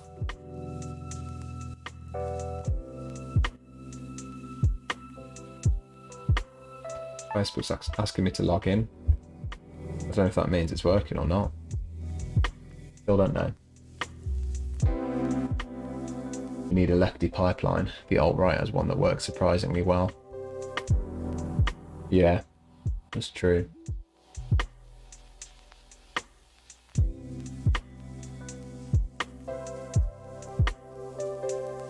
There's various ones, but it's not consistent.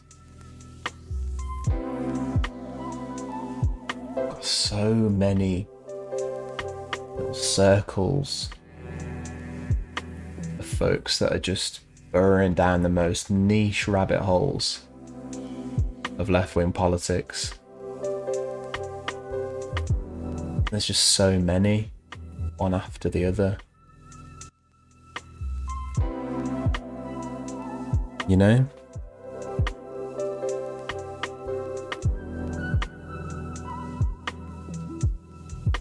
I think ContraPoint's got us onto this, by the way.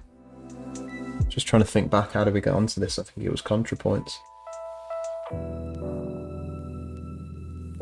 I often think that socialists should take some moves from the right playbook. Yeah, so that's it. Yeah. That's it basically, isn't it? If it's the right-wing playbook, then yeah. You won't get, and what I'm generalizing again. In my experience, what I see less of is people on the right warring with each other over slightly different views. I see less of that. Granted, I don't spend as much time in right-wing online communities by a long shot. You won't see it out in public either, will you? How often do you see Republicans fighting over the slight differences in their ideologies? And now think of the Democrats. Now think of Labour.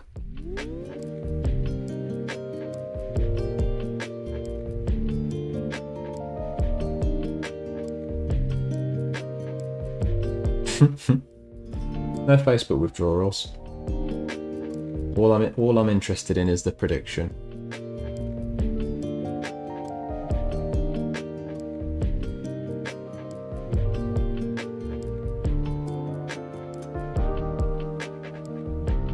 YouTubes and all.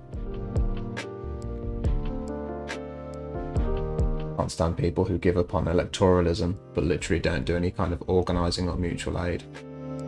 I totally get people hating electoralism, but if you're giving up on our best chance for power, then at least do something fucking useful with your time rather than tearing everyone down.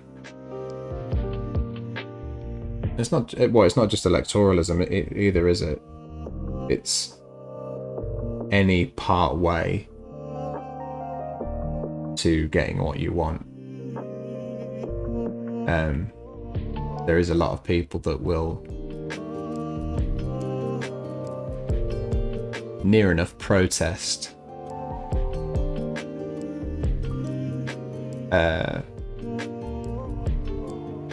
progress which is not enough. But that's everything. Nothing is all the way to what you want it to be. Until it's there, until you get there, everything is a compromise. Everything is part way. But I do see a lot of people protest basically against slight progress just because it's not enough now. And there's a difference, by the way. There's a difference between saying this is the right thing to do but nowhere near enough, There's a difference between saying that and actually saying, we don't want this progress to happen because it's not exactly what we want now. It's not enough now, so we don't want anything. Or it's being delivered by somebody that we don't like. That's the one that does really get me riled up.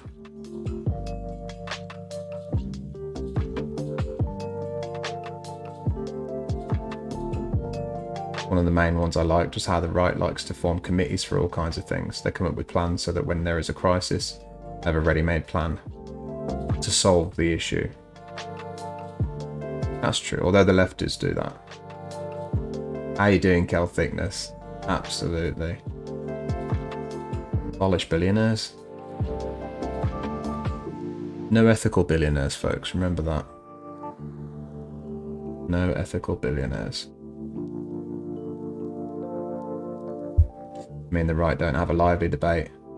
They don't really have beliefs. They are just anti-left. Yes. That's true.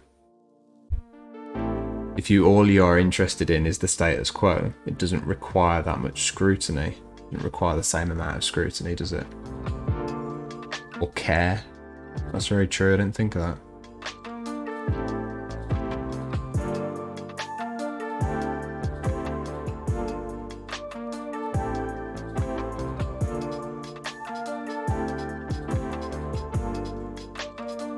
And look,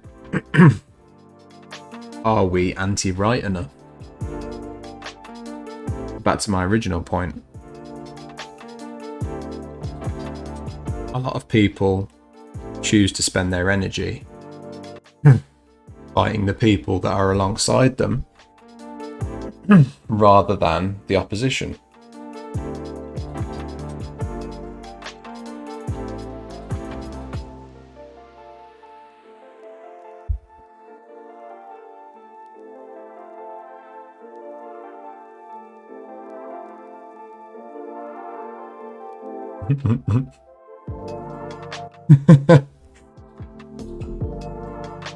Just in it for the prediction. I feel like rich people don't need to compromise.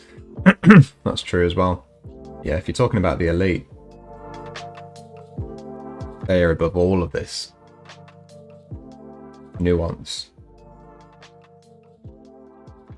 AOC didn't immediately press the socialism button. She's a sellout bourgeois neoliberal. Yes, that's a good example. A good example.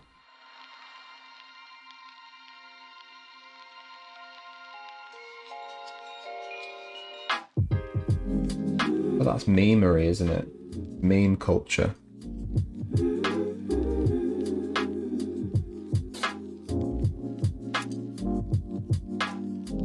And look, the whole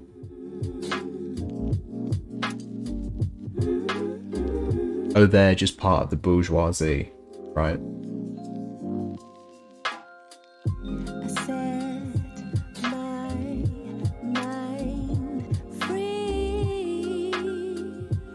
It's slightly conspiracy. It's slightly kind of,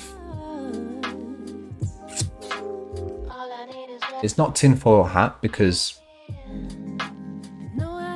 it's grounded in a sense. Right, it's not outside of reality. The notion that somebody who isn't entirely fighting for socialist policies is part of the bourgeoisie. There's a scrap of truth to that, isn't there? But only in the sense that if you're not this, then you're that. But I feel like it's so akin to conspiracy.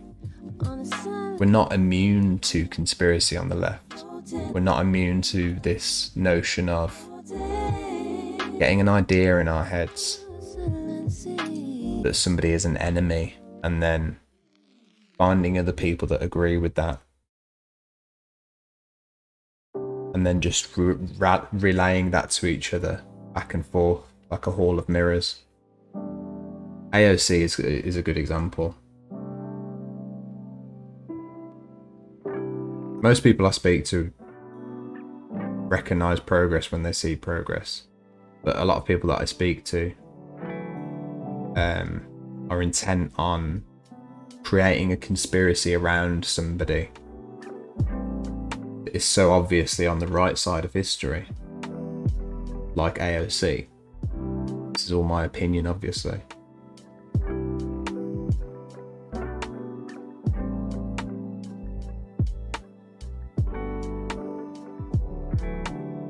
Like I said, a finite amount of energy as a human being. You got to spend it wisely.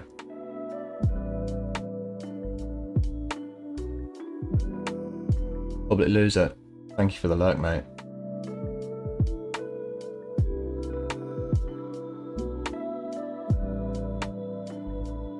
Thank you for the chat. We're at the point in our economy that athletes can get paid $1 billion over time with contracts that's earned solely by their personal labour.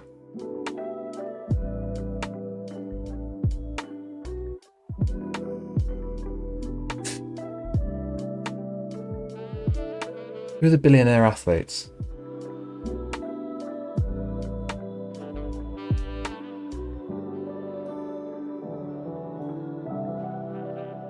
If you show me one, alright, fair enough. The left might make plans, but they don't seem to do it in a way that the mainstream takes seriously. Like the right will form government committees to create this stuff, whereas the left will form them in university campuses. I see what you mean, yeah.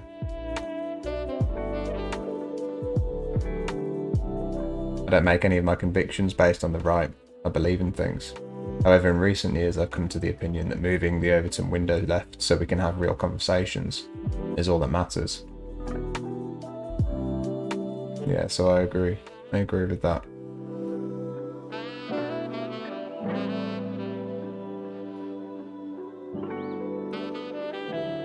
The idea of the Overton window as well is something that's become somehow less popular. Probably because of where the idea comes from. But I think it's a legitimate way of looking at politics. The idea that we are making people slowly more comfortable with ideas that they otherwise didn't feel comfortable with, right? Put it like that, it's suddenly not so sinister. But again, it's back to that idea that if it's not left enough, then fuck it. Which is just... can't be the way, can it? Mesa Lapsy, how you doing? What's the occasion in the dance hall? Is it some post-punk event? Or have we reached fully automated luxury gay space communism?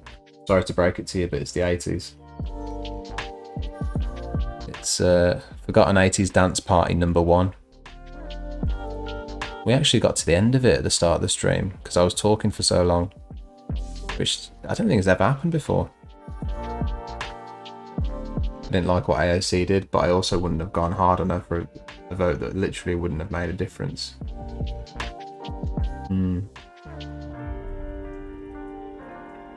Ingalls owned a factory, for fuck's sake.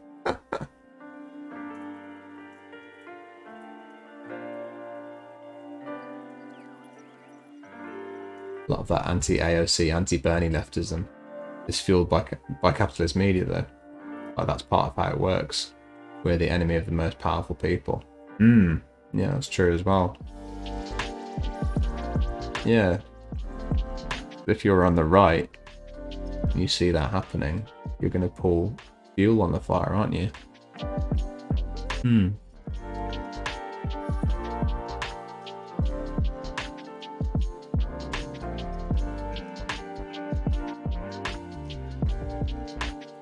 Is Michael Jordan a billionaire? Alright, fair enough. Fair enough. I could be pedantic, right? And argue that I'm confident some of that money will have come from investing in companies that exploit people. However, I won't be that pedantic. Let's assume that it came from their own merit. Fair enough. I did not realise they were billionaires.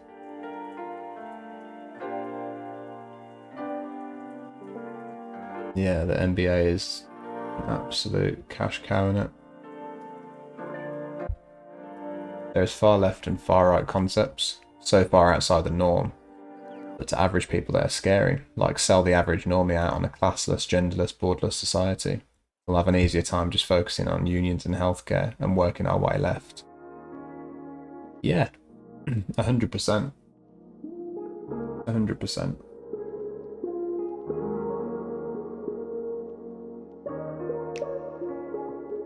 You're in a forum, right? Let's call it We the Left, not Biz. Right? And you're talking to 10 people about how much you want to see a moneyless society. Okay? You are comforting each other. You're reassuring each other one day this will happen. You're reassuring each other that you are right on your merits and that you have the correct point of view on how things should go. Yeah? Fine. But the minute that you exit that environment,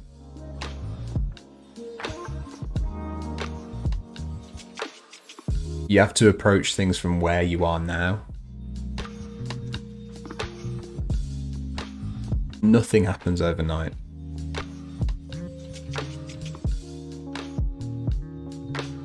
In any semblance of a democracy, you can't have things at the drop of a hat. It's not how it works. There are no democratic means to get what you want immediately. If nobody is on board to begin with.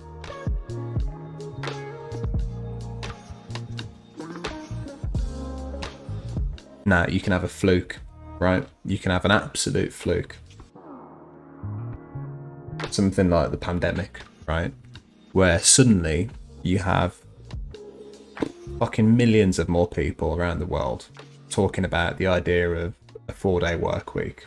Fuck it, talking about the idea of just flexible working from home, never going back into the office, abolishing fucking offices, office culture. Right, you can get lucky. Aside from that,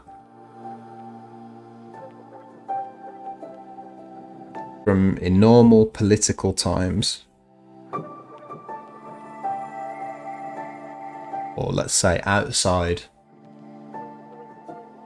of a once-in-a-lifetime event, you have to move from where you are in bits towards what you want.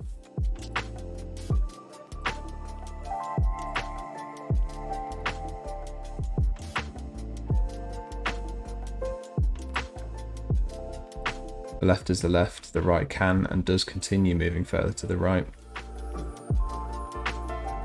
Yeah.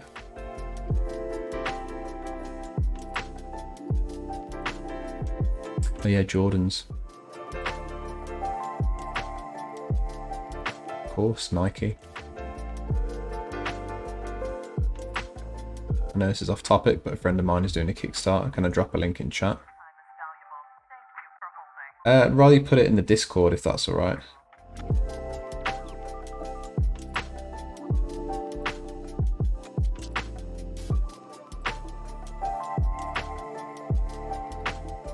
Unless it's on topic. Jones is primarily from marketing. The NBA is significantly larger and richer now. Buyers are only getting better, so contracts get bigger. Biggest is currently 258 million over 6 years. I think it's getting, let's say, $500 million dollar contracts and becoming a billionaire based solely off your skill as immoral. Yeah, got you.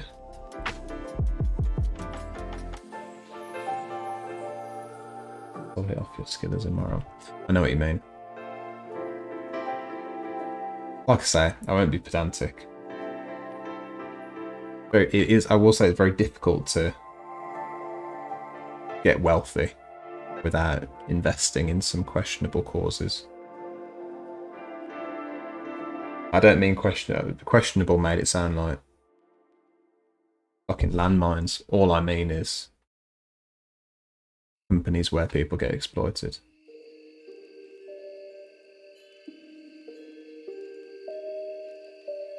But yeah, he's got a lot of money off his own back, hasn't he?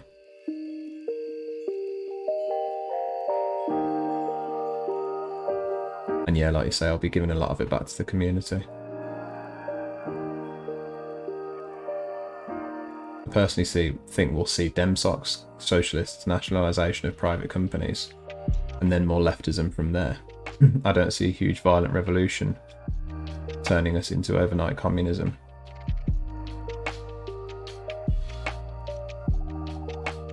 No, I mean, it couldn't happen because there's not enough support.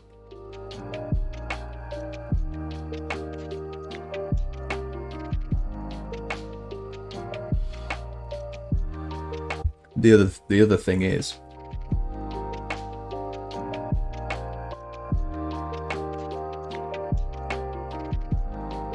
there isn't a support for a violent revolution.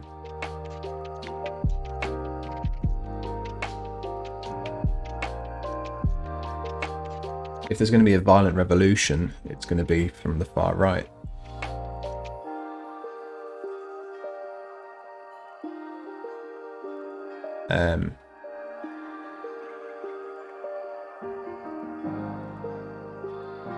You don't have the environment for a violent communist revolution at the moment. I said at the moment, like there would be a time. I don't know when.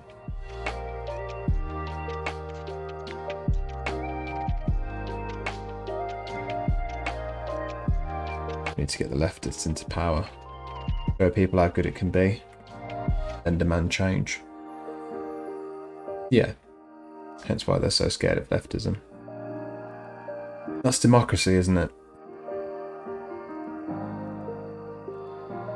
What we've got to ask ourselves if we ever talk about a violent revolution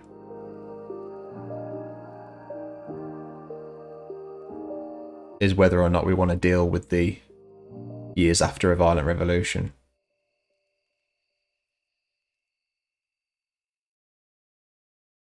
You know, you're in power, so now what? What are you going to do? So you're one country, right? You've achieved revolution. Now you've got to deal with the rest of the world. Good luck. You'll need it.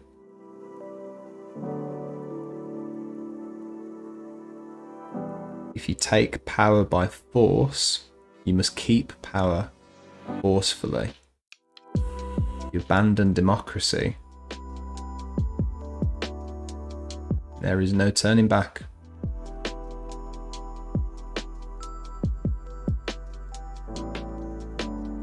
How you doing, Razzle as a sword lesbian? Thank you very much for the follow.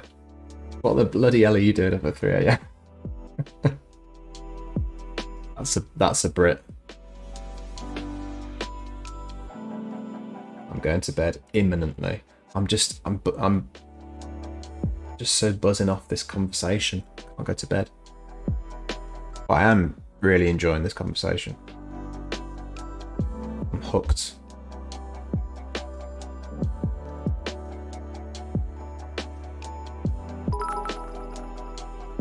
Ah, a lot of apples. Holy shit, lot of apples. Thank you so much for 500 bits. Oh my god. You lovely human being. I'll go make something to eat. Oh, good night, mate. Thank you so much.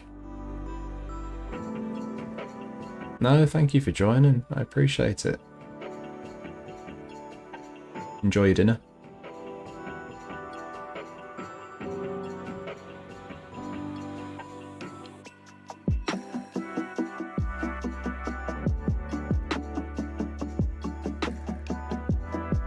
How far the left can go, their tactics end up replicating typical right-wing tactics. What's this?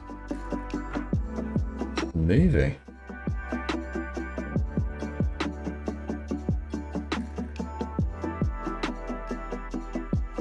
Ah. That's interesting.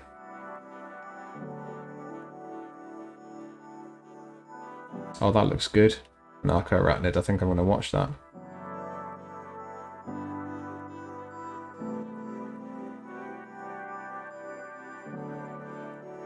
They ever lose the no successful socialist states line,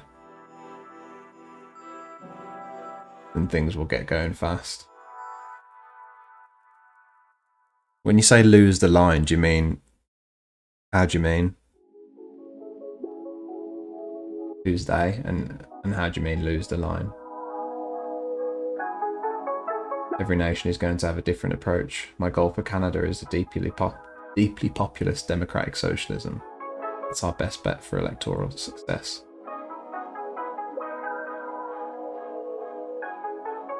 I think you should have your goals for your country.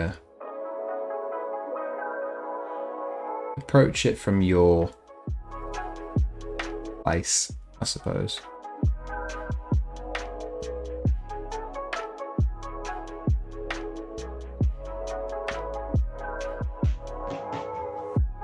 With a view to long term, how you're going to interact with others around you. Just shave for the first time in years. I remember why I stopped.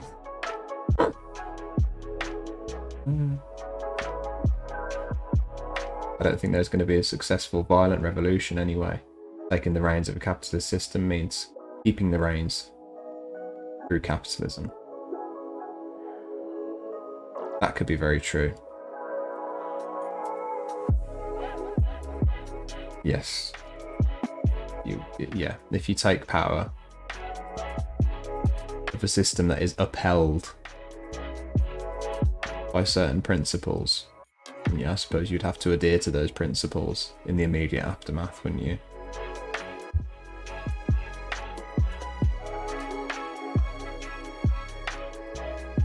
Like how European nobles aided each other in crushing peasant revolts. All rivalries will end to prevent them losing power. Yeah. Yeah, exactly.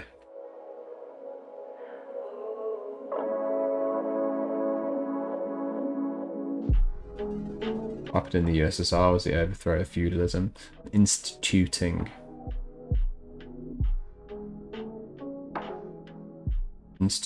capitalism, which had already been done time and time again in other countries. You're talking about the latter stages, yeah, of the USSR. This is Khrushchev, when things moved away from Stalin. I'm up because my girlfriend got us pizza and booze, but that's besides the point. You need to sleep. Why do you get to stay awake just because you've got pizza and booze? I want pizza.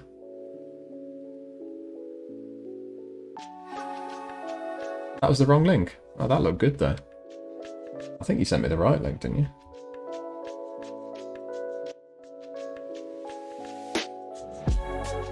Yeah. Same thing. If we the people get a positive example of socialism that they can't embargo or undermine, they, the capitalists, will lose the power to say socialism always fails. I see what you mean. Yeah, I see what you mean. The other thing is redefining what socialism is. So, I think we're almost a bit stuck in this argument of, well, show me a socialist country. Well, what about here? Well, that's not socialist because we've got this and that. Oh, okay, well, it's working over there. Well, that's not socialist because but. Okay, well, it was working there, yeah, up until the 1970s, and then it's very difficult to argue that because one country oppressed a socialist country, they weren't allowed to flourish into a socialist country. But I think I almost think that's a bit of a fight that's not worth having, almost sometimes. From an intellectual perspective, certainly, because all you're doing is arguing from a very binary point of view, right, and saying that's a socialist country, that's a capitalist country. Where in actuality, if you look at the UK, we don't really have that binary sense. To me, this is a US disease.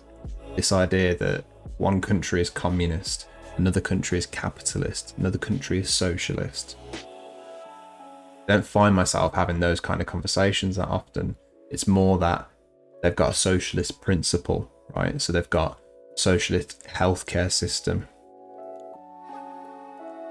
or a nationalised healthcare system, or nationalised transport. It's not really that this is a socialist country. I mean, sure, we might say that about Nordic countries sometimes, right?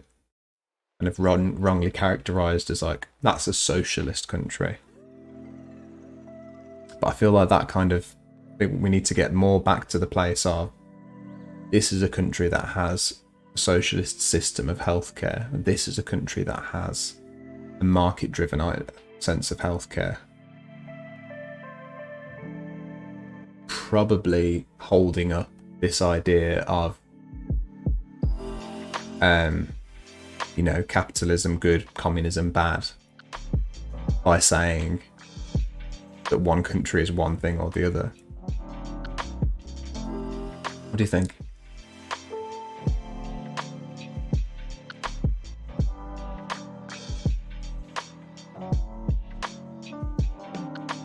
What? Are you joking, Razzle is a sword lesbian?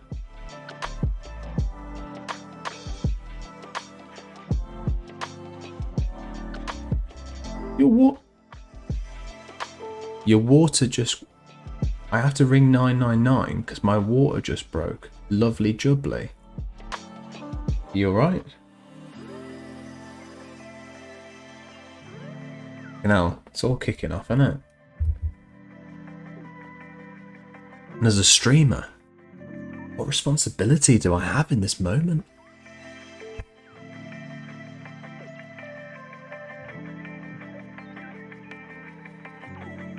Ricky the Great, how you doing? You're a socialist country. You're a fucking socialist country. Folks, go and follow Ricky the Great.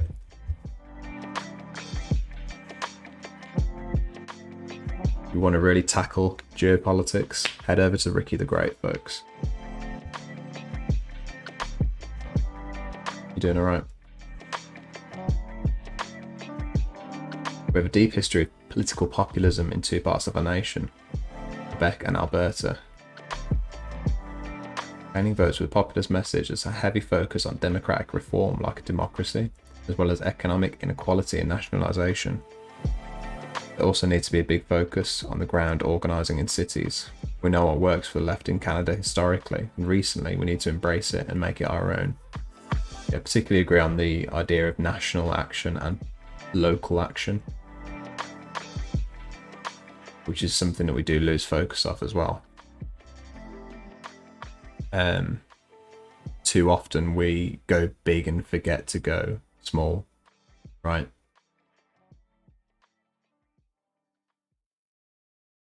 And we do have to be careful because this is a tactic that the Conservatives have started to employ in a sinister sense, which is the idea that they're going local now, right? So they're instigating what I think it's a US term, which is pork barrel spending, where cities up north are literally fighting with each other in a sense to get favourable funding from the government for things that they desperately need, like better budgets for infrastructure, better budgets for healthcare, schools that are closing, hospitals that are closing. And this kind of, if we vote Tory, we might get a little bit of crumbs from the table. Up north, right, this idea starts to come to fruition if we're not careful on the left and we don't remember to keep going local as well as going national. The Conservatives can swoop into that space, which is the forgotten communities. The ones that are screaming out for help whilst we're talking about Brexit, for instance.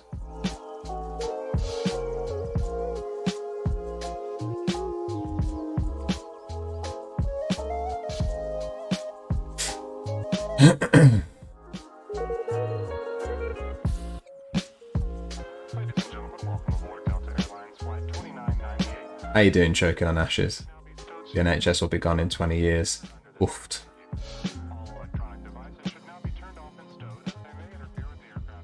I hope not, I tell you.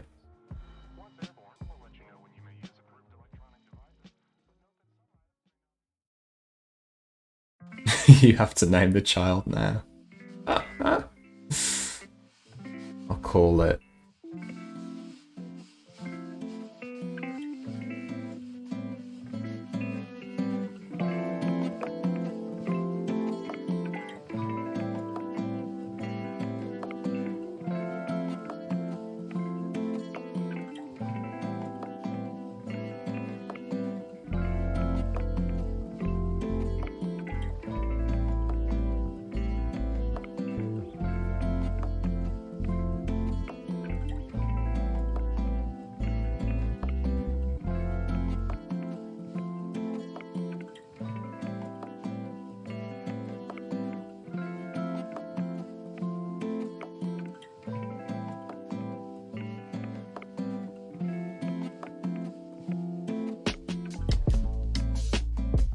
Right, see you on the next one. Bye, folks.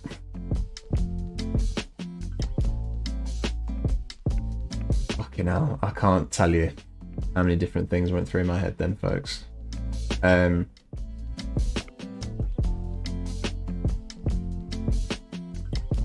Razzle is a sword lesbian. If you are having a baby, can you just let me know that that's something that was actually happening? Because that's pretty amazing. Dan, if you don't get your ass down here, I'll throw a shoe at you.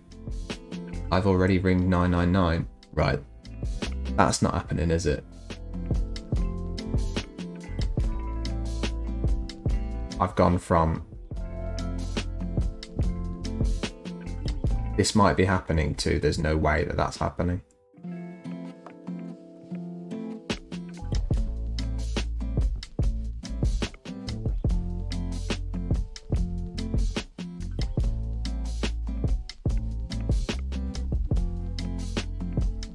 There is a bloody baby in my vagina. God.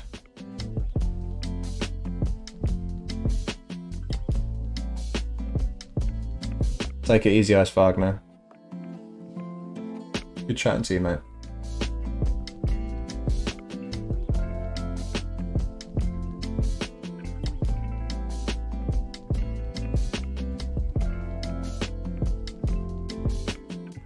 It's been downhill my whole life.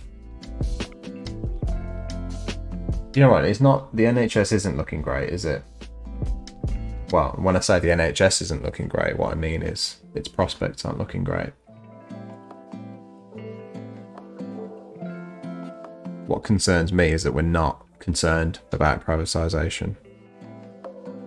It's happening in our sleep. But yeah, I agree. It's not looking good. Hey Jess Post. Hey Dan, once I get my paycheck this month, I'm going to sub and get... Ah, mate. I really appreciate that, Jess Post. USA Hole put me into your streams. I love USA Hole. I really appreciate that, Jess Post. Thank you. USA Hole, let's give a shout out for USA Hole. Lovely, lovely streamer. Super based. Always a good fucking time. Just fucking cool.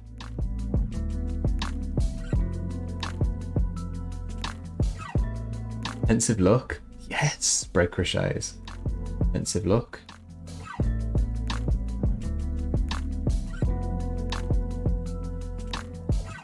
You did break me, Ricky the Great. I have no idea what happened there. How long was that?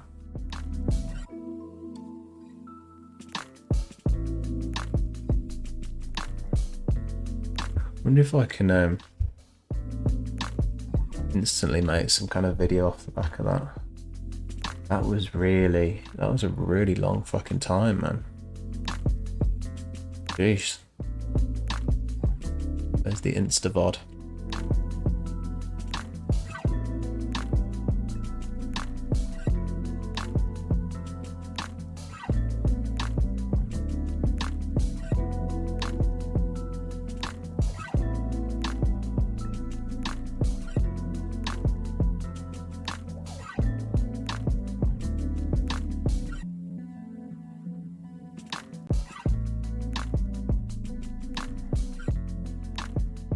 There I go. Thinking. No, I want to get up some like...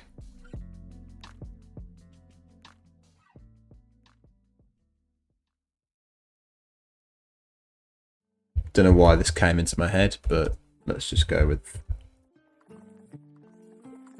this.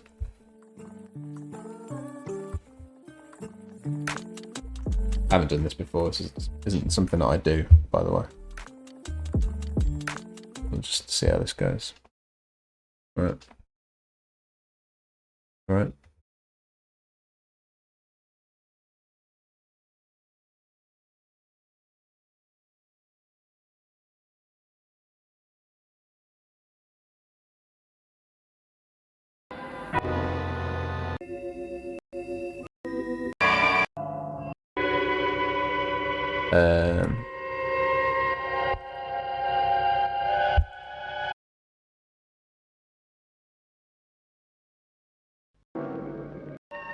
This force we shall know as beyond unleash a force with her.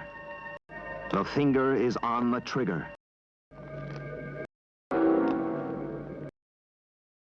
Love it. Go back a little bit.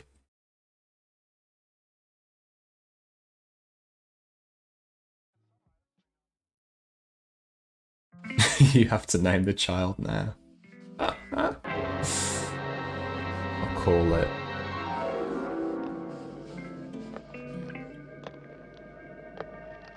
The finger is on the trigger. About to unleash a force with terrible powers beyond the comprehension of man. This force we shall know as the Mysterons.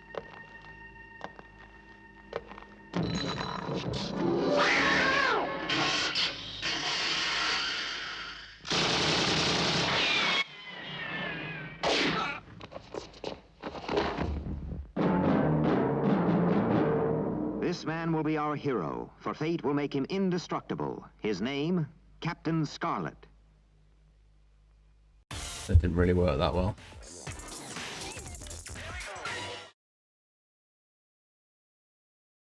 It's alright. There you go, that's me memeing. What do you think of that? Eh? Eh?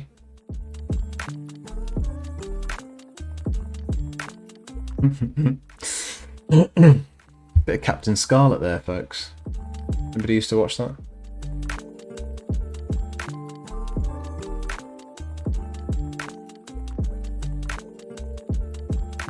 Is 999 the UK's version? 99 if 911 is US? Yeah. We're on the 999. We also have 111. Just Bust, which is a non-emergency number, which is like if you've got like, I don't know, if you've you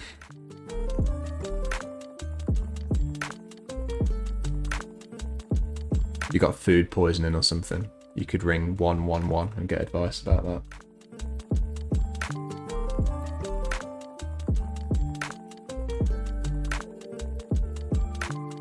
Carletta isn't bad, an arco-arachnid. I'm glad you're catching me choking on ashes, it's good to see you. Yeah, we haven't seen each other for a while, have we?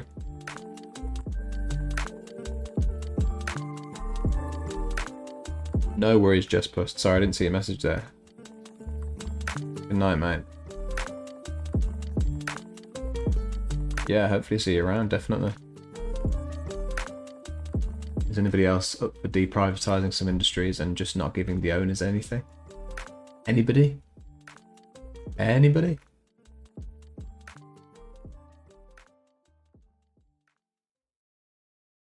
Revolution inevitable, in my opinion. How are we gonna have it? Alex, that is cool. Nice. One day, Dan, I'll convince you to fully embrace the populism pill. One day. One day.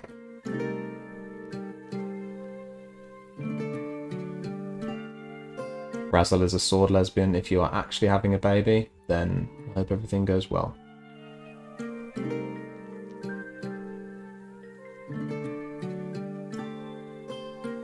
Be great, wouldn't it? What? Joking on Ashes, are you just trolling me as well?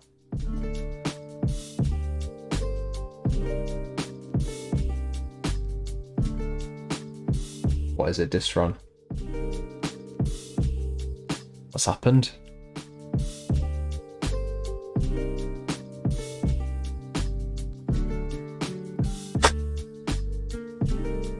What the fuck is this?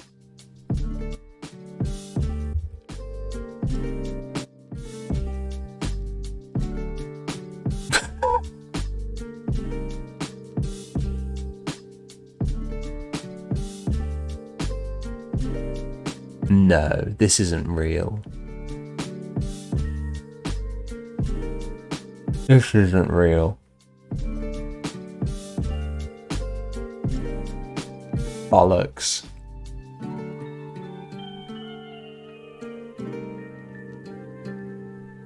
God, is it real?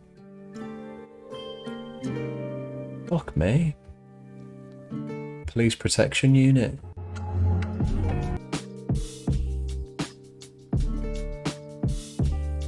Jesus. We'll see that alright.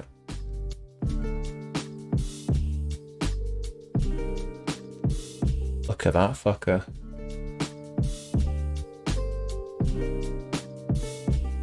It's got hoses on top. Police walk behind it.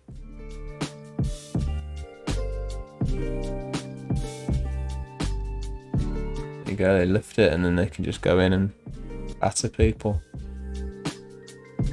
Wow. This throne, that is some heavy shit. Fuck me.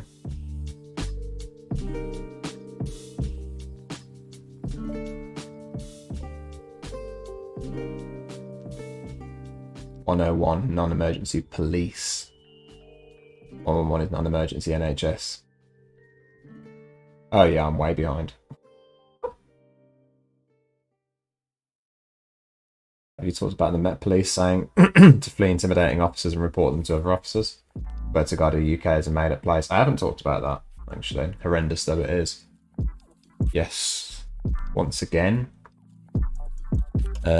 we have responded to violence against women by telling women how they should protect themselves from violence rather than trying to stop the violence committed against them.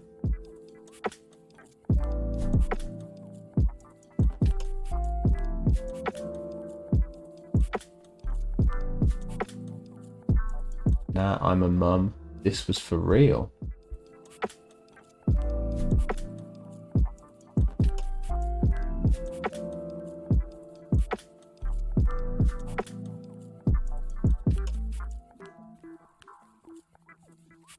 Now I'm a mum.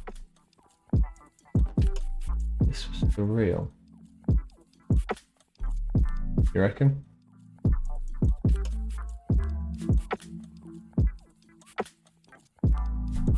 That is amazing.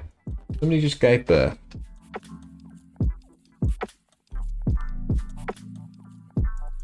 Watching my stream. Incredible. Proud to have been part of it. Revolution has been left too long. That's sadly more than prepared. Oh yeah.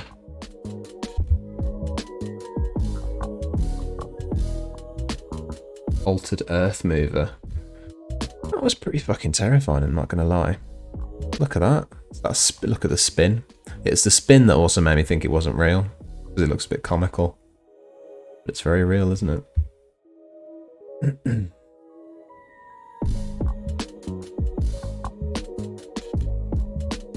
What those cat things used to build on sites. Yeah, I know what you mean. I can't think of the name of them. The cat company that makes them, yeah.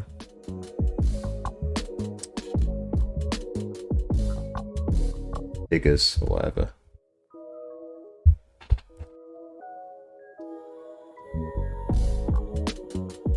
Yeah, they're a bit like that, aren't they?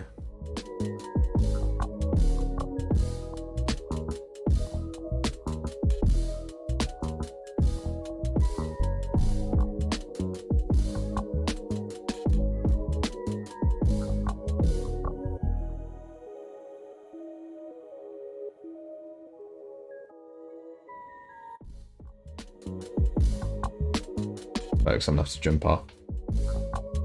Tell you what. 3:30? Bloody hell. It's been a while since I streamed for this long on a Monday. I know, Ice Wagner. What am I like? Tomorrow morning's going to be interesting, isn't it? Fucking up in 3.5 hours. Right, folks. I'm going to check. I'm going to find out someone to raid. Apologies if I'm leaving anything unread in chat. I will catch up in a second. Just going to see who's even on. Oh, perfect USA hole. There you go. Just like that, you see. I mentioned somebody, they're online, and we can raid them. Isn't that just a perfect sense of synergy? Can you beat that? I don't think you can.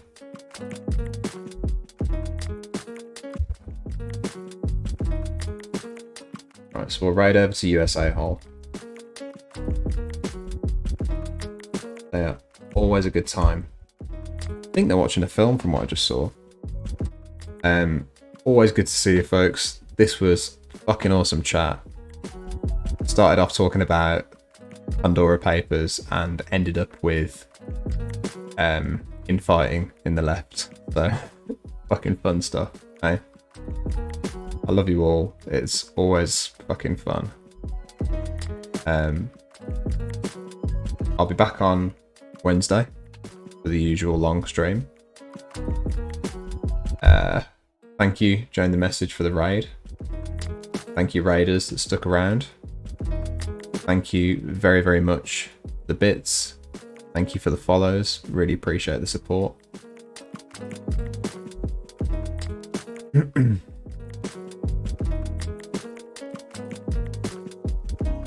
See you later, lovely people.